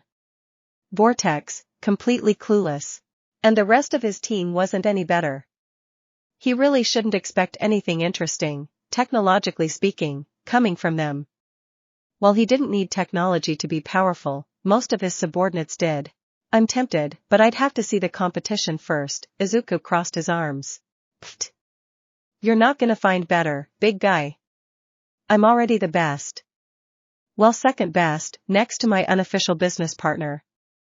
She's the one who was helping me make the jetpack I was talking about. Her name's Island Girl, I think, Hatsum retorted as Izuku deadpanned again. He doubted it was her actual name, but it did tell him one thing: this chick was from Island. And who didn't know about this place? Its reputation preceded it. Making friends with these girls was certainly the right call. If only I knew where she ran off to. She should be back by now. Though I guess I don't have to fight for my first customer, now. She's probably in the cafeteria. Lunchtime's almost over, you know? Izuku pointed out, not denying that he was a customer. I doubt it. We were having lunch in class, here. Hatsum pointed at the support classroom with a thumb. That's not allowed, is it? Heh. As if I'd let something like that stop me. I was in the middle of work. And progress doesn't let rules get in its way. Creative geniuses need unlimited freedom. May retorted casually. It didn't seem that she was afraid to break the rules. Yue's rules of all things. And she said she needed to go to the bathroom, but hasn't come back yet. Is she taking a huge dump? The Pinkette wondered out loud. Why don't we go and check it out, then? That way, you can introduce me to her. I wouldn't mind checking the future business deals. I pay well for good services, Izuku suggested as he almost thought he saw May's eyes turn into yen signs. Well, let's go, then. Island Girl's gonna be thrilled. May immediately led the way to the bathroom while the tall boy followed. It didn't take them too long to reach the girls' bathroom, which made that other girl's disappearance even stranger. However, as soon as he was in range, Izuku's ears perked up from the sound coming from the other side of the thin door, making him freeze. Curiously, Hatsum paused behind him as the horned boy listened in. Listen, I don't know what I did to you, but I'm sorry, okay? I don't want any trouble. 2M new and a soft-spoken girl pleaded with a shaky voice. You being here is trouble, pet. See, I've got to be the best and, while there's no way you're any better than me, I can't have you outshining me because Miss Island is in class, got it? So, if you want to avoid trouble, be a good girl and quit UA. That's the easy way. I'm leaving you one last chance, another girl retorted, probably not her friend if Izuku had to guess. Careful, Takahashi, she looks like she might herself, a boyish voice snorted, making Izuku arch an eyebrow. What was a boy doing in the girls' bathroom? I'm sorry, but I'll have to refuse. I'm not leaving you. The first girl spoke again, this time more confidently. Obviously, this was the person Hatsum was talking about. and it seemed she had a bully problem. Takahashi sighed. Well, you asked for it. Enjoy your next 3 years because I can be real nasty, she giggled. So can I get in or not, big guy? Mei suddenly asked from behind Izuku, peeking at the door from behind his back. Unlike him, she didn't have enhanced hearing, so she didn't hear a thing about what he did. Sure. Something tells me your friend's in there. He moved out of the way to let her in. Great. She's got amazing babies, too. You'll be impressed, future customer. The pinkette assured before barging into the bathroom, leaving Izuku behind as he pondered her words. Babies? So, Udade has a teen pregnancy problem, too, huh? He muttered to himself. He was sure he could work with this, somehow. Though it seemed that while he was stuck in his own thoughts for only a few seconds, the situation in the bathroom ended. 2 girls and a feminine boy walked out, throwing him a fearful glance as they walked away. To their credit, they didn't scream at being suddenly faced with a giant. Think she's gonna lay low? The other girl asked Takahashi while they were still in Izuku's hearing range. I doubt it, but I'm not settling for second place. I'll make that girl's school year a living hell if I have to, the supposed leader scoffed. Izuku watched them leave with intrigue. How interesting. He was happy he stumbled on that. He definitely could use those pieces to his advantage. Nevertheless, he needed to be careful. There were already many pieces at disposition, and he couldn't play them all at once. Still, planting the seeds for his future play would be useful. This is the big guy I was talking about. He's in the hero course.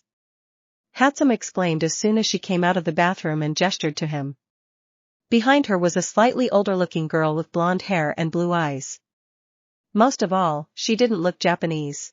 Island girl. The scientists from this place were the greatest in the world, at least, they were reputed to be. And does this big guy have a name, Hatsumi-san? The blonde inquired, knowing how bad the pinkette was with names. I'm Melissa Shield. Nice to meet you. She extended her hand. I can see why she nicknamed you like this, she chuckled nervously. I'm Midoriya Izuku, he shook her hand. And you are in the hero course? Maybe you'll use some of my products in the future. Melissa smiled as Hatsum suddenly jumped in front of her. In the future? He can use them now. It would be a great advertisement if he uses my babies on his internship. The pinkette exclaimed excitedly. And mainly my babies. She added confidently. Babies? Alright, slow down now. Izuku raised his hands. I don't mind, Hatsumi-san making support gear is amazing, but I came here to be a hero. Melissa defended herself nervously. A hero? The horned boy inquired curiously. He hadn't expected to hear that from someone in the support course. If someone wanted to be a hero and didn't pass the exam, they'd be in general studies. Melissa nodded faintly with a slight blush. Why are you in the support course? It's complicated. I'm quirkless. I actually graduated early from Island Academy, and wanted to try to become a hero, so here I am. I don't plan on staying in the support course, the blonde explained, shame written all over her face. Was it because she was quirkless? Because she didn't believe in herself? Izuku couldn't tell, but she clearly lacked confidence, which was surprising coming from someone who graduated from Island. One less competition for me. Hatsum grinned. I suppose I'll root for you, then. Izuku offered until the bell suddenly rang, indicating the end of lunchtime. Thank you, Melissa whispered, slightly surprised by the sudden bout of confidence. I'm sure we'll see each other again, so until then, take care, he said, raising his hand to wave them goodbye before walking away. Don't forget it, big guy. If you need anything, come to me. Hatsum called out to him from behind. Oh, if only she knew. He'd need to check their abilities, but if Melissa really graduated from Island Academy, then... Ree. Izuku stopped his train of thought as soon as the sound began. Was it an alarm? It was loud, too, which was quite an annoyance to his ears. Yue wasn't attacked, was it? Before he could make any decision, students suddenly burst into the hallway en masse, pushing each other as they tried to flee only to run into him, too panicked to watch where they were going. Anyone else would have been trampled, but the horned boy didn't even move from his spot. The other students simply felt like they hit a wall, and then they looked up. "AA villain!"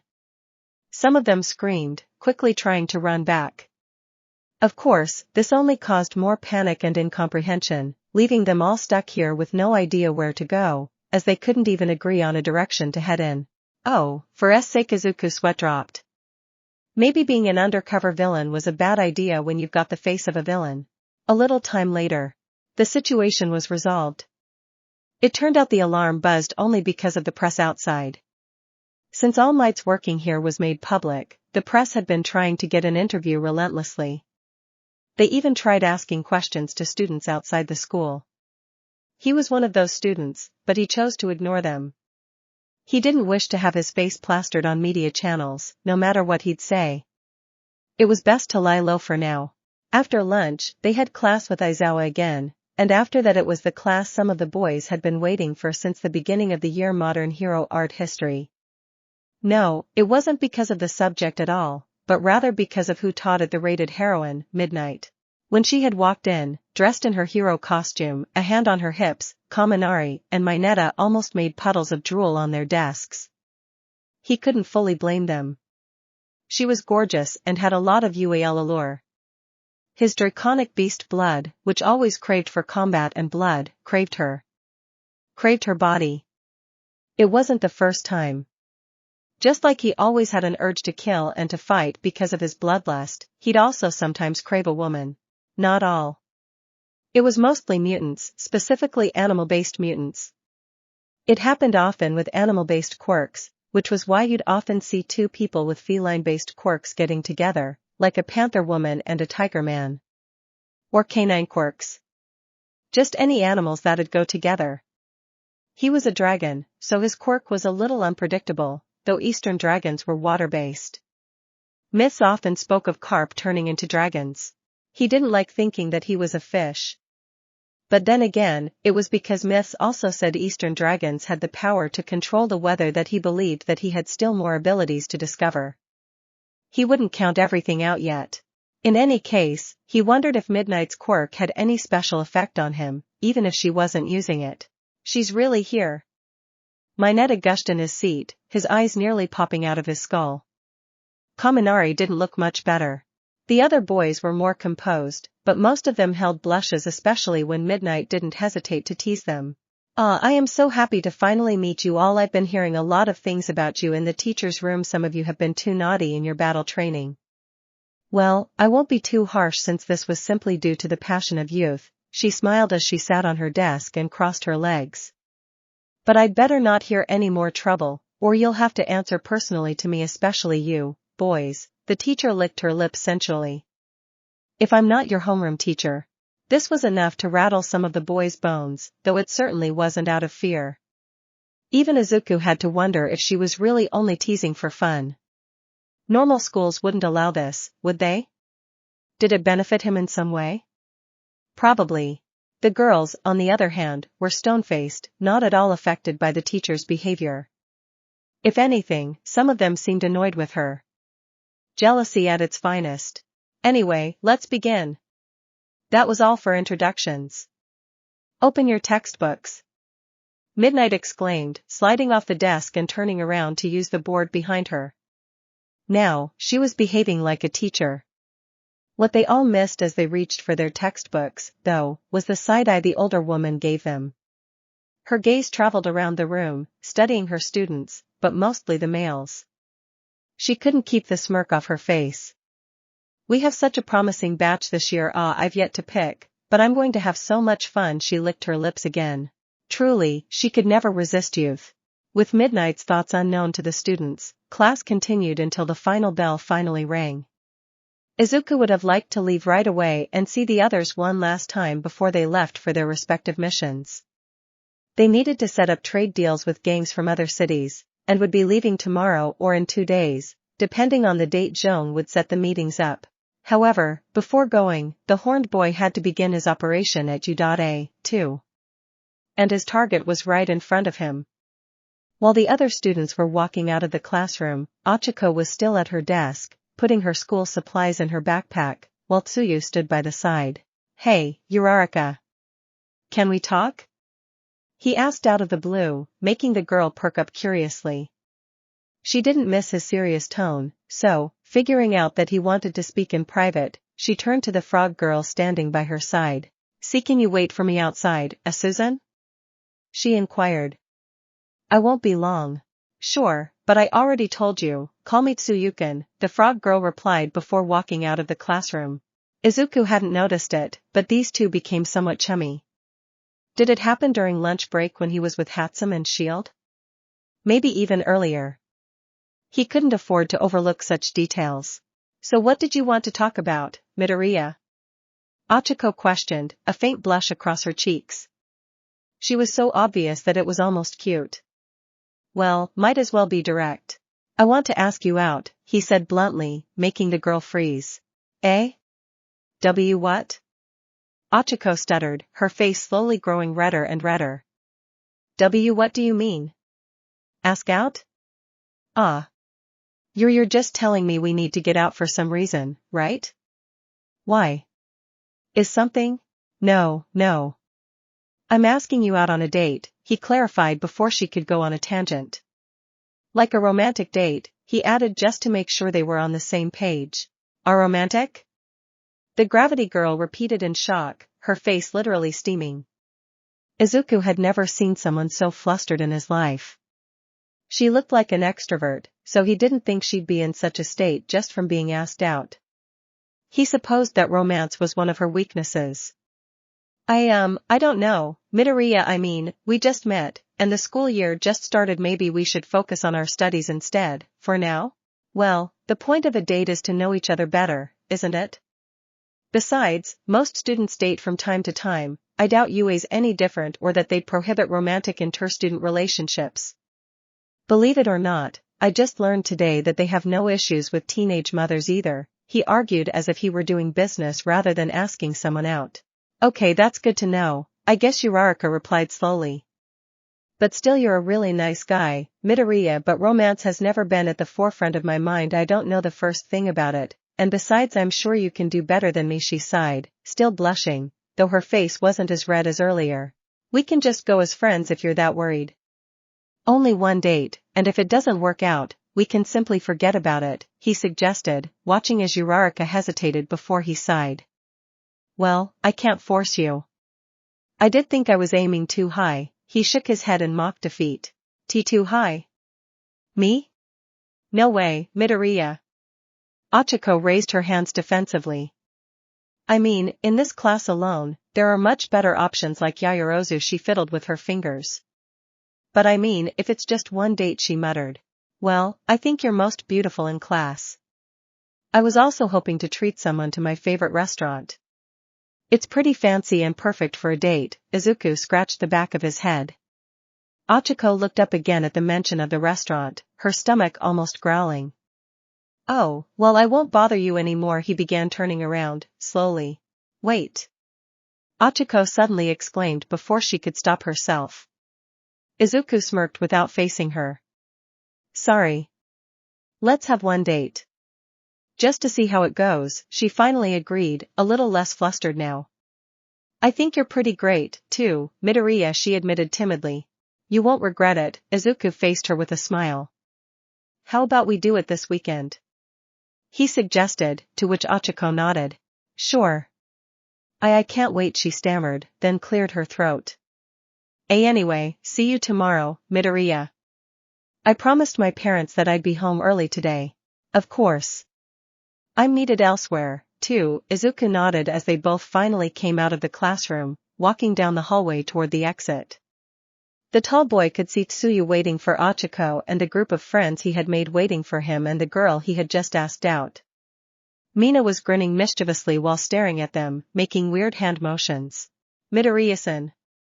Someone suddenly called out to the boy from behind, making him spin on his heels to see that it was Yaoyorozu. He hadn't interacted with the girl much. Where are you going? Where else? He replied with a question. He was going home, of course. We can't leave yet. We need to meet with the Class B representatives, the girl with the ponytail explained. Izuku arched an eyebrow. What was she talking about? We need to introduce ourselves to each other and share a quick debrief of our first impressions on the class. I wasn't aware that we needed to do any of that. Izuku walked up to her after waving goodbye to the others. Aizawa-sensei was supposed to inform us, but didn't. Luckily, I'd done my own research and asked around. Perhaps our sensei wanted us to show our autonomy by taking our duties seriously, she theorized, though Izuku didn't say anything. That old was probably too lazy to tell us, the horned boy thought to himself before sighing. All right. Lead the way, then. I don't know where we're supposed to see them. Of course. Follow me. It's in Principal Nizu's office, actually, Momo nodded. Well, even if that meeting was a bother, at least he didn't mind the view he had as he followed her. Soon enough, they were both in the principal's office, facing Nizu with two other students standing by their side. The first one was a girl with orange hair tied in a ponytail on the left side of her head. The second student was also a girl, but with vines for hair. They both looked composed, though they weren't the only ones, as Momo also stood with her back straight. She clearly wanted to appear serious. However, Izuku couldn't help noting that, while the two other girls were quite calm, Momo only pretended to be. He was observant, so he didn't miss the faint shake of her hands, which made her inner stress evident. So, how were your first days at U.A? Nizu suddenly spoke up before sipping at his tea. The four of them answered at the same time with varying responses, ranging from saying it was okay to being pleased. Oh, my. You're all so tense. You can relax. I didn't call you here to scold you, don't worry. You are the class representatives of your respective classes, correct? He asked. That's right. I'm Class A's representative, and she's the vice. Izuku was the first to answer, gesturing to Momo. And I'm the representative for Class B. Shiozaki-san is my vice representative, the orange-haired girl said. I wanted you here to see what you could tell me, and your fellow students, about your class. Since you'll be seeing each other often for anything related to your classes as a whole, I wanted you four to get acquainted, Nizu explained. Yes. I've actually met Kenda-san already. She's the one who told me we were supposed to see you, Momo replied before turning to the girls from the other class. But I'll introduce myself again. I am Yaoyorozu Momo, Class A's vice president, she bowed, prompting Kendo and Shiozaki to return the favor. I'm Kendo Itsuka, the redhead introduced herself. And my name is Shiozaki Ibara. Pleased to meet you, the vine girl bowed solemnly. Name's Midoriya Izuku, the horned boy said, which seemed to perk the girls up. Midoriya oh. You're the one who came in first place at the entrance exam, aren't you? Kendo inquired. I heard you beat a record. Congrats. That's me, Izuku confirmed with a nod. I figured you were in Class A when I didn't see you in mine, Kendo smiled. I wouldn't mind having a spar with you at some point. Though you'll be the biggest opponent I've ever had, she suggested casually. I don't mind, but don't be too mad when you lose, the boy retorted. He meant it, too. She would lose to him, this was inevitable.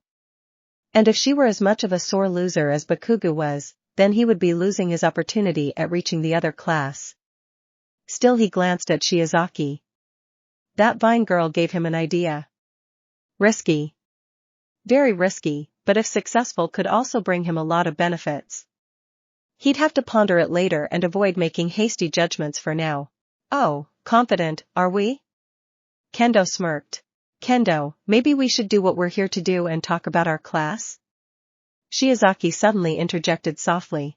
Ah, right, sorry, Kendo rubbed the back of her head sheepishly. Well, we're still getting to know each other, but for now, our class has good cohesion and a healthy learning environment. I'd like to say the same about our class, but we have a disruptive element, Momo sweat dropped in embarrassment. Just someone who doesn't like losing, but I'm sure he'll get used to it quickly here at U.A, Izuku added, knowing who she was referring to Katsuki.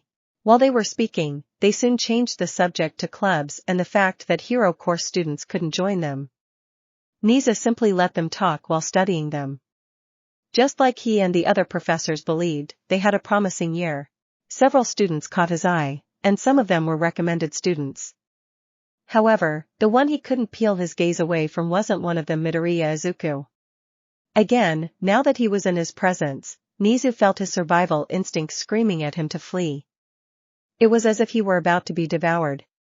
He had never gone through anything so drastic before. His worst reactions had been shivers down the spine, and it was with people with feline-based quirks. He supposed he shouldn't have ruled out dragons just because he didn't feel a thing when he met Ryukyu, the only known hero with a draconic quirk. At least in Japan. It was fascinating. He supposed he'd have to get over it, at some point. He wouldn't want people to think that he was discriminatory against a student. The next day in Gifu. What is the meaning of this? I thought we'd be having a small meeting. Shade clicked his tongue as he glared forward. Not invite the whole group in, he added with a grunt. He and Himiko, along with a few other subordinates, were in Gifu. They were here to meet with the Heroine weapon dealers. However, when they got here, instead of being welcomed by their leader in an office, an underling came to greet Ace and Shade Wielder and led them to an underground base. It was vast, but mostly because it housed an illegal fighting ring. And the whole gang seemed to be here, completely surrounding Izuku's men. We're having a meeting right now, the Heroine leader shrugged. He was a man covered in jewelry, from rings on every finger to multiple golden chains around his neck. He had short, but wild and unkempt white hair with a toned look. When I was told that your boss wanted to offer me a deal, I expected him to come himself. Not send his underlings, he gestured to Shade Wielder and Himiko, who was in her masked costume. He sent his right-hand man. I'm Ace, Himiko argued, her glare hidden behind her mask. She had a feeling that this loser was about to badmouth her lover. And you're probably a kid. Look at your size. The leader, bearing the same name as his gang, Heroine, scoffed. Is your boss too afraid to face me? He questioned. What did you say? Ace growled, ready to grip her knife. Shade glanced at her, wondering if he should stop her. However, the masked blonde stopped herself instead. No, she promised Izuku that she would get a deal with this man. Not kill him. Now that you're already here, I guess we can't help it. Heroine sighed before going to his seat and leaning back into it, positioned a little above the ring, where he had a perfect view of it. I'll hear your offer out, but on one condition. One of you must prove yourself in the ring. Here, people only listen to you if you're strong, so show me you're worth hearing out, he explained.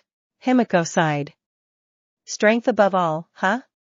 Then, if Izuku had come here, he probably could have made all of these guys loyal servants already. Well, he couldn't be everywhere at once. Fine. Shade Wielder, get in here. She ordered without a second thought. She wasn't that good a fighter. She mostly used stealth techniques for her kills, and she was a great threat to most people, even villains or pros. However, she doubted that Heroine would choose a pushover to fight here. If it was someone she couldn't overcome with a knife, then it would be a lost cause. What? Shade muttered, not looking thrilled about it. That's an order, by the day, Ace added, leaving no room for discussion. Damn it. Alright, Shade gave up, walking into the ring.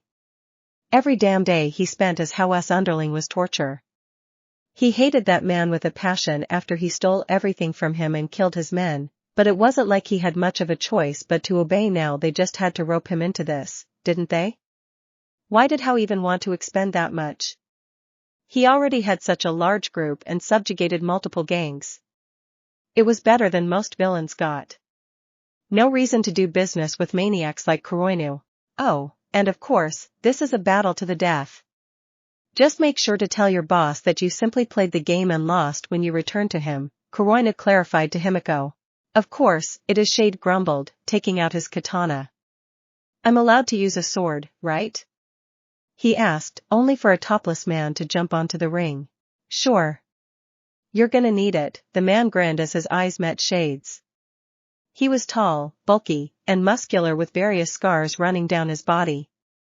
He was practically bald, except for the long pigtail reaching his lower back. I'm Gate, and I'll be your opponent, he said as a red aura began enveloping him. Shade arched an eyebrow. Sorry, but I'm the worst enemy you could have gotten. My fighting aura will keep rising until I defeat you, he casually explained. Well, it wasn't totally right. His fighting aura would make him stronger, faster, and would rise during the fight, but there was a limit to it. Still, Shade Wielder didn't need to know that. Level 1. As if that'd scare me, Shade clicked his tongue. I've seen the devil up close, already. You look like a teddy bear compared to him. He raised his sword. You can begin. Heroine suddenly announced. Kill him, but try leaving him in one piece, at least, Gate. You got it. Gate grinned, flexing his muscles. His aura slightly increased as the man pounced forward, quickly closing the distance between him and his enemy. TCH. Shade scoffed, jumping above the man's fist while slashing upward. Gate widened his eyes, instantly bending backwards to avoid the blade, which barely grazed his chin. You're an agile motherer, huh? He questioned as he stepped back, allowing Shade to land on the ring again. I don't have time for this, Shade grumbled, standing upright. How had been so overwhelmingly powerful that Shade knew he couldn't compete and gave up without using all of his power. He excelled in assassinations. If a quick and stealthy death was impossible, then he couldn't win. Thankfully, unlike How, Gate looked like an easy target. He needed to end this swiftly. He'd use the full extent of his quirk if needed. He held the index and middle fingers upright together in the tiger seal. Ninja Arts Shadow Mist, he declared as shadows burst out of him in a sort of black tempest. What's this? Gate quickly shielded his face with his arms as the tempest enveloped the whole ring. It was like real wind, and it seemed to be cutting into him. Yet this filled him with adrenaline and his fighting aura only increased. Level 3. That quirk's only a party trick, at best, Gate. Finish the off. Heroine ordered from his seat, not the least bit worried about the situation. Oh, it is over, Shade Wielder thought as bits of shadows joined together behind Gate, forming Shade's body with his sword aimed at the man's nape. Huh. Gate suddenly spun on himself, extending his fists outwards, and created his own tempest of red. Shade widened his eyes as the fighting aura slammed into him, hurling him into the ring's ropes, which threw him down to the floor. Come on, Mr. Ninja. An attack from behind? That was way too predictable. So this is the strength of your aura, huh? Shade muttered, brushing blood off his lip. Looks more like hot air to me, he said as Gate laughed before launching himself like a missile. Shade formed a wall of shadows before him, serving as protection, only for Gate's punch to go right through it. However, the first didn't reach Shade. Instead, the man had crouched down and thrown himself forward to swing at his enemy's waist. Gate raised his leg just in time to block it, though the blade still left a deep as Shade moved behind him. He managed to hurt him. Yet his katana was sharp and should have amputated him right there. His skin was tough, not as tough as How's, though. Mother of shadows, Shade whispered as black tendrils burst out of his shadow, flying at Gate. The man started punching them away, only for them to quickly reform and grab his limbs. Other tendrils attempted to perforate his skin or slam into him.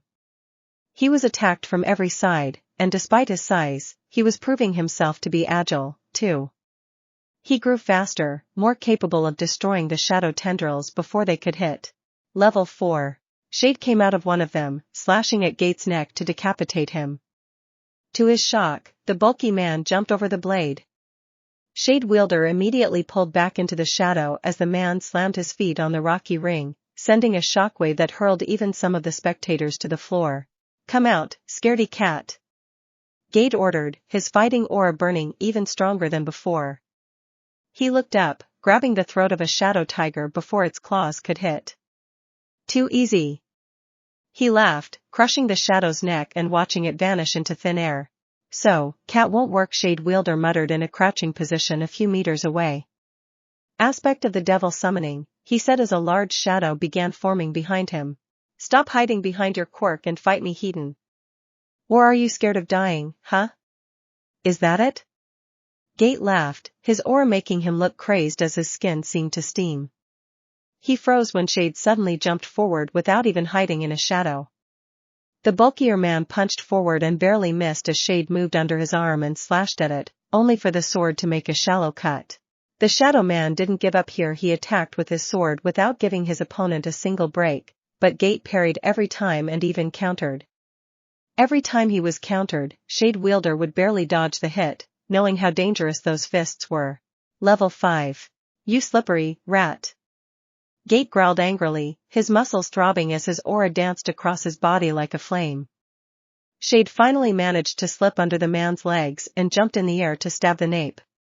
Right before he could, though, Gate's pigtail wrapped around his leg and threw him to the floor, his back bouncing off as he grunted. Got you. Kuroinu's subordinate laughed and raised his foot to squash his smaller enemy only for a black fist to connect with his jaw and throw his head back. Guh. He yelped, biting his tongue. It was close. Shade breathed out as the shadow he summoned earlier saved him. The shadow was tall, nearly 2 meters, with seemingly long, wild hair and horns on its head. Most of all, it looked as sturdy as Gate was. The man glared at the shadow, which quickly continued its onslaught with a flurry of punches, pushing Gate back. His allies didn't seem all that worried as they watched the spectacle. If anything, they only cheered louder. Enough. Gate clenched his teeth furiously. His eyes suddenly turned red. Level 6. Shade's shadow summon was suddenly blown apart, and its master was thrown back with the force of a car slamming into him. The man spat out blood, his sword breaking in half and flying into the air to stab itself into the ground several meters away. Ack! Shade Wielder yelped, bouncing on the floor a few times before coming to a stop. He lifted himself to look at the one he was fighting, clicking his tongue in annoyance once he laid his gaze upon him. Level 6 maximum overdrive. Gate grinned crazily, his muscles bulging as if they were ready to burst open in a rain of flesh and blow, his veins throbbing and his aura flowing out like a raging fire. It's over. Over. He he.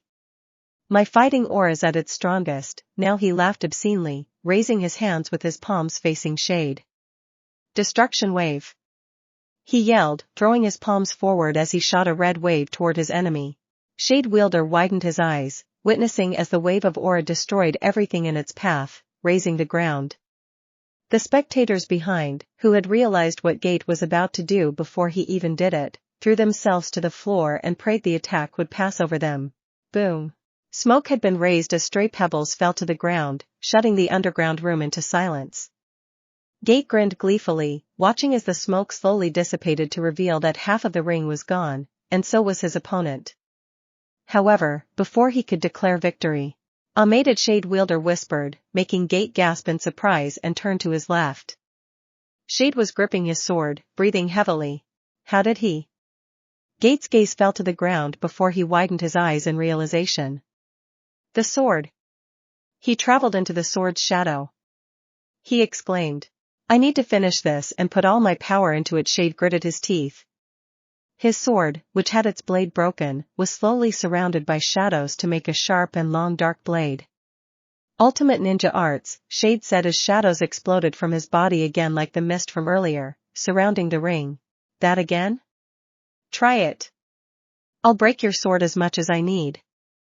Gate declared proudly as Shade Wielder moved faster than ever, his body turning all black and passing through the bulky man to reform behind him, his hand on the katana's handle. Heh? Gate uttered in confusion, red cuts slowly spreading across his face. Dark lullaby, Shade said softly as his shadows vanished, and Gate's head was cut into 4 slices, which slowly slid off his neck before his body ultimately collapsed in a puddle of blood. Gate! I can't believe he got him. One of the spectators shouted, grabbing his head. Boss! They turned to their leader to gauge his reaction, only to freeze. Well, seems we're at an impasse. Heroine gulped, trying to look impassive as he sweated. He hadn't moved from his seat, but Ace was behind him, after sneaking past his guards, and had a knife against his throat. Men, I'll need a room to welcome our guests, he ordered carefully. His underlings rushed to obey, realizing the delicate situation that he was in. So Himiko mused with a masked grin. I'll hear you two out. You've proved yourself plenty. Heroine conceded reluctantly. After what seemed like an eternity, the blonde girl pulled the knife away from his throat. Nice. See? It wasn't so hard. Himiko giggled amusedly. Oh, and our boss is much stronger than Shady, here. Just so you know, she warned him. She was basically saying that he shouldn't dare cross them. He wasn't willing to, anyway. Ultimately, they successfully agreed to a deal. How his organization will be allowed to sell drugs in Heroine's territory, and give them a cut in exchange, but he'd also supply them with weapons at a discount. Heroine would also give them all the information he had on his rivals in Gifu, so that they knew which locations were to be avoided if they wanted to deal drugs outside of Heroine's territory. In retrospect, their mission went well. Unfortunately, that same day tonight, an elderly man sat on a comfortable armchair. He was in a spacious and luxurious room with a long table and a chandelier above it. He sat at one end of that table, but he wasn't alone. Because it had plenty of room, it also had a bar, pool tables, and even arcade machines. This place was often filled with his trusted men. On his left were large windows showing the city, Nagoya, and indicating that they were in the upper floors of a tall building. His gang, the Blood Chain, stood behind him protectively. He was Sarada Tato, dressed in an expensive suit, looking at a potential business partner. Said business partner was none other than Arsenal, accompanied by 10 of his underlings. "Thank you for receiving us on such short notice," Arsenal grinned while sitting nonchalantly across from Sarada. "Cut the pleasantries.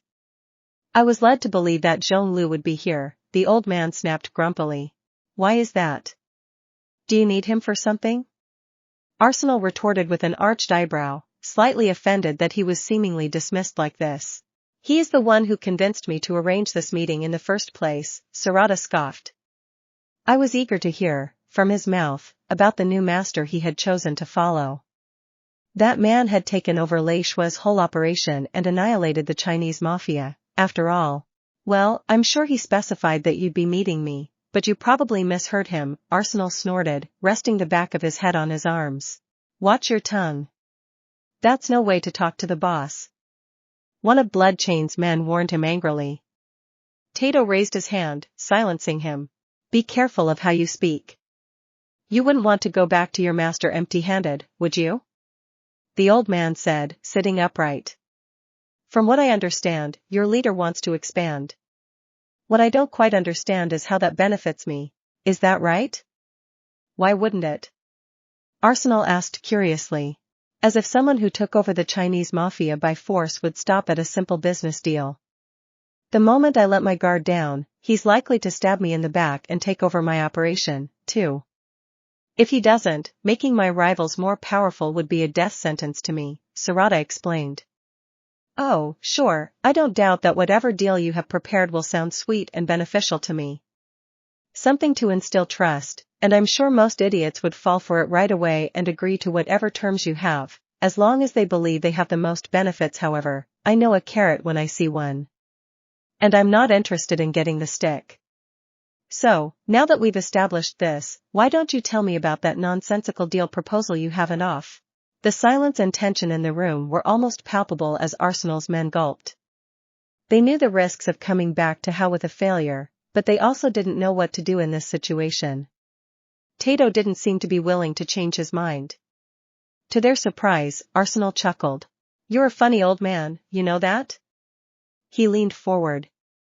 "I will be honest with you, I didn't come here to make you a deal," he revealed, making his allies widen their eyes, and Sarada an eyebrow in confusion. "My comrades will probably succeed in their missions, with diplomacy and stuff, secure income, and good relations with other groups for our master. But see, that's not good enough for me. I know what my master wants, and if I want to be his right-hand man, one day then I'll give him exactly what he's looking for." "You're totally right. He was planning on making you his dog at some point in the future, but why wait? I have you right here." So he suddenly turned his left arm into a sniper rifle and casually aimed it at Sarada's head. "Swear fealty to my master or I'll slaughter every one of your men in this room," he gave an ultimatum. The first to react was one of the men who accompanied him. "What the are you saying, Arsenal? That's not master's orders," he yelled, leaning over him. "We aren't supposed to start a war, damn it." "I'm not starting a war. I'm starting and finishing it in one stroke," Arsenal shrugged. "You." The man clenched his teeth as one of their allies stammered incoherently, pointing at him. "What? What is it?" He turned to face him. "D-Dude, are you alright?" The other man questioned fearfully. Huh? He uttered in confusion when the man he was looking at began to be split in two. No, his whole vision was split in two. What's wrong with you? Me. What's wrong with your head? He retorted, still pointing at him. That was when the first man realized, as he touched his face. Oh, he was dead. His head was split in half vertically, before it was completely sliced off his neck. He collapsed a second later with a man standing over him. A man with long blades coming out of his forearms. Arsenal quickly changed target, moving from Sarada to the blade man. Kill them all. Tato ordered loudly, his face red with fury. All hell broke loose. Gunfire barked glass exploded inward from the windows as rounds chewed at the pane. Most of the people here didn't have great offensive quirks, so they used their firearms. Thankfully, Arsenal planned for that, so he brought men with quirks that would be useful for fighting. Only he didn't expect to lose one before the battle even started. Was this his fault? No. No way. He was simply doing his best to make his master the most powerful man in Japan. Then he'd become his right-hand man. Men shouted all around Arsenal as his own allies countered as best as they could, using their quirks to either shield the others from bullets or attack their enemies. When 10 of Sarada's men fell, one of Arsenal's followed soon after. Unfortunately, the weapon master was busy dealing with that blade man. Since his quirk made his body stronger, he wasn't cut as easily. However, his enemy was fast. Arsenal changed his leg into a blade and attacked in a horizontal arc, cutting 2 men in half before he was blocked by Blade Man. He reacted quickly and changed both of his hands into machine guns, firing all around him, but mainly at the most dangerous threat. Blade Man was relentless. Every swing of those forearm blades came with deadly precision. He deflected bullets with smooth, almost lazy motions, closing the distance faster than Arsenal expected. Arsenal reshaped his right arm into a cannon, firing a concussive blast that blew half the table apart and sent splinters flying. The blast sent Blade Man tumbling through a wall, but he didn't stay down. Damn freak! Arsenal hissed, his breathing ragged. He turned to look at the rest of the room. Bodies everywhere, but most of them belonged to Blood Chain. Out of the 10 men he brought with him, only half remained.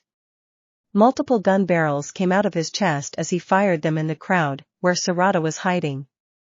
Then the Blade Man came back, dropping down. Persistent. Arsenal snarled. Arsenal barely leapt back. The weapon master twisted his torso, metal clicking and whirring as his right shoulder unfolded into a rotary cannon. I'll cut you into scrap. Arsenal roared, unleashing a hail of bullets that tore through furniture, walls, and flesh alike. Blade Man weaved between the bursts, sparks flying where bullets grazed his blades. The room had become a war zone, bullets ricocheting, men screaming, plastered dust filling the air. One of Arsenal's own men stumbled backward, clutching his side. We need to retreat, boss. This places, he shouted. Boom! An explosive shell from Arsenal's cannon struck a wall lamp, igniting the alcohol-soaked curtains. Flames climbed fast, too fast. The chandelier above cracked and dropped molten glass as the fire spread across the wooden beams.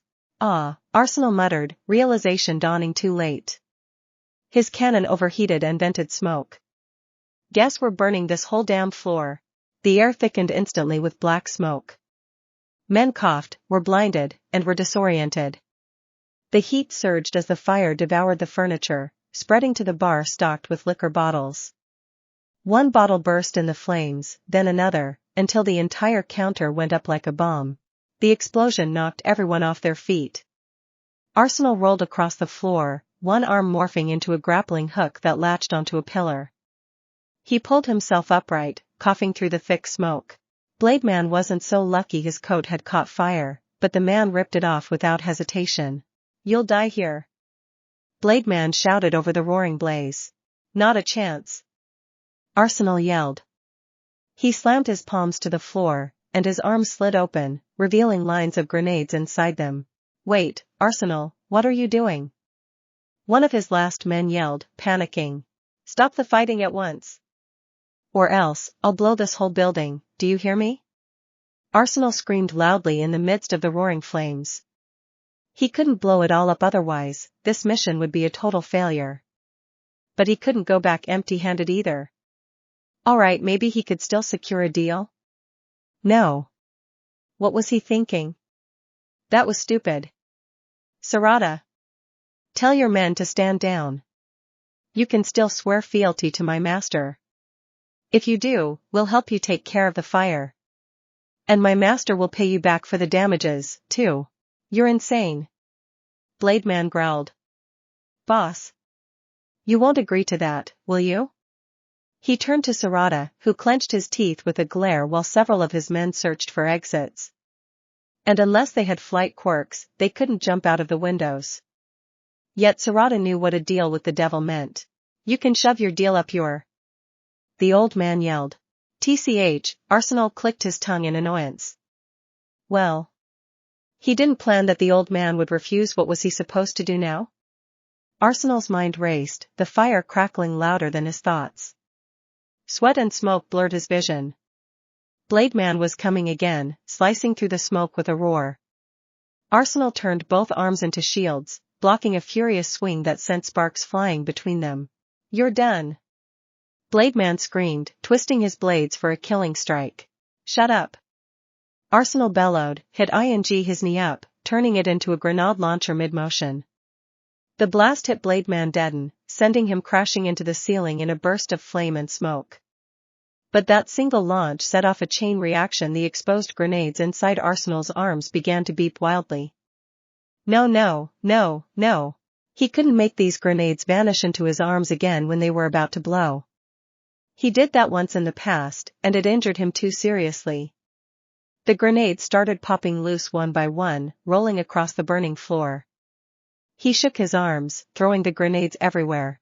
Oh, for S sake, Arsenal muttered. Arsenal. One of his last men roared in panic. One grenade landed in front of Sarada, who was crawling out from under a burning piece of furniture. Oh, the older man uttered.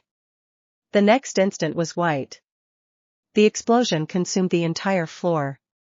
The shockwave shattered every window, blowing flaming debris into the night sky. The sound ripped through Nagoya, shaking nearby buildings. Sarada's flesh was blasted off his bones in a wave of flames. For a moment, Arsenal felt nothing but heat and pressure, then wind. He and his last man were hurled outward by the blast, flames trailing their bodies as they burst through a window. Arsenal barely managed to morph his arm midair into a grappling hook and fired blindly. The hook caught the edge of a nearby rooftop, and the cable snapped taut, them both violently before they slammed onto the roof. They rolled, coughing and gasping with the night air cooling them a little. Arsenal breathed out, gazing up at the sky. His comrade wheezed beside him, staring up at the inferno.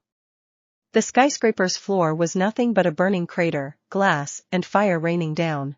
Holy, we're alive, the man muttered. The top of the building they were in began to shake as a burning and screaming man jumped off the floor to the streets below. The structure wasn't stable anymore. The roof and all floors above the burning one collapsed off the building, plummeting like a meteor toward the civilians down there. Arsenal lay on his back, chest heaving, smoke rising from his body. For a long moment, he just stared at the blazing tower. Alive, yeah, and we didn't even get the deal. He sat up, wiping soot from his mouth. The deal? The other man turned toward him sharply. That's the least of our problems. What the, man? Why did you go and threaten them? Did you even realize how much we add up? Even if they rejected us, I'm sure Hayasama would have forgiven us and dealt with them himself. Damn it, we're screwed. He grabbed his head in fear, pacing back and forth before hesitantly looking down at the streets. It was hell. People running and screaming, fire spreading. Wait, no, this isn't my fault. It's yours. And you'll tell Hayasama? He was cut off when a bullet punched through his forehead, making him back. Slowly, the man leaned back until he fell off the building. Yeah, no. I'm not about to lose credibility with Master Huff. I'll find an excuse, Arsenal muttered, the gun barrel his fingers turned into smoking, before it changed back into his normal hand. For now I better get out of here, Huff, before a pro hero spots me, he grunted as he rose to his feet and headed to the fire escape. He probably wouldn't get in too much trouble if he found a good excuse, right? Zhonglu. Villain named Bullman. Appearance he is 270 meters, quite tall. But besides his height, he also has powerful and bulging muscles to match. He looks like a minotaur. Hoofs for legs and a bull for a head with large horns give him an unsettling appearance. He wears a golden ring, and despite the black fur covering his arms, chest, shoulders, and back, there is visible tanned skin. Age 43. Gender male. Quirk Minotaur. It's a mutation type quirk that essentially turns Zhonglu into a minotaur. He has enhanced senses with better vision, sense of smell, and hearing. Most of all, he has insane strength that can even allow him to juggle cars and bend steel. Personality. In the past, Zhonglu was an arrogant and reckless man. Today, he is hardened by his past trials and failures. He is someone who holds honor in high regard, but who also bears absolute loyalty toward the one he sees as his master or mistress, the person he essentially swears fealty to. He somewhat has a soft side he gained because of the love he once held for a childhood friend and later girlfriend. He also likes to have fun and finds entertainment with his allies, especially if he considers them friends. But make no mistakes, he is a villain. He was one from a young age, and this made him a ruthless man who won't let anything stop him from fulfilling his duties to his master, not even his personal morals. Despite being previously in love with a woman who didn't possess that quality, he has quite a liking for massive boba. Backstory. Zhonglu grew up in China as an orphan. His parents were in the Chinese mafia and perished in their service. Thus, he grew up in the streets alongside Lin Mei. The two quickly fell in love as they did what they could to survive. It was only some time before that they met two Japanese orphan twins, Saiko and Reiko. They became inseparable, even forming a small group, and it didn't take long for the Chinese mafia to notice them. Even though they were young, Lei Shui saw incredible potential in them and recruited them, especially since Zhonglu's own parents had been a part of the mafia once. Zhong's loyalty to the mafia was absolute, and during that time, he was also taken in by an old master of Hikasaku Ken on Lei's recommendation, the flesh-tearing fist. As the name implied, it was a martial art that specialized in techniques whose purpose was to tear the flesh off the enemy's bones. Despite the daily lessons, Zhong would only take this seriously much later in life. After 10 years under Lei Shui, Zhong discovered that they had a traitor in their midst and was tasked to find them. Eventually, he found out that Mei had been doing the same thing. Together, they discovered that the traitor was Sora, a man who betrayed the mafia to use someone else as scapegoats and become Lei Shui's right-hand man. With his seemingly invincible quirk, he defeated Zhong, killed Mei, and the twins. Zhong was deemed a traitor by the family, and he swore revenge until he eventually achieved it. Kirigaya Koga. Villain named Leech. Appearance. Leech looks like a small mass of tentacle-like roots. He doesn't have a human body, mouth, ears, or eyes. Nothing. He resembles more an alien or monster than a human. Age unknown. Gender unknown. Quirk Fungi Dominion turns the user's body into root-like tendrils that can infiltrate another person's body either by piercing through their skin or entering by any of their victims' orifices. Once inside, the user can travel to the host's brain, connect to it with tendrils, and exert influence over their thoughts and actions like a parasite.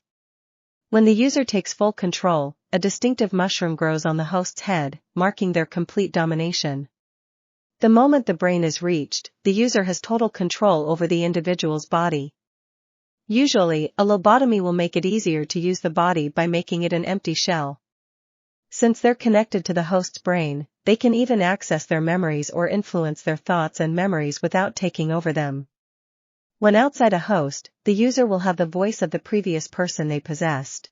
Personality. Technically, Leech doesn't know his gender because he was abandoned at a young age, and never knew the body he had before his quirk came in.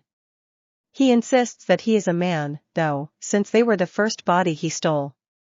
Leech only follows those who can grant him his wishes and those he feels safe with. His main interests lie within himself, but he knows he can't survive on his own. Indeed, he has nothing to himself and can only live through others. His goal is to go from body to body until one finally satisfies him, a strong body, one he'll finally be good to use as his permanent home. He doesn't know compassion, love, or empathy. To him, other people are bags of flesh that he can use. He doesn't like his original body, he prefers other people's. He doesn't consider himself human. Yet, when in a body, he takes advantage of it to live like a normal person would, partying, drinking, playing, mainly debauchery, really. He has a lot of pride, which is ironic considering what his quirk is. Backstory: Leech was born a regular-looking baby. Unfortunately, the moment his quirk came in, permanently turning him into a withering mass of tentacle-like roots, his parents abandoned him at an orphanage. Unsurprisingly, even the people at the orphanage were disgusted by him, whether it was the staff or the other children. When he was welcomed in, he was given a first and last name, though he stopped using them when he became a villain. Even from that young age, he detested his own, imperfect form. The first body he stole belonged to another child at the orphanage. At the time, he only possessed him and didn't remove his mind and personality since he didn't know how. He was quickly found out and thrown out of the orphanage. He may have been a child, but he was seen more like a dirty creature than anything else. There was no sympathy for him. Living on the street, he survived by taking over cats or dogs. It was an unpleasant experience. Eventually, he switched to humans, homeless people, men wandering in the dark alone. He had always been too afraid to take over a pro-hero. One day, he made a partner, someone who introduced him to the world of villains. They made a good team for a while, but the body Leech possessed at the time had a weak quirk, and this wasn't the case for his partner, so Leech waited for the best moment and betrayed him, stealing his body. Since then, he moved from group to group, following those who could give him an easy life until he settled on Tangleweaver. Tangleweaver earned his loyalty. Then, they met a monster they couldn't defeat: Midoriya Izuku. How? Inoue Daiki. Villain named Vortex. Appearance: he is a man with blue and curly hair. His main features are his blue eyes and their black scara. He has an average build, not one built for combat. Age 32. Gender: male. Quirk: dimensional drift allows the user to create a unique symbol that they can imprint on any surface, object, or even living beings. Once the symbol is marked, the user can open a portal to that specific location at will, enabling instantaneous travel between points. The symbol is a circle with a large plus sign over it. The symbol doesn't need to be created by Vortex, though it's easier for him since he can even make it in the air, control it, or throw it. However, someone else can also draw the symbol, and if Vortex knows it exists, he can open a portal to it. He doesn't have a portal limit or a distance limit. Personality: Vortex always wanted to be a businessman. It turns out he found his calling in villainy. He doesn't like botching his duties, and to him, being a villain is like a job. A risky one, but a job nonetheless. It's not that he particularly likes it, but that's where his talent lies. While he can handle himself in combat, he isn't a fighter and would rather avoid it if he can. He has always been used as an escape route or to take care of the group's finances. He's a calm person who is rather introverted in general. He likes reading in his free time.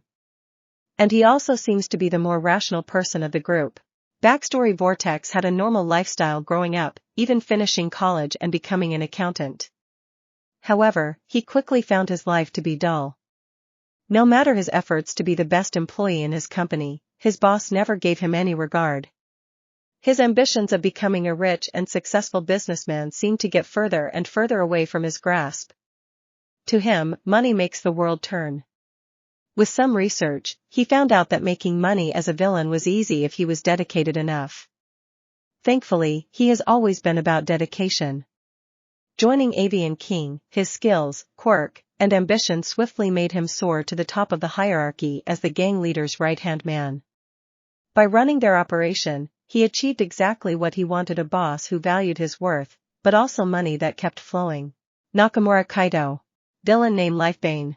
Appearance: he is a man with short and slicked-back blue hair and yellow eyes. He is tall, but slim, which doesn't make him look like someone fit for a fight. He usually wears a business suit. Age 29. Gender: male.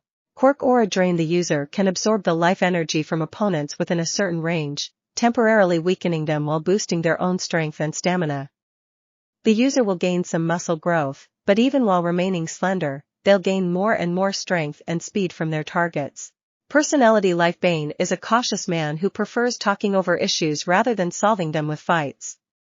He doesn't particularly enjoy the suffering of others, like many villains tend to do, and he respects his underlings a lot, which earned him their loyalty in return. Backstory: Nakamura Kaido grew up in a respected medical family, surrounded by wounded heroes and the harsh realities of hero work. When his quirk, or a drain, manifested, he accidentally drained a hero during treatment, scarring him with guilt and making him fear his own power. Despite mastering control and dreaming of becoming a doctor, society labeled his quirk as dangerous, closing every professional path he pursued. After being framed by corrupt corporate employers who exploited hero-villain conflict for profit, Kaido became a wanted man with no place left in the system he once trusted. Forced into the underground, Kaido adopted the name Life Bane, though he uses his quirk with restraint and prefers negotiation over violence. His calm demeanor and genuine respect for his followers earned him rare loyalty among villains. His gang quickly gained infamy, and perhaps, with enough patience, he could have defeated his rivals. Unfortunately, Hao had changed those plans. Suki Kanzuya. Villain name Powerplant. Appearance: he is a bald man with a muscular upper body and defined arms.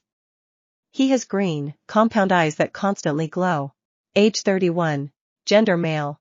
Quirk Verdant Surge allows the user to accelerate the growth of plants at an extraordinary rate, enabling them to manipulate their surroundings and create natural defenses, offensive plants, or even massive vegetation in the blink of an eye.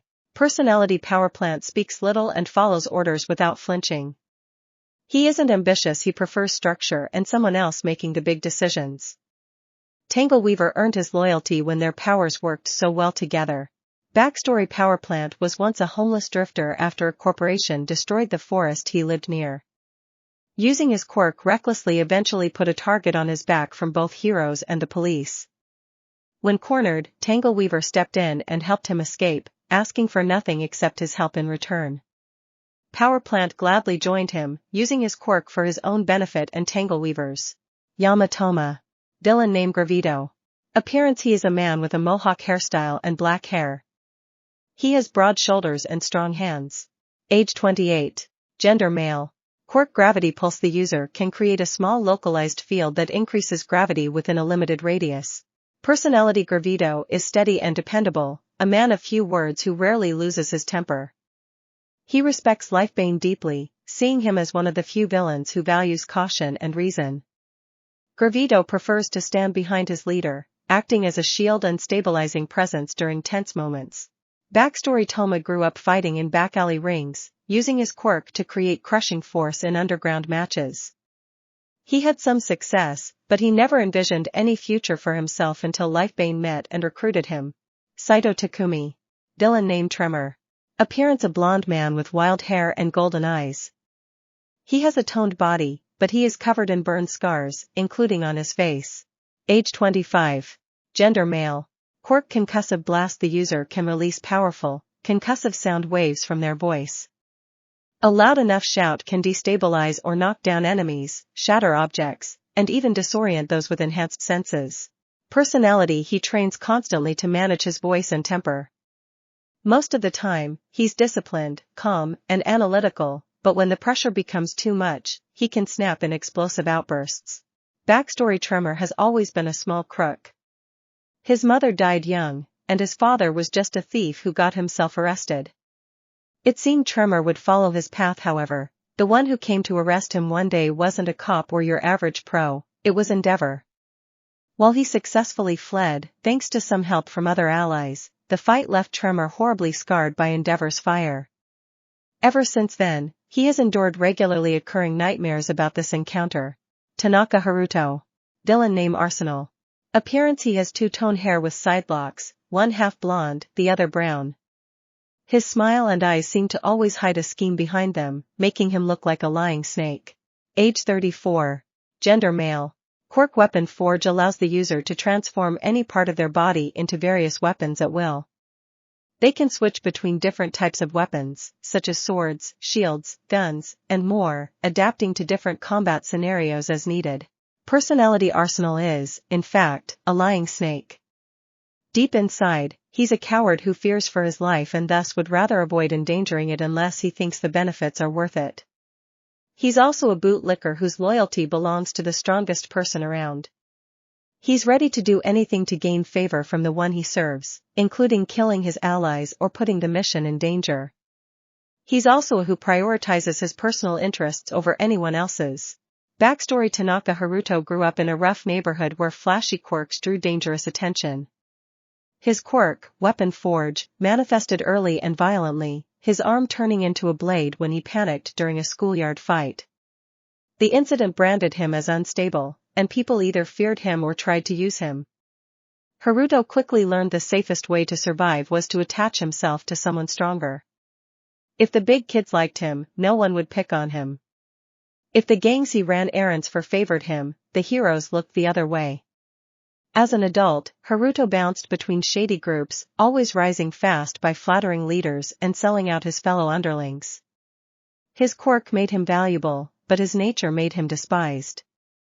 Eventually, he entered the villain world full-time, gaining the name Arsenal for his ability to turn any limb into a deadly weapon. Though powerful, he still avoids combat whenever possible, preferring to hide behind stronger villains, manipulate others into taking the risks, and save his own skin above all else. Kanzaki Isabara. Villain name Tangle Weaver. Appearance: he's muscular with tanned skin, green hair. Has a rugged face with a recently shaven beard. Has thick, T-vines around his arms. Age 33. Gender male. Quirk Creeping Vine: the user can manipulate and grow vines that can ensnare, trip, or bind opponents. These vines are adorned with sharp thorns that deliver a potent venom. Personality: Tangle Weaver is a sadist. He enjoys drawing out a fight, not for the thrill, but for the art of watching his prey panic. Despite being physically imposing, he has no pride to protect when it comes to achieving his goals. He will grovel, manipulate, humiliate himself, or pretend to be weak if it increases his chances of success later. Spite fuels much of his cruelty. If someone wrongs him, even in small ways, he will find ways to make them suffer slowly, ensuring they understand exactly why he's doing it. He also has a weird obsession with plants and sometimes even talks to them. Backstory: Isabara grew up in a rural town where his vine-based quirk frightened the other kids. His parents tried to force him to act normal, trimming his vines and punishing him whenever they grew out of control. Plants became the only things he trusted. In middle school, local delinquents learned his quirk was useful and used him as muscle. When they eventually turned on him to save themselves during a police crackdown, something in him snapped. He realized people were weak, fake, and only worth keeping if they could be controlled. After leaving home, he built a small criminal crew using his quirk to restrain, torture, and intimidate targets. His obsession with plants deepened as he experimented with venom potency, growth control, and binding techniques. Over time, he earned the underground name Tangle Weaver, a villain who enjoys watching victims struggle as much as he enjoys watching his plants grow. Suzuki Yuto. Villain name Shade Wielder. Appearance: short, but wild black hair. He wears a bandana around his mouth, is dressed in all black and ninja-style clothes, and has a katana. He also has silver eyes. Age 27. Gender male. Quirk Eclipse: the user can generate dark, eclipse-like shadows that can obscure visibility and engulf opponents. These shadows can solidify into defensive barriers or offensive tendrils, allowing for versatile combat tactics in both attack and defense. Personality: he prioritizes his own life and self-interests, plays the long game, and doesn't wish to kneel to anyone. Yuto is calculating, but can easily lose his calm in extremely dire situations. To him, self-preservation is not cowardice but intelligence. He avoids direct confrontation unless he knows he has the advantage. Most of all, he deeply trusted the men who worked closest to him before they were killed. He tries to hide it, but he can be considered a Chuyuni by most people, especially. Backstory: growing up in a crime-ridden district, Yuto learned early that strength meant nothing without intelligence. After witnessing the murder of his older brother by a local gang, he used his shadow quirk to eliminate their leaders in a single night. That event marked the birth of the Dark Sentinels, a gang he rebuilt from the ashes and shaped into an organization that relied on stealth, information control, and fear rather than brute force. Under his leadership, they became infamous for ambush tactics, silent assassinations, and disappearing without a trace, earning him the nickname Shade Wielder long before he officially adopted it. Arsenal shuffled nervously on his feet while looking up at his master. Arlight. This was bad. He was in deep. Hayasama sat on the throne custom-built for his size, overlooking his subordinates, including Arsenal. Of course, all the main players were here along with their right-hand men. A couple of days after their master had given them their respective missions, he had now heard their reports, or rather, if they succeeded or not only. For now, it was the only thing that interested him. Unfortunately, Arsenal was the only one to come back with fewer subordinates. More specifically, to come back with 0 of them. They all died. His colleagues, on the other hand, didn't have a scratch, unlike him. Well, except Shade Wielder. They either had to fight and then won without issue, or they avoided fights altogether. Unsurprisingly, Ace succeeded in her mission, Izuku pointed out lazily. Shade Wielder stiffened, seemingly annoyed. Probably because he did most of the work and received no praise for it. Lifebane, Gravito, good work in Hamamatsu, he complimented them, making the former gang leader bow his head lightly. This will be great for our future operations, Master, Zhonglu nodded, satisfied as well. Arsenal clicked his tongue. That stupid bull was such a up. Yes, but I'm still disappointed. Izuku's gaze turned cold, making Arsenal gulp. Tangle Weaver, Power Plant, and Leech lightly stiffened, but didn't seem as terrified as Arsenal was. Nagoya is quite important. We already had a foothold, thanks to the Mafia, but we seriously needed to expand it to take full advantage. And both missions in Nagoya are failures. Neither of you got me a deal, he glared. Arsenal stepped forward, ready to make an excuse for himself. Master. There is a perfectly, he began to spout, only for Izuku to stand up and stomp toward him, shaking the floor with his step as he stood over him. Shut it. You're in the most trouble here, you fool. He growled, raising his hand as if about to strike Arsenal in the face, though he didn't. The weapon maker whimpered, cowering away in fear. But why, Master? Tangleweaver and his group failed, too. I wasn't the only one. He pointed at the group of 3, who still looked calm. At least, they ended the talk peacefully. And on top of that, they captured the pro-hero they mentioned to make up for their failure. How argued in their defense. But you? You lost all of your men. All people with offensive quirks. Not just that, but you made a ing mess. I wanted a business deal. Not a gang war. He clenched his teeth and his fists. Whatever was keeping his temper in check was also keeping Arsenal alive. Please, Master. Arsenal quickly got on his knees, holding his hands in a prayer. You must understand. They didn't want to hear it. None of the offers was to their liking. Not just that, but their leader, Sarada. That stupid, old man, he wanted to kill me. He was afraid of you. Wanted to weaken you, my lord. By taking me out. He never planned on letting me leave alive. I told him how foolish it was to defy you. Begged him, really. Because I believed it was in everyone's best interest for him to agree to the deal. But he refused. I defended myself. Arsenal began to ramble, spouting justification after justification desperately. My subordinates all brave, braver than any man. Besides you, of course, Master. They fought to defend me and your honor. They died for you. Every one of them. Sarada's gang murdered them in cold blood. But their sacrifice wasn't in vain, Master. Yes, I failed the mission, and disappointing you kills me. But at least, we killed their leader. We killed their strongest members. Their gang is weakened. Finished. They're easy pickings now. He argued as Izuku paused. How carefully considered Arsenal's words. The last part wasn't totally wrong. Blood chain was likely very weakened. Sending men to Nagoya was easier than it had been in the past since they took over the Mafia's operations. Next time you disappoint me, you better run, Izuku huffed, getting back on his throne. Arsenal looked up, teary-eyed, then threw himself on the horned boy's feet in submission.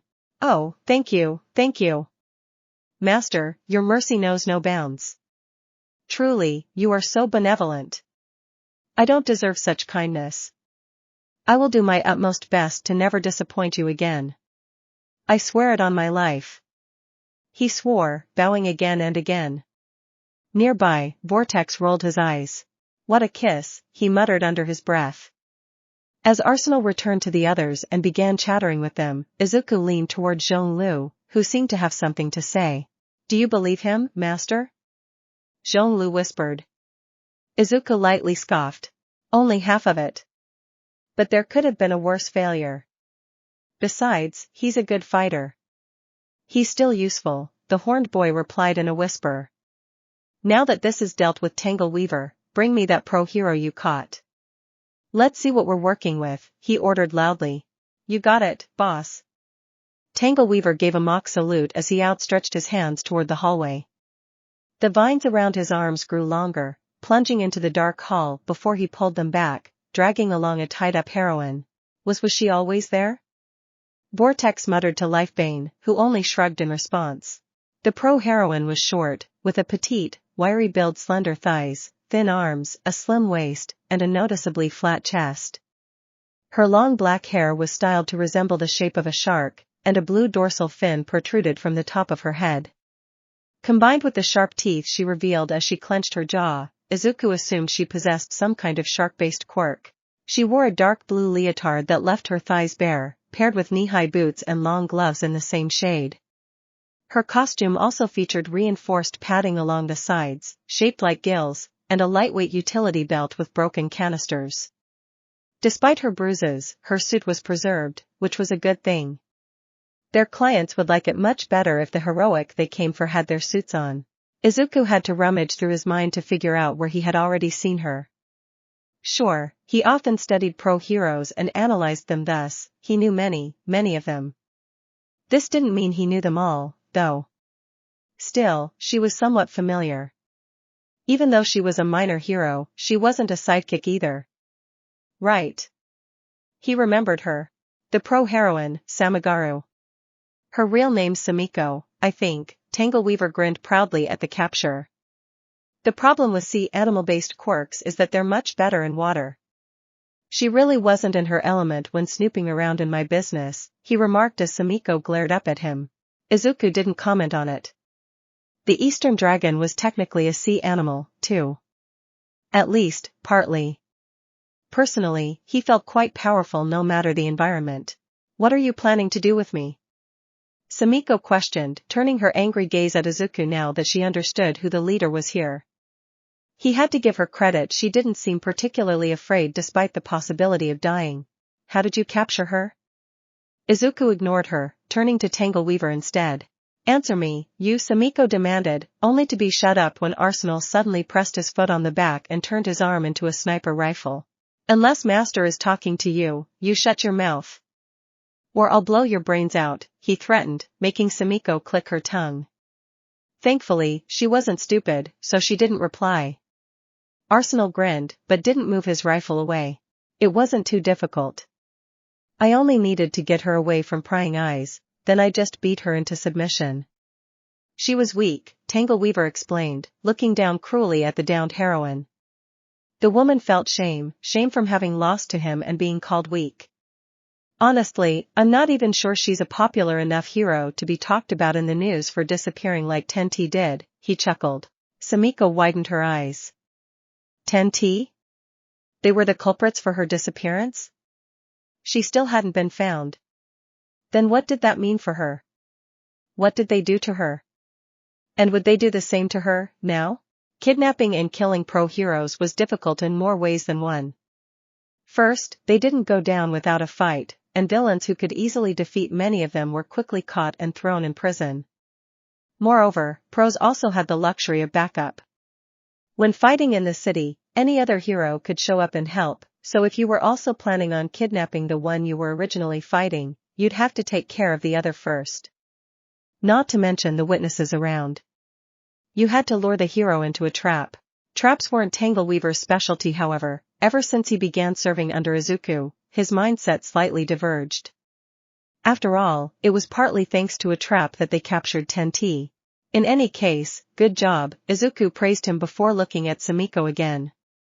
Bring her, he motioned to Arsenal, who grabbed her by her bound wrists and dragged her to his feet. He dropped her there without a care. You lost, Samagaru.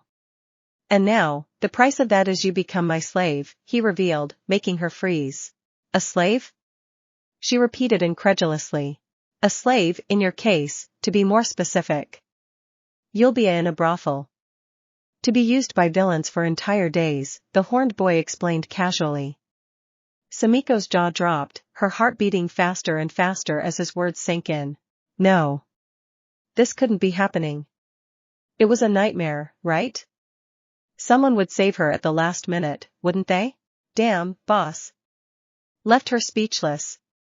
We didn't even need to show her Tenti to break her spirit. Tangleweaver snickered with his arms crossed. Indeed, Sumiko simply stared ahead in shock, as if her brain was slowly processing the information. Don't speak too hastily. I can still see a flicker of hope in her gaze. She may not look like it, but she's a fighter, Zhonglu remarked lightly from where he stood. Oh, is that right? Tangleweaver grinned, walking up to the woman with his phone in hand. Alright, I'll show you then. Might have been better in person, but I'm sure this'll be enough, he said as he shoved the screen in her face. Look at what's gonna happen to you, hero. Reluctantly, Sumiko looked at the screen. It was a video, most likely recorded by Tangleweaver from his point of view. She immediately recognized who he was recording. Tenti. The heroine, easily recognizable from her massive and her hero costume, was riding his with a wide and naughty smile on her face. Her boba's bounce with every move, and from the torn spots in her suit, Sumiko noted that her body had been written on. It was all crude language: hero on her hip, huge airs on her dump on her pelvis, house property on her. Sumiko could only see half of the last one, but she easily made out what it said. However, Tangleweaver and Tenti weren't the only ones in the video. They were surrounded by other men, all of whom had their in the heroine's face. Worst of all, she looked happy to service them. She had in each hand, stroking them as fast as she could. One man was her boba point gap. And she edit every so often, switching between men. What a you turned out to be. So much for a pro hero. One of them laughed while her from behind as she still rode Tangleweaver. Oh. Ha, harder. Use my naughty body harder. Tenti begged with her tongue hanging out of her mouth. He he he. At this point, she probably forgot she ever was a hero. Another said while himself off to her face. Being a hero. I'm just a villain now. Tenti bluntly replied, much to Sumiko's grim shock. I'm about to come. Oh, yeah? Tangleweaver, the one from the recording, said as he grabbed her hips to keep her from moving. Are you sure you deserve it? You don't look like you enjoy our ass that much, he pointed out, and Sumiko could just sense the grin on his face. I do. I love villain. Please. Let me come. Me. Tenti begged desperately, all the resistance gone from her mind. Whatever was left of her past self was either buried in the very depths of her soul or was fully gone. Never thought I'd have a pro hero begging for my. Tangleweaver laughed. Alright, boys. Give her what she wants. Empty yours in that hero. He ordered gleefully. Yes. Tenti cheered loudly as they ed her harder than ever, all getting close to intense pleasure. She wrapped her mouth around a nearby, almost like she wanted to gobble it all up. For the next few seconds, Sumiko could only watch, unable to move her eyes away from the screen, as the former heroine was covered in as well as cream-pied. And Tenti even looked happier than ever, as if she had been given the most wonderful present in the world. When the video ended, Tangleweaver tucked his phone back in his pocket. She's making a killing back there and making us a lot of money. Honestly, I never grow bored of her, no matter how much I her, Tangleweaver chuckled before turning to Izuku. Oh, and she's also missing your boss. Says she wants another cream pie from you. He told him, though Izuku just shrugged. He visited her from time to her, but she didn't interest him that much, and he was also busy. Most of the villains currently in the room took a turn at her. Tangleweaver looked at Sumiko again.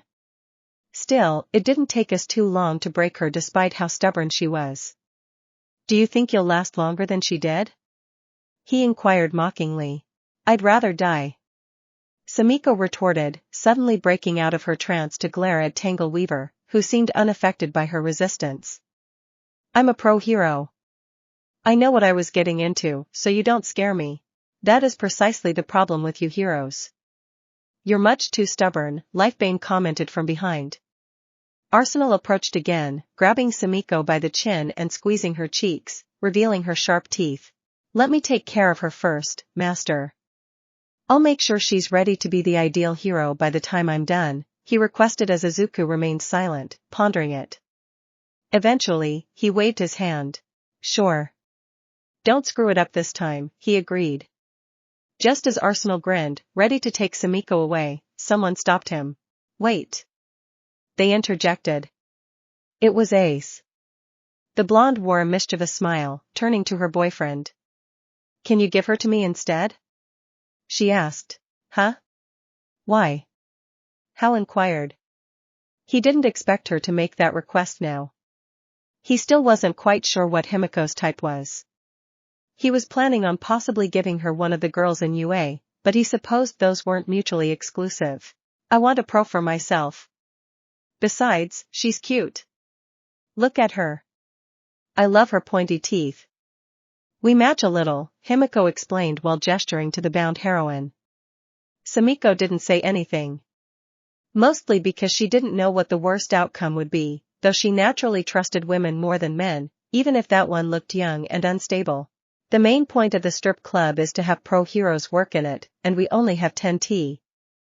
Dylan's are gonna end up getting bored with her at some point, Izuku replied, faintly annoyed. Kidnapping heroines was already hard enough, but finding some that'll be a hit in the brothel was even harder. Thankfully, Vortex made it a little more manageable with his portals. Come on, Izuku. Pretty please? Himiko insisted with pleading eyes, though he didn't seem to budge. Alright. You can get her for the brothel for 1 day a week, then. She suggested. 3 days, Izuku argued casually. Come on. 1 day's enough. 3 days. Please, please, please. Himiko continued to plead. 3 days.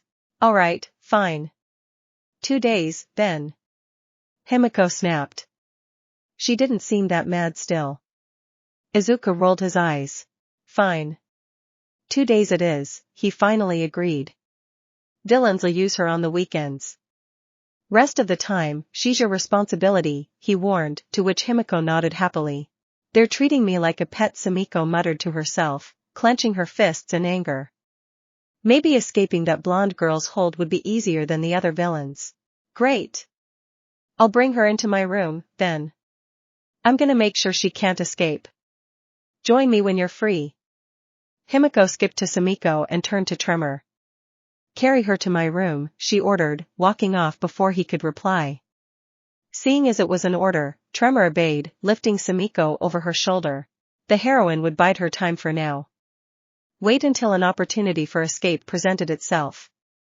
She couldn't despair. Couldn't afford to. She really didn't want to break like 10T did. Arsenal watched them leave with a grimace. Seriously? I'm not getting laid because of the? He mumbled to himself, only for Gravito to suddenly slap him upside the head. Ow. What the hell? Arsenal turned to the other man. You want the boss to kill you, dumbass? Can't speak of her that way. Ace is his girl, Gravito reminded him while Arsenal rubbed the back of his head. The weapon maker grumbled something under his breath, then looked at his master, who was busy talking to Zhonglu and Vortex. I'm doing pretty well in UA for now. I'm steadily building connections. I'm pretty sure I found a few of their weaknesses, one of which I know partly thanks to you, Vortex, Izuku said. Thank you, Hayasama, Vortex bowed his head. I have yet to find the names of the students in Class B, but I trust that you may have some useful information on my classmates? Izuku asked. Since entering UA, he made a list with the full names of his classmates and gave it to Zhonglu and Vortex, hoping they'd find something he could exploit. I don't know how much of it will be useful to you, Master. Apart from that, Uraraka girl, who was poor, the others seem to have a mundane life. At least, at first glance. We'd have to do a little more research, Zhonglu answered. Since Ochaco's parents' company was public, they knew how well they were doing. Izuku was quite certain that the brunette was poor. Money was always a good motivator, one he could use. Well, I've actually wanted to tell you about one of those, Hayasama. Vortex stepped forward with a faint smile. One of their names caught my eye, and let's just say that you'll be very happy to hear about what I know. It's that Yaoyorozu girl, more specifically, her family, Vortex began to tell, immediately piquing Izuku's interest, who leaned forward. In Himiko's room, Sumiko clenched her teeth as the leash was connected to the collar around her neck. Her hands were bound behind her back in thick cuffs, and her hero costume was laid on the bed nearby. Of course, the blonde had been quick to undress her and admire her body. Sumiko still had hints of muscles despite her small stature. Meanwhile, Himiko removed her last piece of clothing, her panties, and threw them to the side. You won't get away with this, you know that? She glared at the blonde girl, who just giggled in response. Sure, whatever you say. We're gonna have so much fun together. I wanted a girl bestie for so long. Himiko blushed with a wide smile. Sumiko gulped, but didn't let that reaction deter her. No, she needed a change of strategy. Clearly, that girl looked young. She probably wasn't an adult. Maybe she had been forced into villainy either by this group or by something else? Taking a breath, Sumiko calmed herself. Okay, actually, I'd love to be your friend. You seem like a nice girl. Sumiko tried to sound enthusiastic. But first, I need to get out of here. I'm sure you don't like it here either. It doesn't seem like a safe place, right? Himiko hummed lightly. She really didn't look like she was bothered to be in this villainous lair. Nah. Sorry, but I love it here. And soon, you'll love it, too. Toga giggled in response. Before Sumiko could react, the blonde lunged forward, her face only inches away from hers. You're so cute. I'm so lucky Tangli found you. I really wanted to have a pet, but who knows when Izuku would have brought me one. She mused. If she had waited for him to take someone from UA, she'd have been bored out of her mind. You're insane. Sumiko quickly realized, recoiling. Why had she even tried to appeal to her? Sure I am. What's your point? Himiko shrugged casually, then cupped Sumiko's face, pressing a thumb on her lower lip. I can't wait anymore. Let's have fun, Same-chan. She licked her lips, moving her thumb to the woman's sharp teeth. Bite me. You're a shark, right? You'll love my blood. I know my Izuku does. Sumiko blinked frantically in disbelief while the blonde pressed her thumb against her teeth. Finally, she shook off her trance and tried to pry herself away. Unfortunately, she was still cuffed, and her quirk didn't increase her strength that much. It was mostly in water that she excelled, and when on land, she had accessories to compensate for it, but those were gone. Get off me. She struggled, only for Himiko to grab the back of her head. Sumiko widened her eyes as the blonde planted her lips against her. She was unable to fight back while Himiko pulled on the woman's leash with her other hand, keeping her close to her as she forcefully deepened the kiss. Their tongues met briefly, Himiko's trying to wrestle while Sumiko's fled. It didn't stop the blonde from following, exploring every spot of the heroine's mouth. She licked her inner cheeks, running across the teeth, before setting her sights back on the pro's tongue. Sumiko's heartbeat quickened as the woman nearly froze on the spot. Even her past boyfriends had never been so naughty with their kisses, yet this girl immediately pushed her tongue in. Much to her shame, she was getting wet, and she wasn't even into women. Nevertheless, it was only her body's natural reaction, and the fact that she smelled someone who might have had a sea animal-based quirk didn't help either. And she wasn't going to let these people do whatever they wished to her. She couldn't. Suddenly, Himiko broke the kiss, falling back on her but as a hand shot up to her mouth. I said get off me, Sumiko breathed heavily. The kiss had lasted longer than she realized. Most of all, there was blood around her lips. She stared up at the blonde, who moved her hand away from her mouth to reveal that she was bleeding out of her mouth. To Sumiko's shock, Himiko grinned. He. You almost bit my tongue off, Same-chan. Are you already in love with me? How do I taste? She inquired curiously, licking her bloody lips. Still, the blood didn't stop flowing. The cut was deep, and truthfully, Sumiko could have easily bitten the girl's tongue off if she had wished. But she wasn't messed up enough for that. She never mutilated an enemy, no matter the situation. My turn, now. Let me get a taste. Himiko quickly crawled up to her, her eyes somehow looking even crazier. No. Sumiko crawled back, only to hit the wall.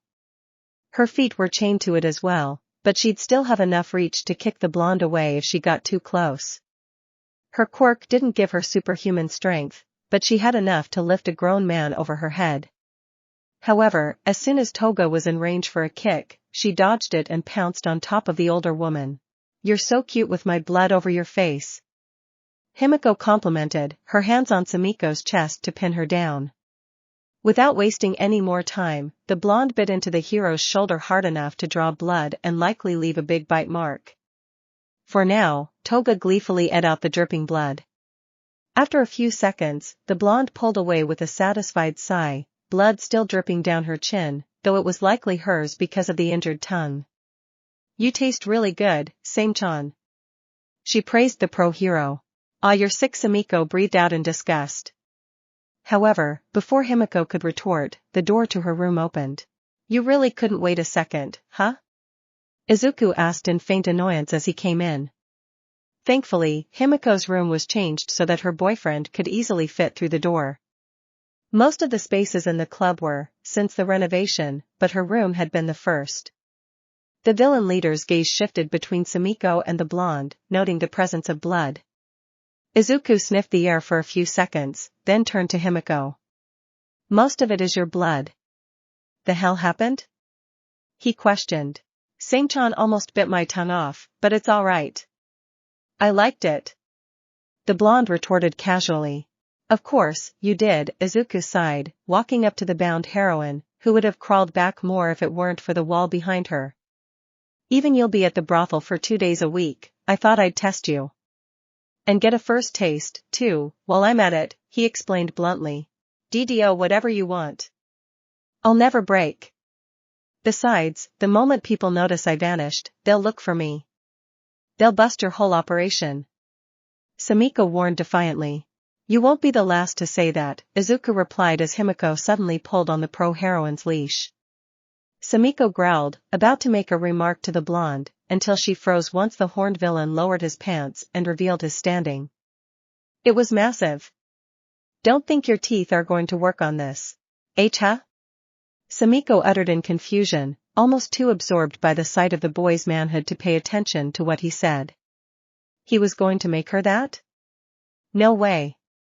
She shook her head in refusal. Stop wasting time, Same-chan. And my boyfriend's. Himiko giggled before pushing Sumiko forward, pressing her face against the base of Izuku's. Sumiko widened her eyes, her cheeks reddening. Her body instantly shuddered as she instinctively sniffed into his manhood.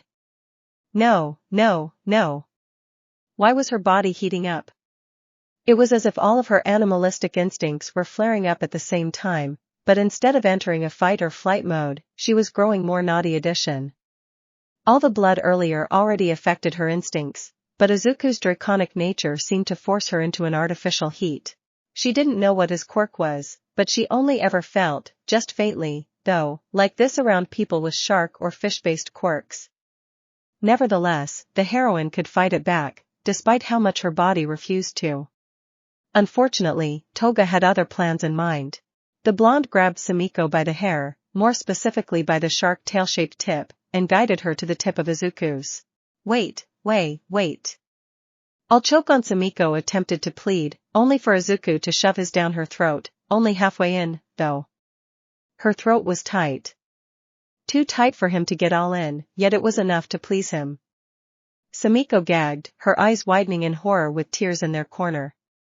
Her throat bulged obscenely. The heroine couldn't even pull back, prevented by the palm on the back of her head. The green-haired boy faintly hit back and forth, making sure not to go too hard to avoid killing her. He ate her throat with the strength he could afford, making her gag with every move. And it seemed Himiko enjoyed even more than he did.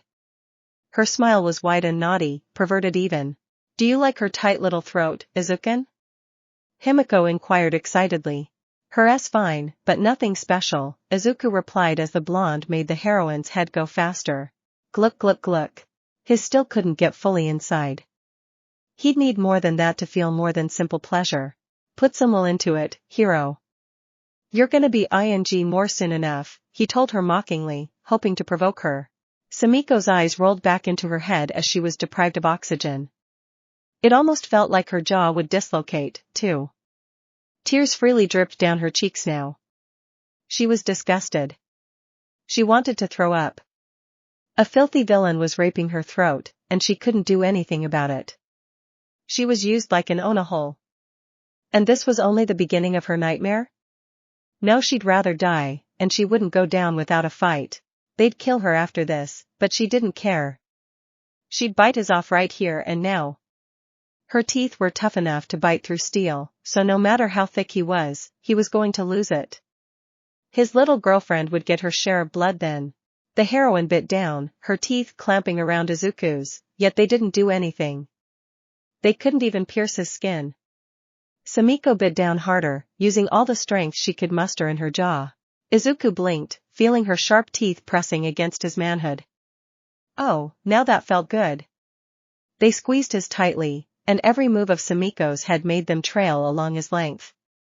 They put pressure on certain spots in a way no one ever did while ing him off before. Heh. She's kinky, he commented while his throbbed between her throat muscles, encouraged by her sharp teeth. I know. She drank my blood on our first kiss. Himiko snickered, blood still smeared all over her lips and jaw. I knew making her my pet was the best choice. She cheered. Then, she suddenly pulled Sumiko back, allowing the hero to take a desperate and deep breath.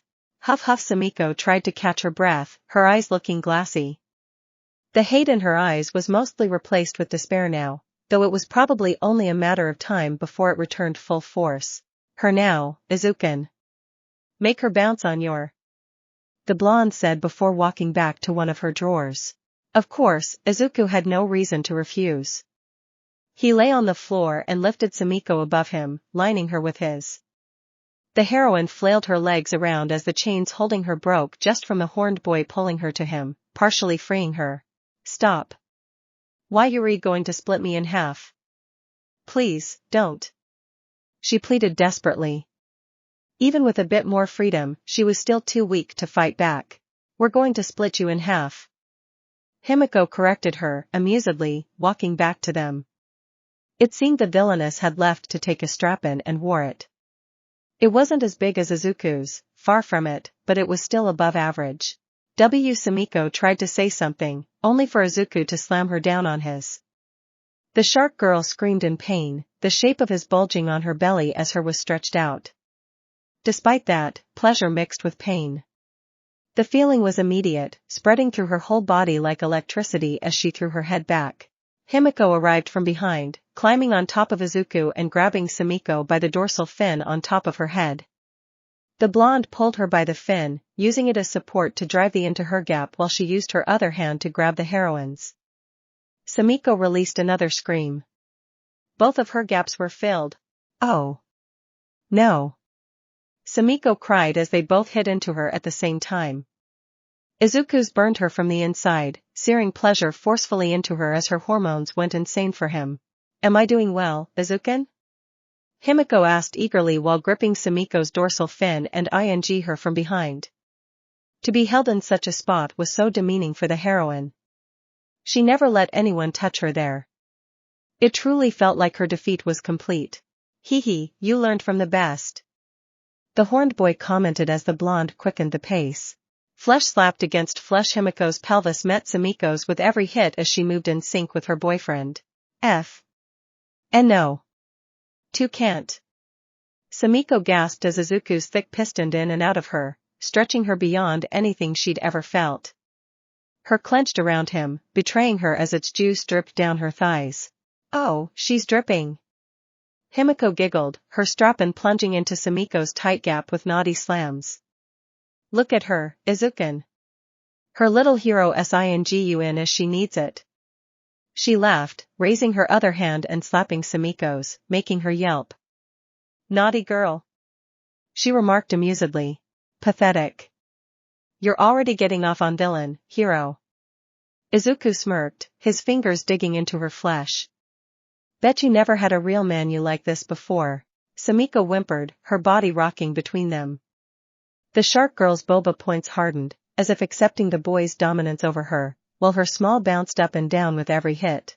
Stop. Not. She tried to protest, but Himiko yanked her dorsal fin harder, making her bend her back. Liar. Himiko sang, pressing her blood-stained lips to Sumiko's ear. Your tie gap's squeezing my Izuku.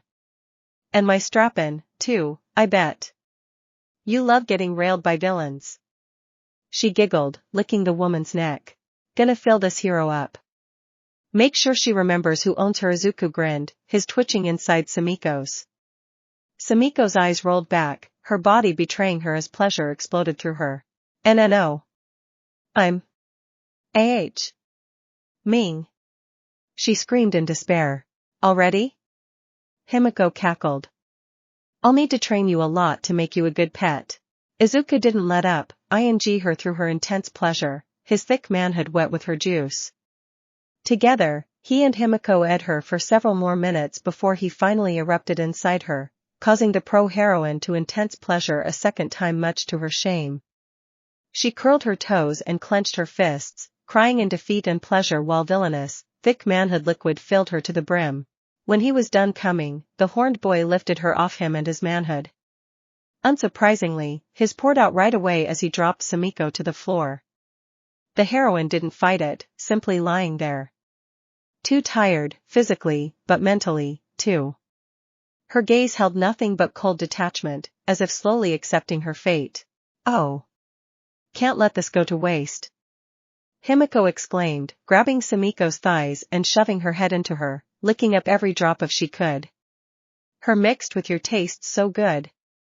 She pointed out, her face wet with love juice and blood. Many would have probably been disgusted by the sight, but Izuku was only more naughty addition. If anything, it also awakened his bloodlust again. He needed to kill. Or to again. Either was fine by him. For now, he just watched Himiko eat the heroine out. Rumi, please save me. You'll come right? Sumiko thought to herself, keeping her tears from running down again. She didn't want to break. She didn't want to let the villains believe that they were breaking her. Izuku cracked his neck as he wove through the crowd.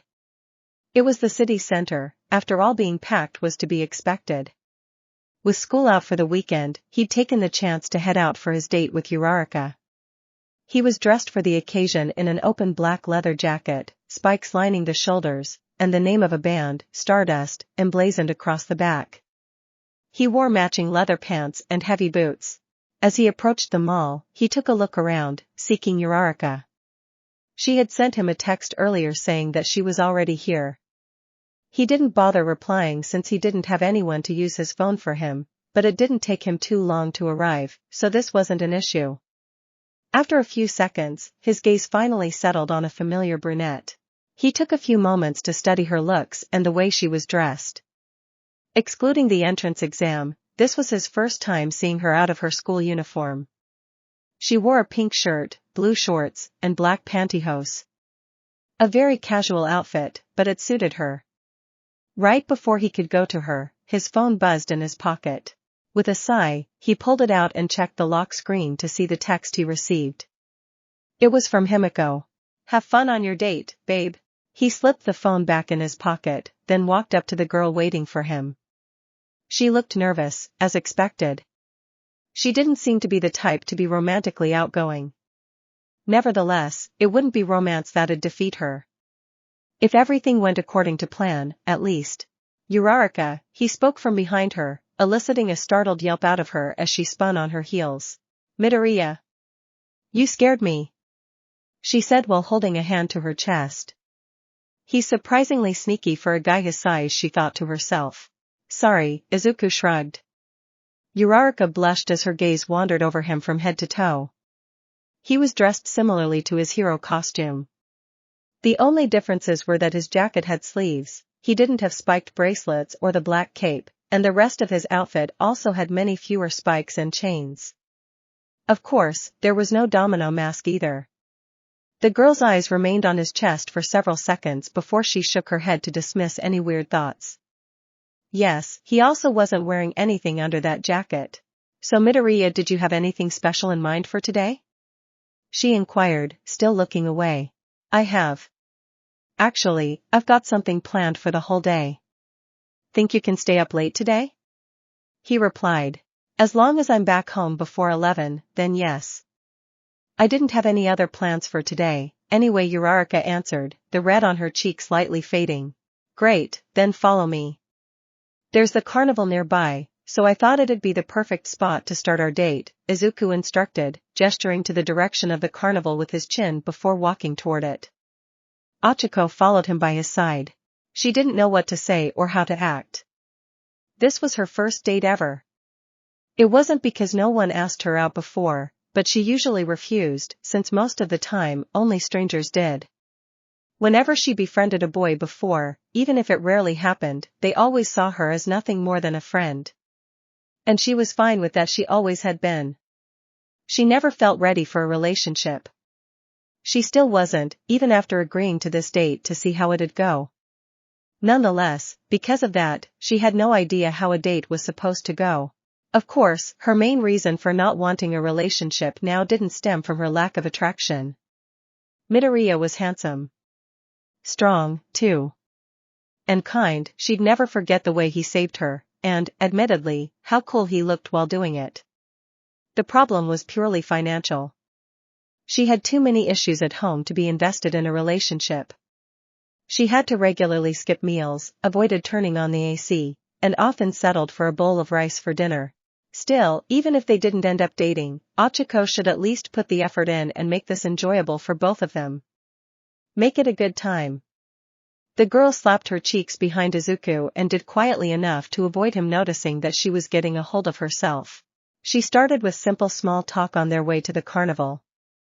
Just to learn more about him, since there were likely some things he hadn't told when they hung out with the others on their first day. Ochaco found out that his mother was a sweet and upbeat woman, but that she had an accident in the past that led to the loss of her leg. Izuku seemed to have moved on since he didn't look too saddened by it anymore. Ochaco still felt a pang of empathy, imagining how it would feel to lose a limb. Her quirk worked through her arms, after all. His mother was all he could talk about before they reached their destination, though. True to what Midoriya said earlier, the carnival wasn't far, but it was packed. Probably because it would end in a couple of days. Good thing they had their date today, then. She never thought she'd get to enjoy a carnival since her parents' financial situation had degraded. Want to go for lunch before doing anything? Izuku asked as he gestured to a nearby food stand. Ochaco's stomach growled before she could verbally reply. Okay, then, he grinned, leading the way. Oh. They sell churros. She pointed out once they reached the stand, her mouth almost watering immediately at the sight. Churros it is, then, Izuku nodded, looking down to talk to the stand owner. We'll both have your biggest portions, he ordered. Sure, the owner replied, picking up 2 paper buckets to place the churros in. Wait, Midoriya. You don't have to buy them for me. Ochaco intervened, only for Izuku to shake his head. It's a date, and I asked you out. The proper thing to do is for the man to pay. Don't worry about it, he reassured her, making Ochaco pause. Right. That was a thing. She forgot about it since she never dated before. Well, refusing would be impolite, right? The girl licked her lips as the stand owner handed her a meal. Thank you, Midoriya, she said, quickly taking a bite out of the first cho while Izuku paid. Her bucket was huge. Like, absurdly huge, too. It looked like the biggest portion was for particularly big people with mutation quirks. Considering Midoriya's size, the owner didn't bat an eye before selling it to him. "You're welcome." "Now, after we're done with that," he replied, throwing 3 churros at once into his mouth. "What do you want to do first?" Ochaco placed a finger to her chin. It was probably a bad idea, especially if her stomach was full of churros, but "I may have an idea," she mused. Ochaco giggled as she spun around in the teacup ride, her hands gripping the edges as Izuku lazily turned the wheel to make them rotate faster. "You're gonna make me dizzy," she protested between laughs, though she made no move to stop him. She was starting to regret that this ride had enough room for him. "Now, isn't that the point?" Izuku smirked amusedly. Unlike Ochaco, he didn't look like he was getting dizzier at all. Actually, he barely felt the spinning. "No," Ochaco retorted, attempting to sound angry, though it was completely ruined by her laughter. "Time to go faster, then," Izuku declared, spinning the wheel faster. "Woohoo! This feels like an actual roller coaster," Ochaco began saying as the wind forcefully opened her mouth. She was suddenly interrupted when the force was such that it threw her out of the teacup and flung her into the sky. "Kaya! Huh? Where did she go?" Izuku uttered in confusion. He blinked once, and the girl vanished. Thankfully, Ochaco safely came back to the ground with her quirk. She wasn't even mad about the accident, but rather amused by it. She never thought someone could be thrown so far from that ride. After it ended, they wandered through the carnival, trying games and attractions. Izuku won her a stuffed All Might plush at a ring toss, and she insisted on taking him to a haunted house, only to shamefully cling to his arm the whole time. Much to her embarrassment, she hadn't even realized how close she had been to him. And of course, the boy also paid for everything. On one hand, Ochaco wanted to feel bad for not spending any money and leaving him to do it. She felt like a leech. On the other, there was nothing wrong with that, right? Besides, Midoriya was okay with it. Before she realized it, the sun began to set. They left the carnival to have dinner. It was something else Ochaco didn't expect. Before today, she was sure the date would only last a few hours. Not long enough for them to have dinner together. Izuku was also quite cryptic about where he was taking her, saying it was a perfect spot for their date to end. The last thing she expected was to stand before a fancy restaurant named Le Gourmet. "Midoriya, what are we doing here?" she asked him hesitantly. "Isn't it obvious? We'll have dinner here. Can't have a proper date without eating at a good restaurant, can we?" Izuku responded.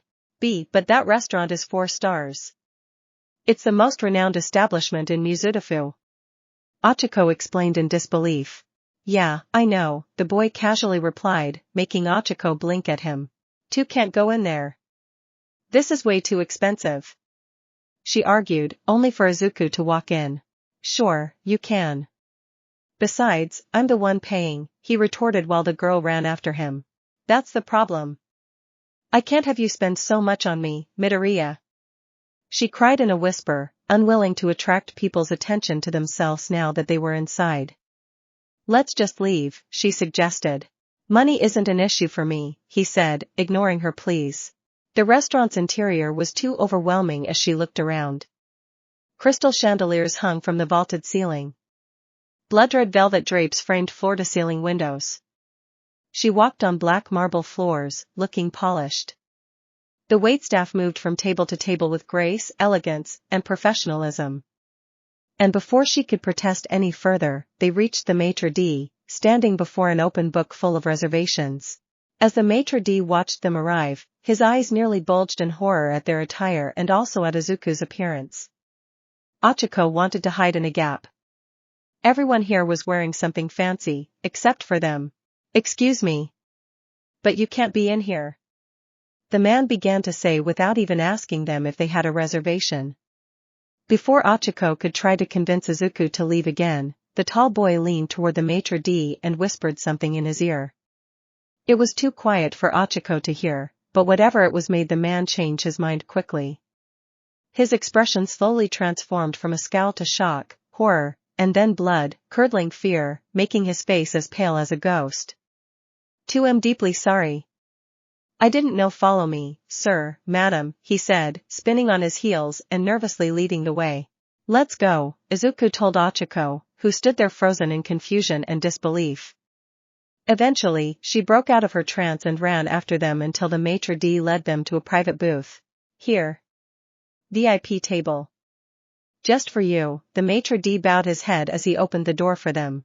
Thanks, Izuku nodded, encouraging Ochaco to get in as he lowered his head and squeezed himself through the door. Ochaco looked around the booth nervously as she sat down, having never stepped foot in anything as close to prestigious as this place. Midoriya, I really don't need to eat here. Any restaurant or food place would be enough, she gulped, not feeling in her element at all. It was mostly because she didn't want him spending so much money on her. Relax, would you? Izuku reassured softly. I invited you, so it's only right that I pay. I have more than enough money. Too much even. I'd rather spend it on my friends than let it sit unused, he explained as a waiter came in, giving them a menu. Here, sir, madam, the man said. I'll come back in a couple of minutes to take your order, he added as he left. If it's not too personal, how come you can do that, Midoriya? You said you're rich, but that's your parents' money, isn't it? Ochaco bluntly asked. Izuku remained silent for a few seconds, and the girl began to believe that she had offended him until he spoke again. It's a little hard to talk about it, Izuku stated, sounding sad. This was the first time Ochaco heard him speak in such a tone. My father was a pro-hero, but he was also a successful investor, so our family has always been well off. Unfortunately, he died in duty years ago. We're still earning something every month thanks to his investments, but the money I'm spending comes from the inheritance. What he wanted me to have, he explained, slowly making Ochaco's expression turn from nervousness to understanding. I am so sorry, Midoriya. I didn't know, the brunette whispered, her hands on her knees as she looked down. But that's even more reason to refuse. It's money your dad gave to you. It doesn't feel right for you to use it for me. Besides, I don't want to feel like I'm taking advantage of you, she softly admitted. She still didn't meet Izuku's gaze, which made it easy for her to miss the victorious glint of interest in his eyes. Take advantage of me? Why? He questioned, pretending he didn't understand. Because my family has financial problems. That's why I want to become a pro-hero. For money to help them. I feel like I'll be using you for your money, and I'm not okay with that, Ochaco revealed with a heavy breath. There was one thing Izuku didn't believe in her sentence, and it was about her feelings on the matter. She was more worried about how people around them would perceive it. Sure, perhaps there was some guilt in it, but he knew human nature, and he knew nearly everyone had a price. She'd probably sing a different tune if the offer were in the billions. Still, maybe she believed her own lie.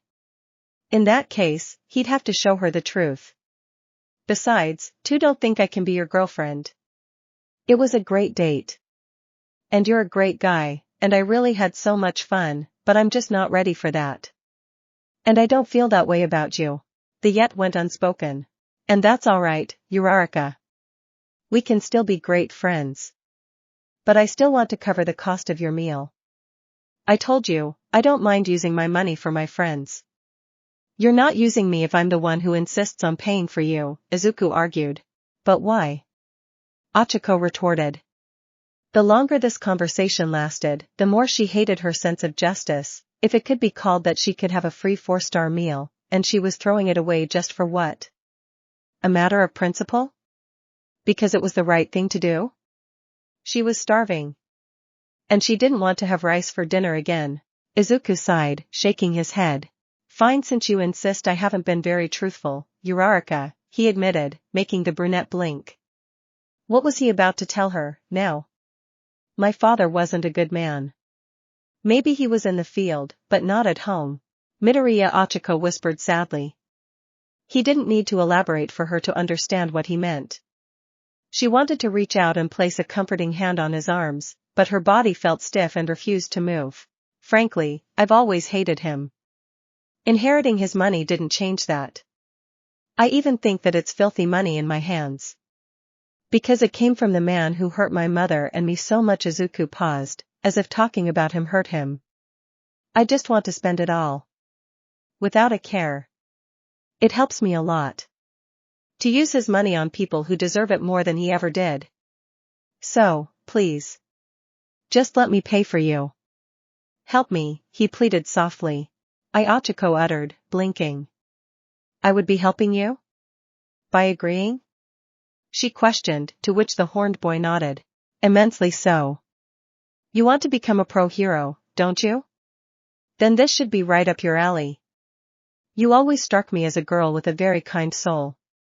It's why you attracted me, and I asked you out in the first place, How admitted with a gentle smile. Ochaco blushed. She didn't know how to answer that. So, instead, she gave him a small and shy thank you before opening up the menu. Well, if it was to help him to save him from his potentially traumatic past, then she couldn't refuse, right? She had to do it. As a future hero, her eyes nearly bulged out as she laid them on the menu. There was so much stuff she had never tasted before. Most of all, the price was outrageous. Wow, she really was helping Midoriya a lot. The girl licked her lips. She didn't even know what to pick. So, have you made your choice? The waiter's voice suddenly broke her out of her trance. The man stood by their table, patiently waiting for them to order. We'll have oysters and beef tartare for the appetizers with some amuse-bouche. The chef can surprise us with the last one. For the main course, I'll take the wagyu steak with jus and root vegetables.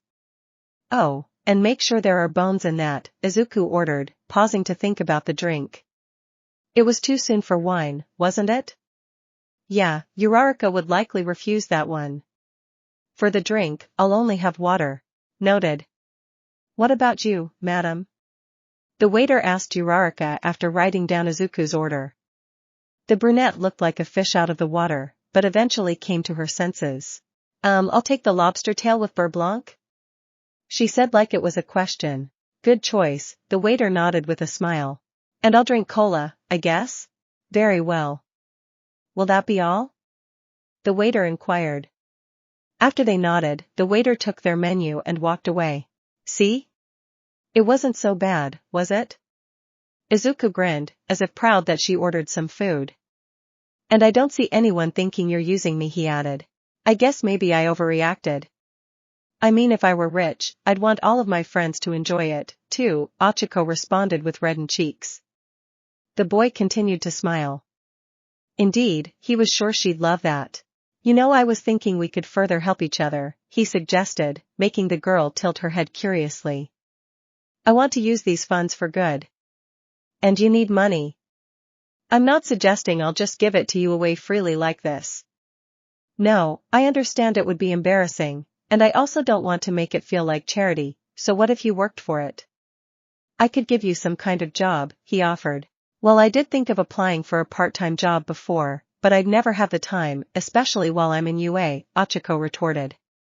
She was grateful for the offer, but she couldn't manage a job at this time. Well, then, this will be to your liking. This would be a pretty simple job.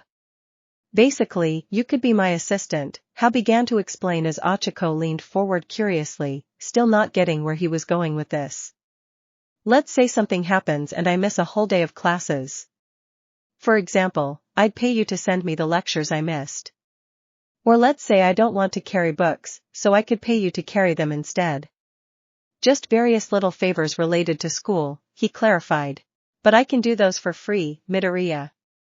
I'm sure anyone in class would be willing to send you the lectures for free, at least, Ochaco argued, despite how much her inner self cursed at her for refusing easy money. Yes. But that's not the point, is it? The point is that we help each other in a way that would make no one ashamed, or embarrassed. Besides, I believe that every job deserves pay. Think about it like this: you're just working as an assistant. I'm sure CEOs know someone who'd make them coffee for free, but it doesn't prevent them from paying someone, does it?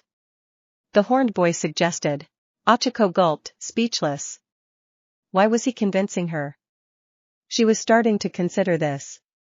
But he wasn't wrong, right? He wanted someone to help him around, and she needed money. This was a win for both of them. Hypothetically, if I were to accept, how much would you know? She inquired while tearing her gaze away from him and blushing. Let's say 4,000 yen per task. How about it? Izuku offered casually, making Ochaco nearly choke on her own spit. 44,000? For one task? She repeated in disbelief. This was too good to be true. No, no. She had to control herself. Ochaco stopped herself from drooling by shaking her head, trying to come to her senses. She couldn't act so shamefully. She was going to be a hero.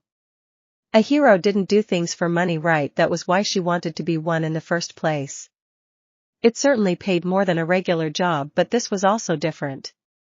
She didn't plan on being an assistant. So, what do you say? Izuku questioned after watching her face go through multiple expressions. Ochaco was still thinking about it.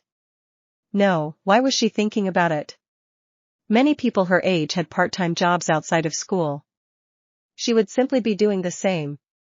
Except she could earn more. It'd be easier since it would happen while in school. Her boss would be someone she's friends with and, most importantly, this would also help Midoriya. Right, she'd be helping him deal with his still mysterious past. She was still interested in that rivalry Bakugo had with him. I suppose you're not interested. It's fine, No. Ochaco nearly jumped to her feet before freezing. The girl blushed in embarrassment, then cleared her throat as she sat back down. I mean, I'm willing to give it a try. Because it's you, Midoriya, she rubbed the back of her head. You're the first friend I made in UA, and I also owe you for saving me in the entrance exam. And thank you for the opportunity, the girl bowed her head gratefully. You're welcome, Izuku replied with a smile. Now that was what he called a victory. Just as they ended their conversation, a waiter returned, carrying multiple plates thanks to his 4 arms. Your food, he said, placing it on the table.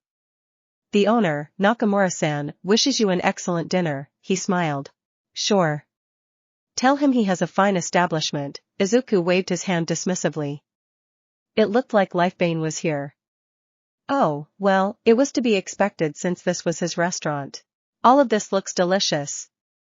Ochaco exclaimed, her gaze drifting from plate to plate. And it's all for us to enjoy, Izuku assured. Without another word, the girl dug in, taking an oyster first and humming in delight after the first one. The horned boy simply watched in silence. He let her enjoy it. He was hoping that she'd love this, get used to this. Now that he got a strategy going for her, what about the others? That's it. Thanks for listening.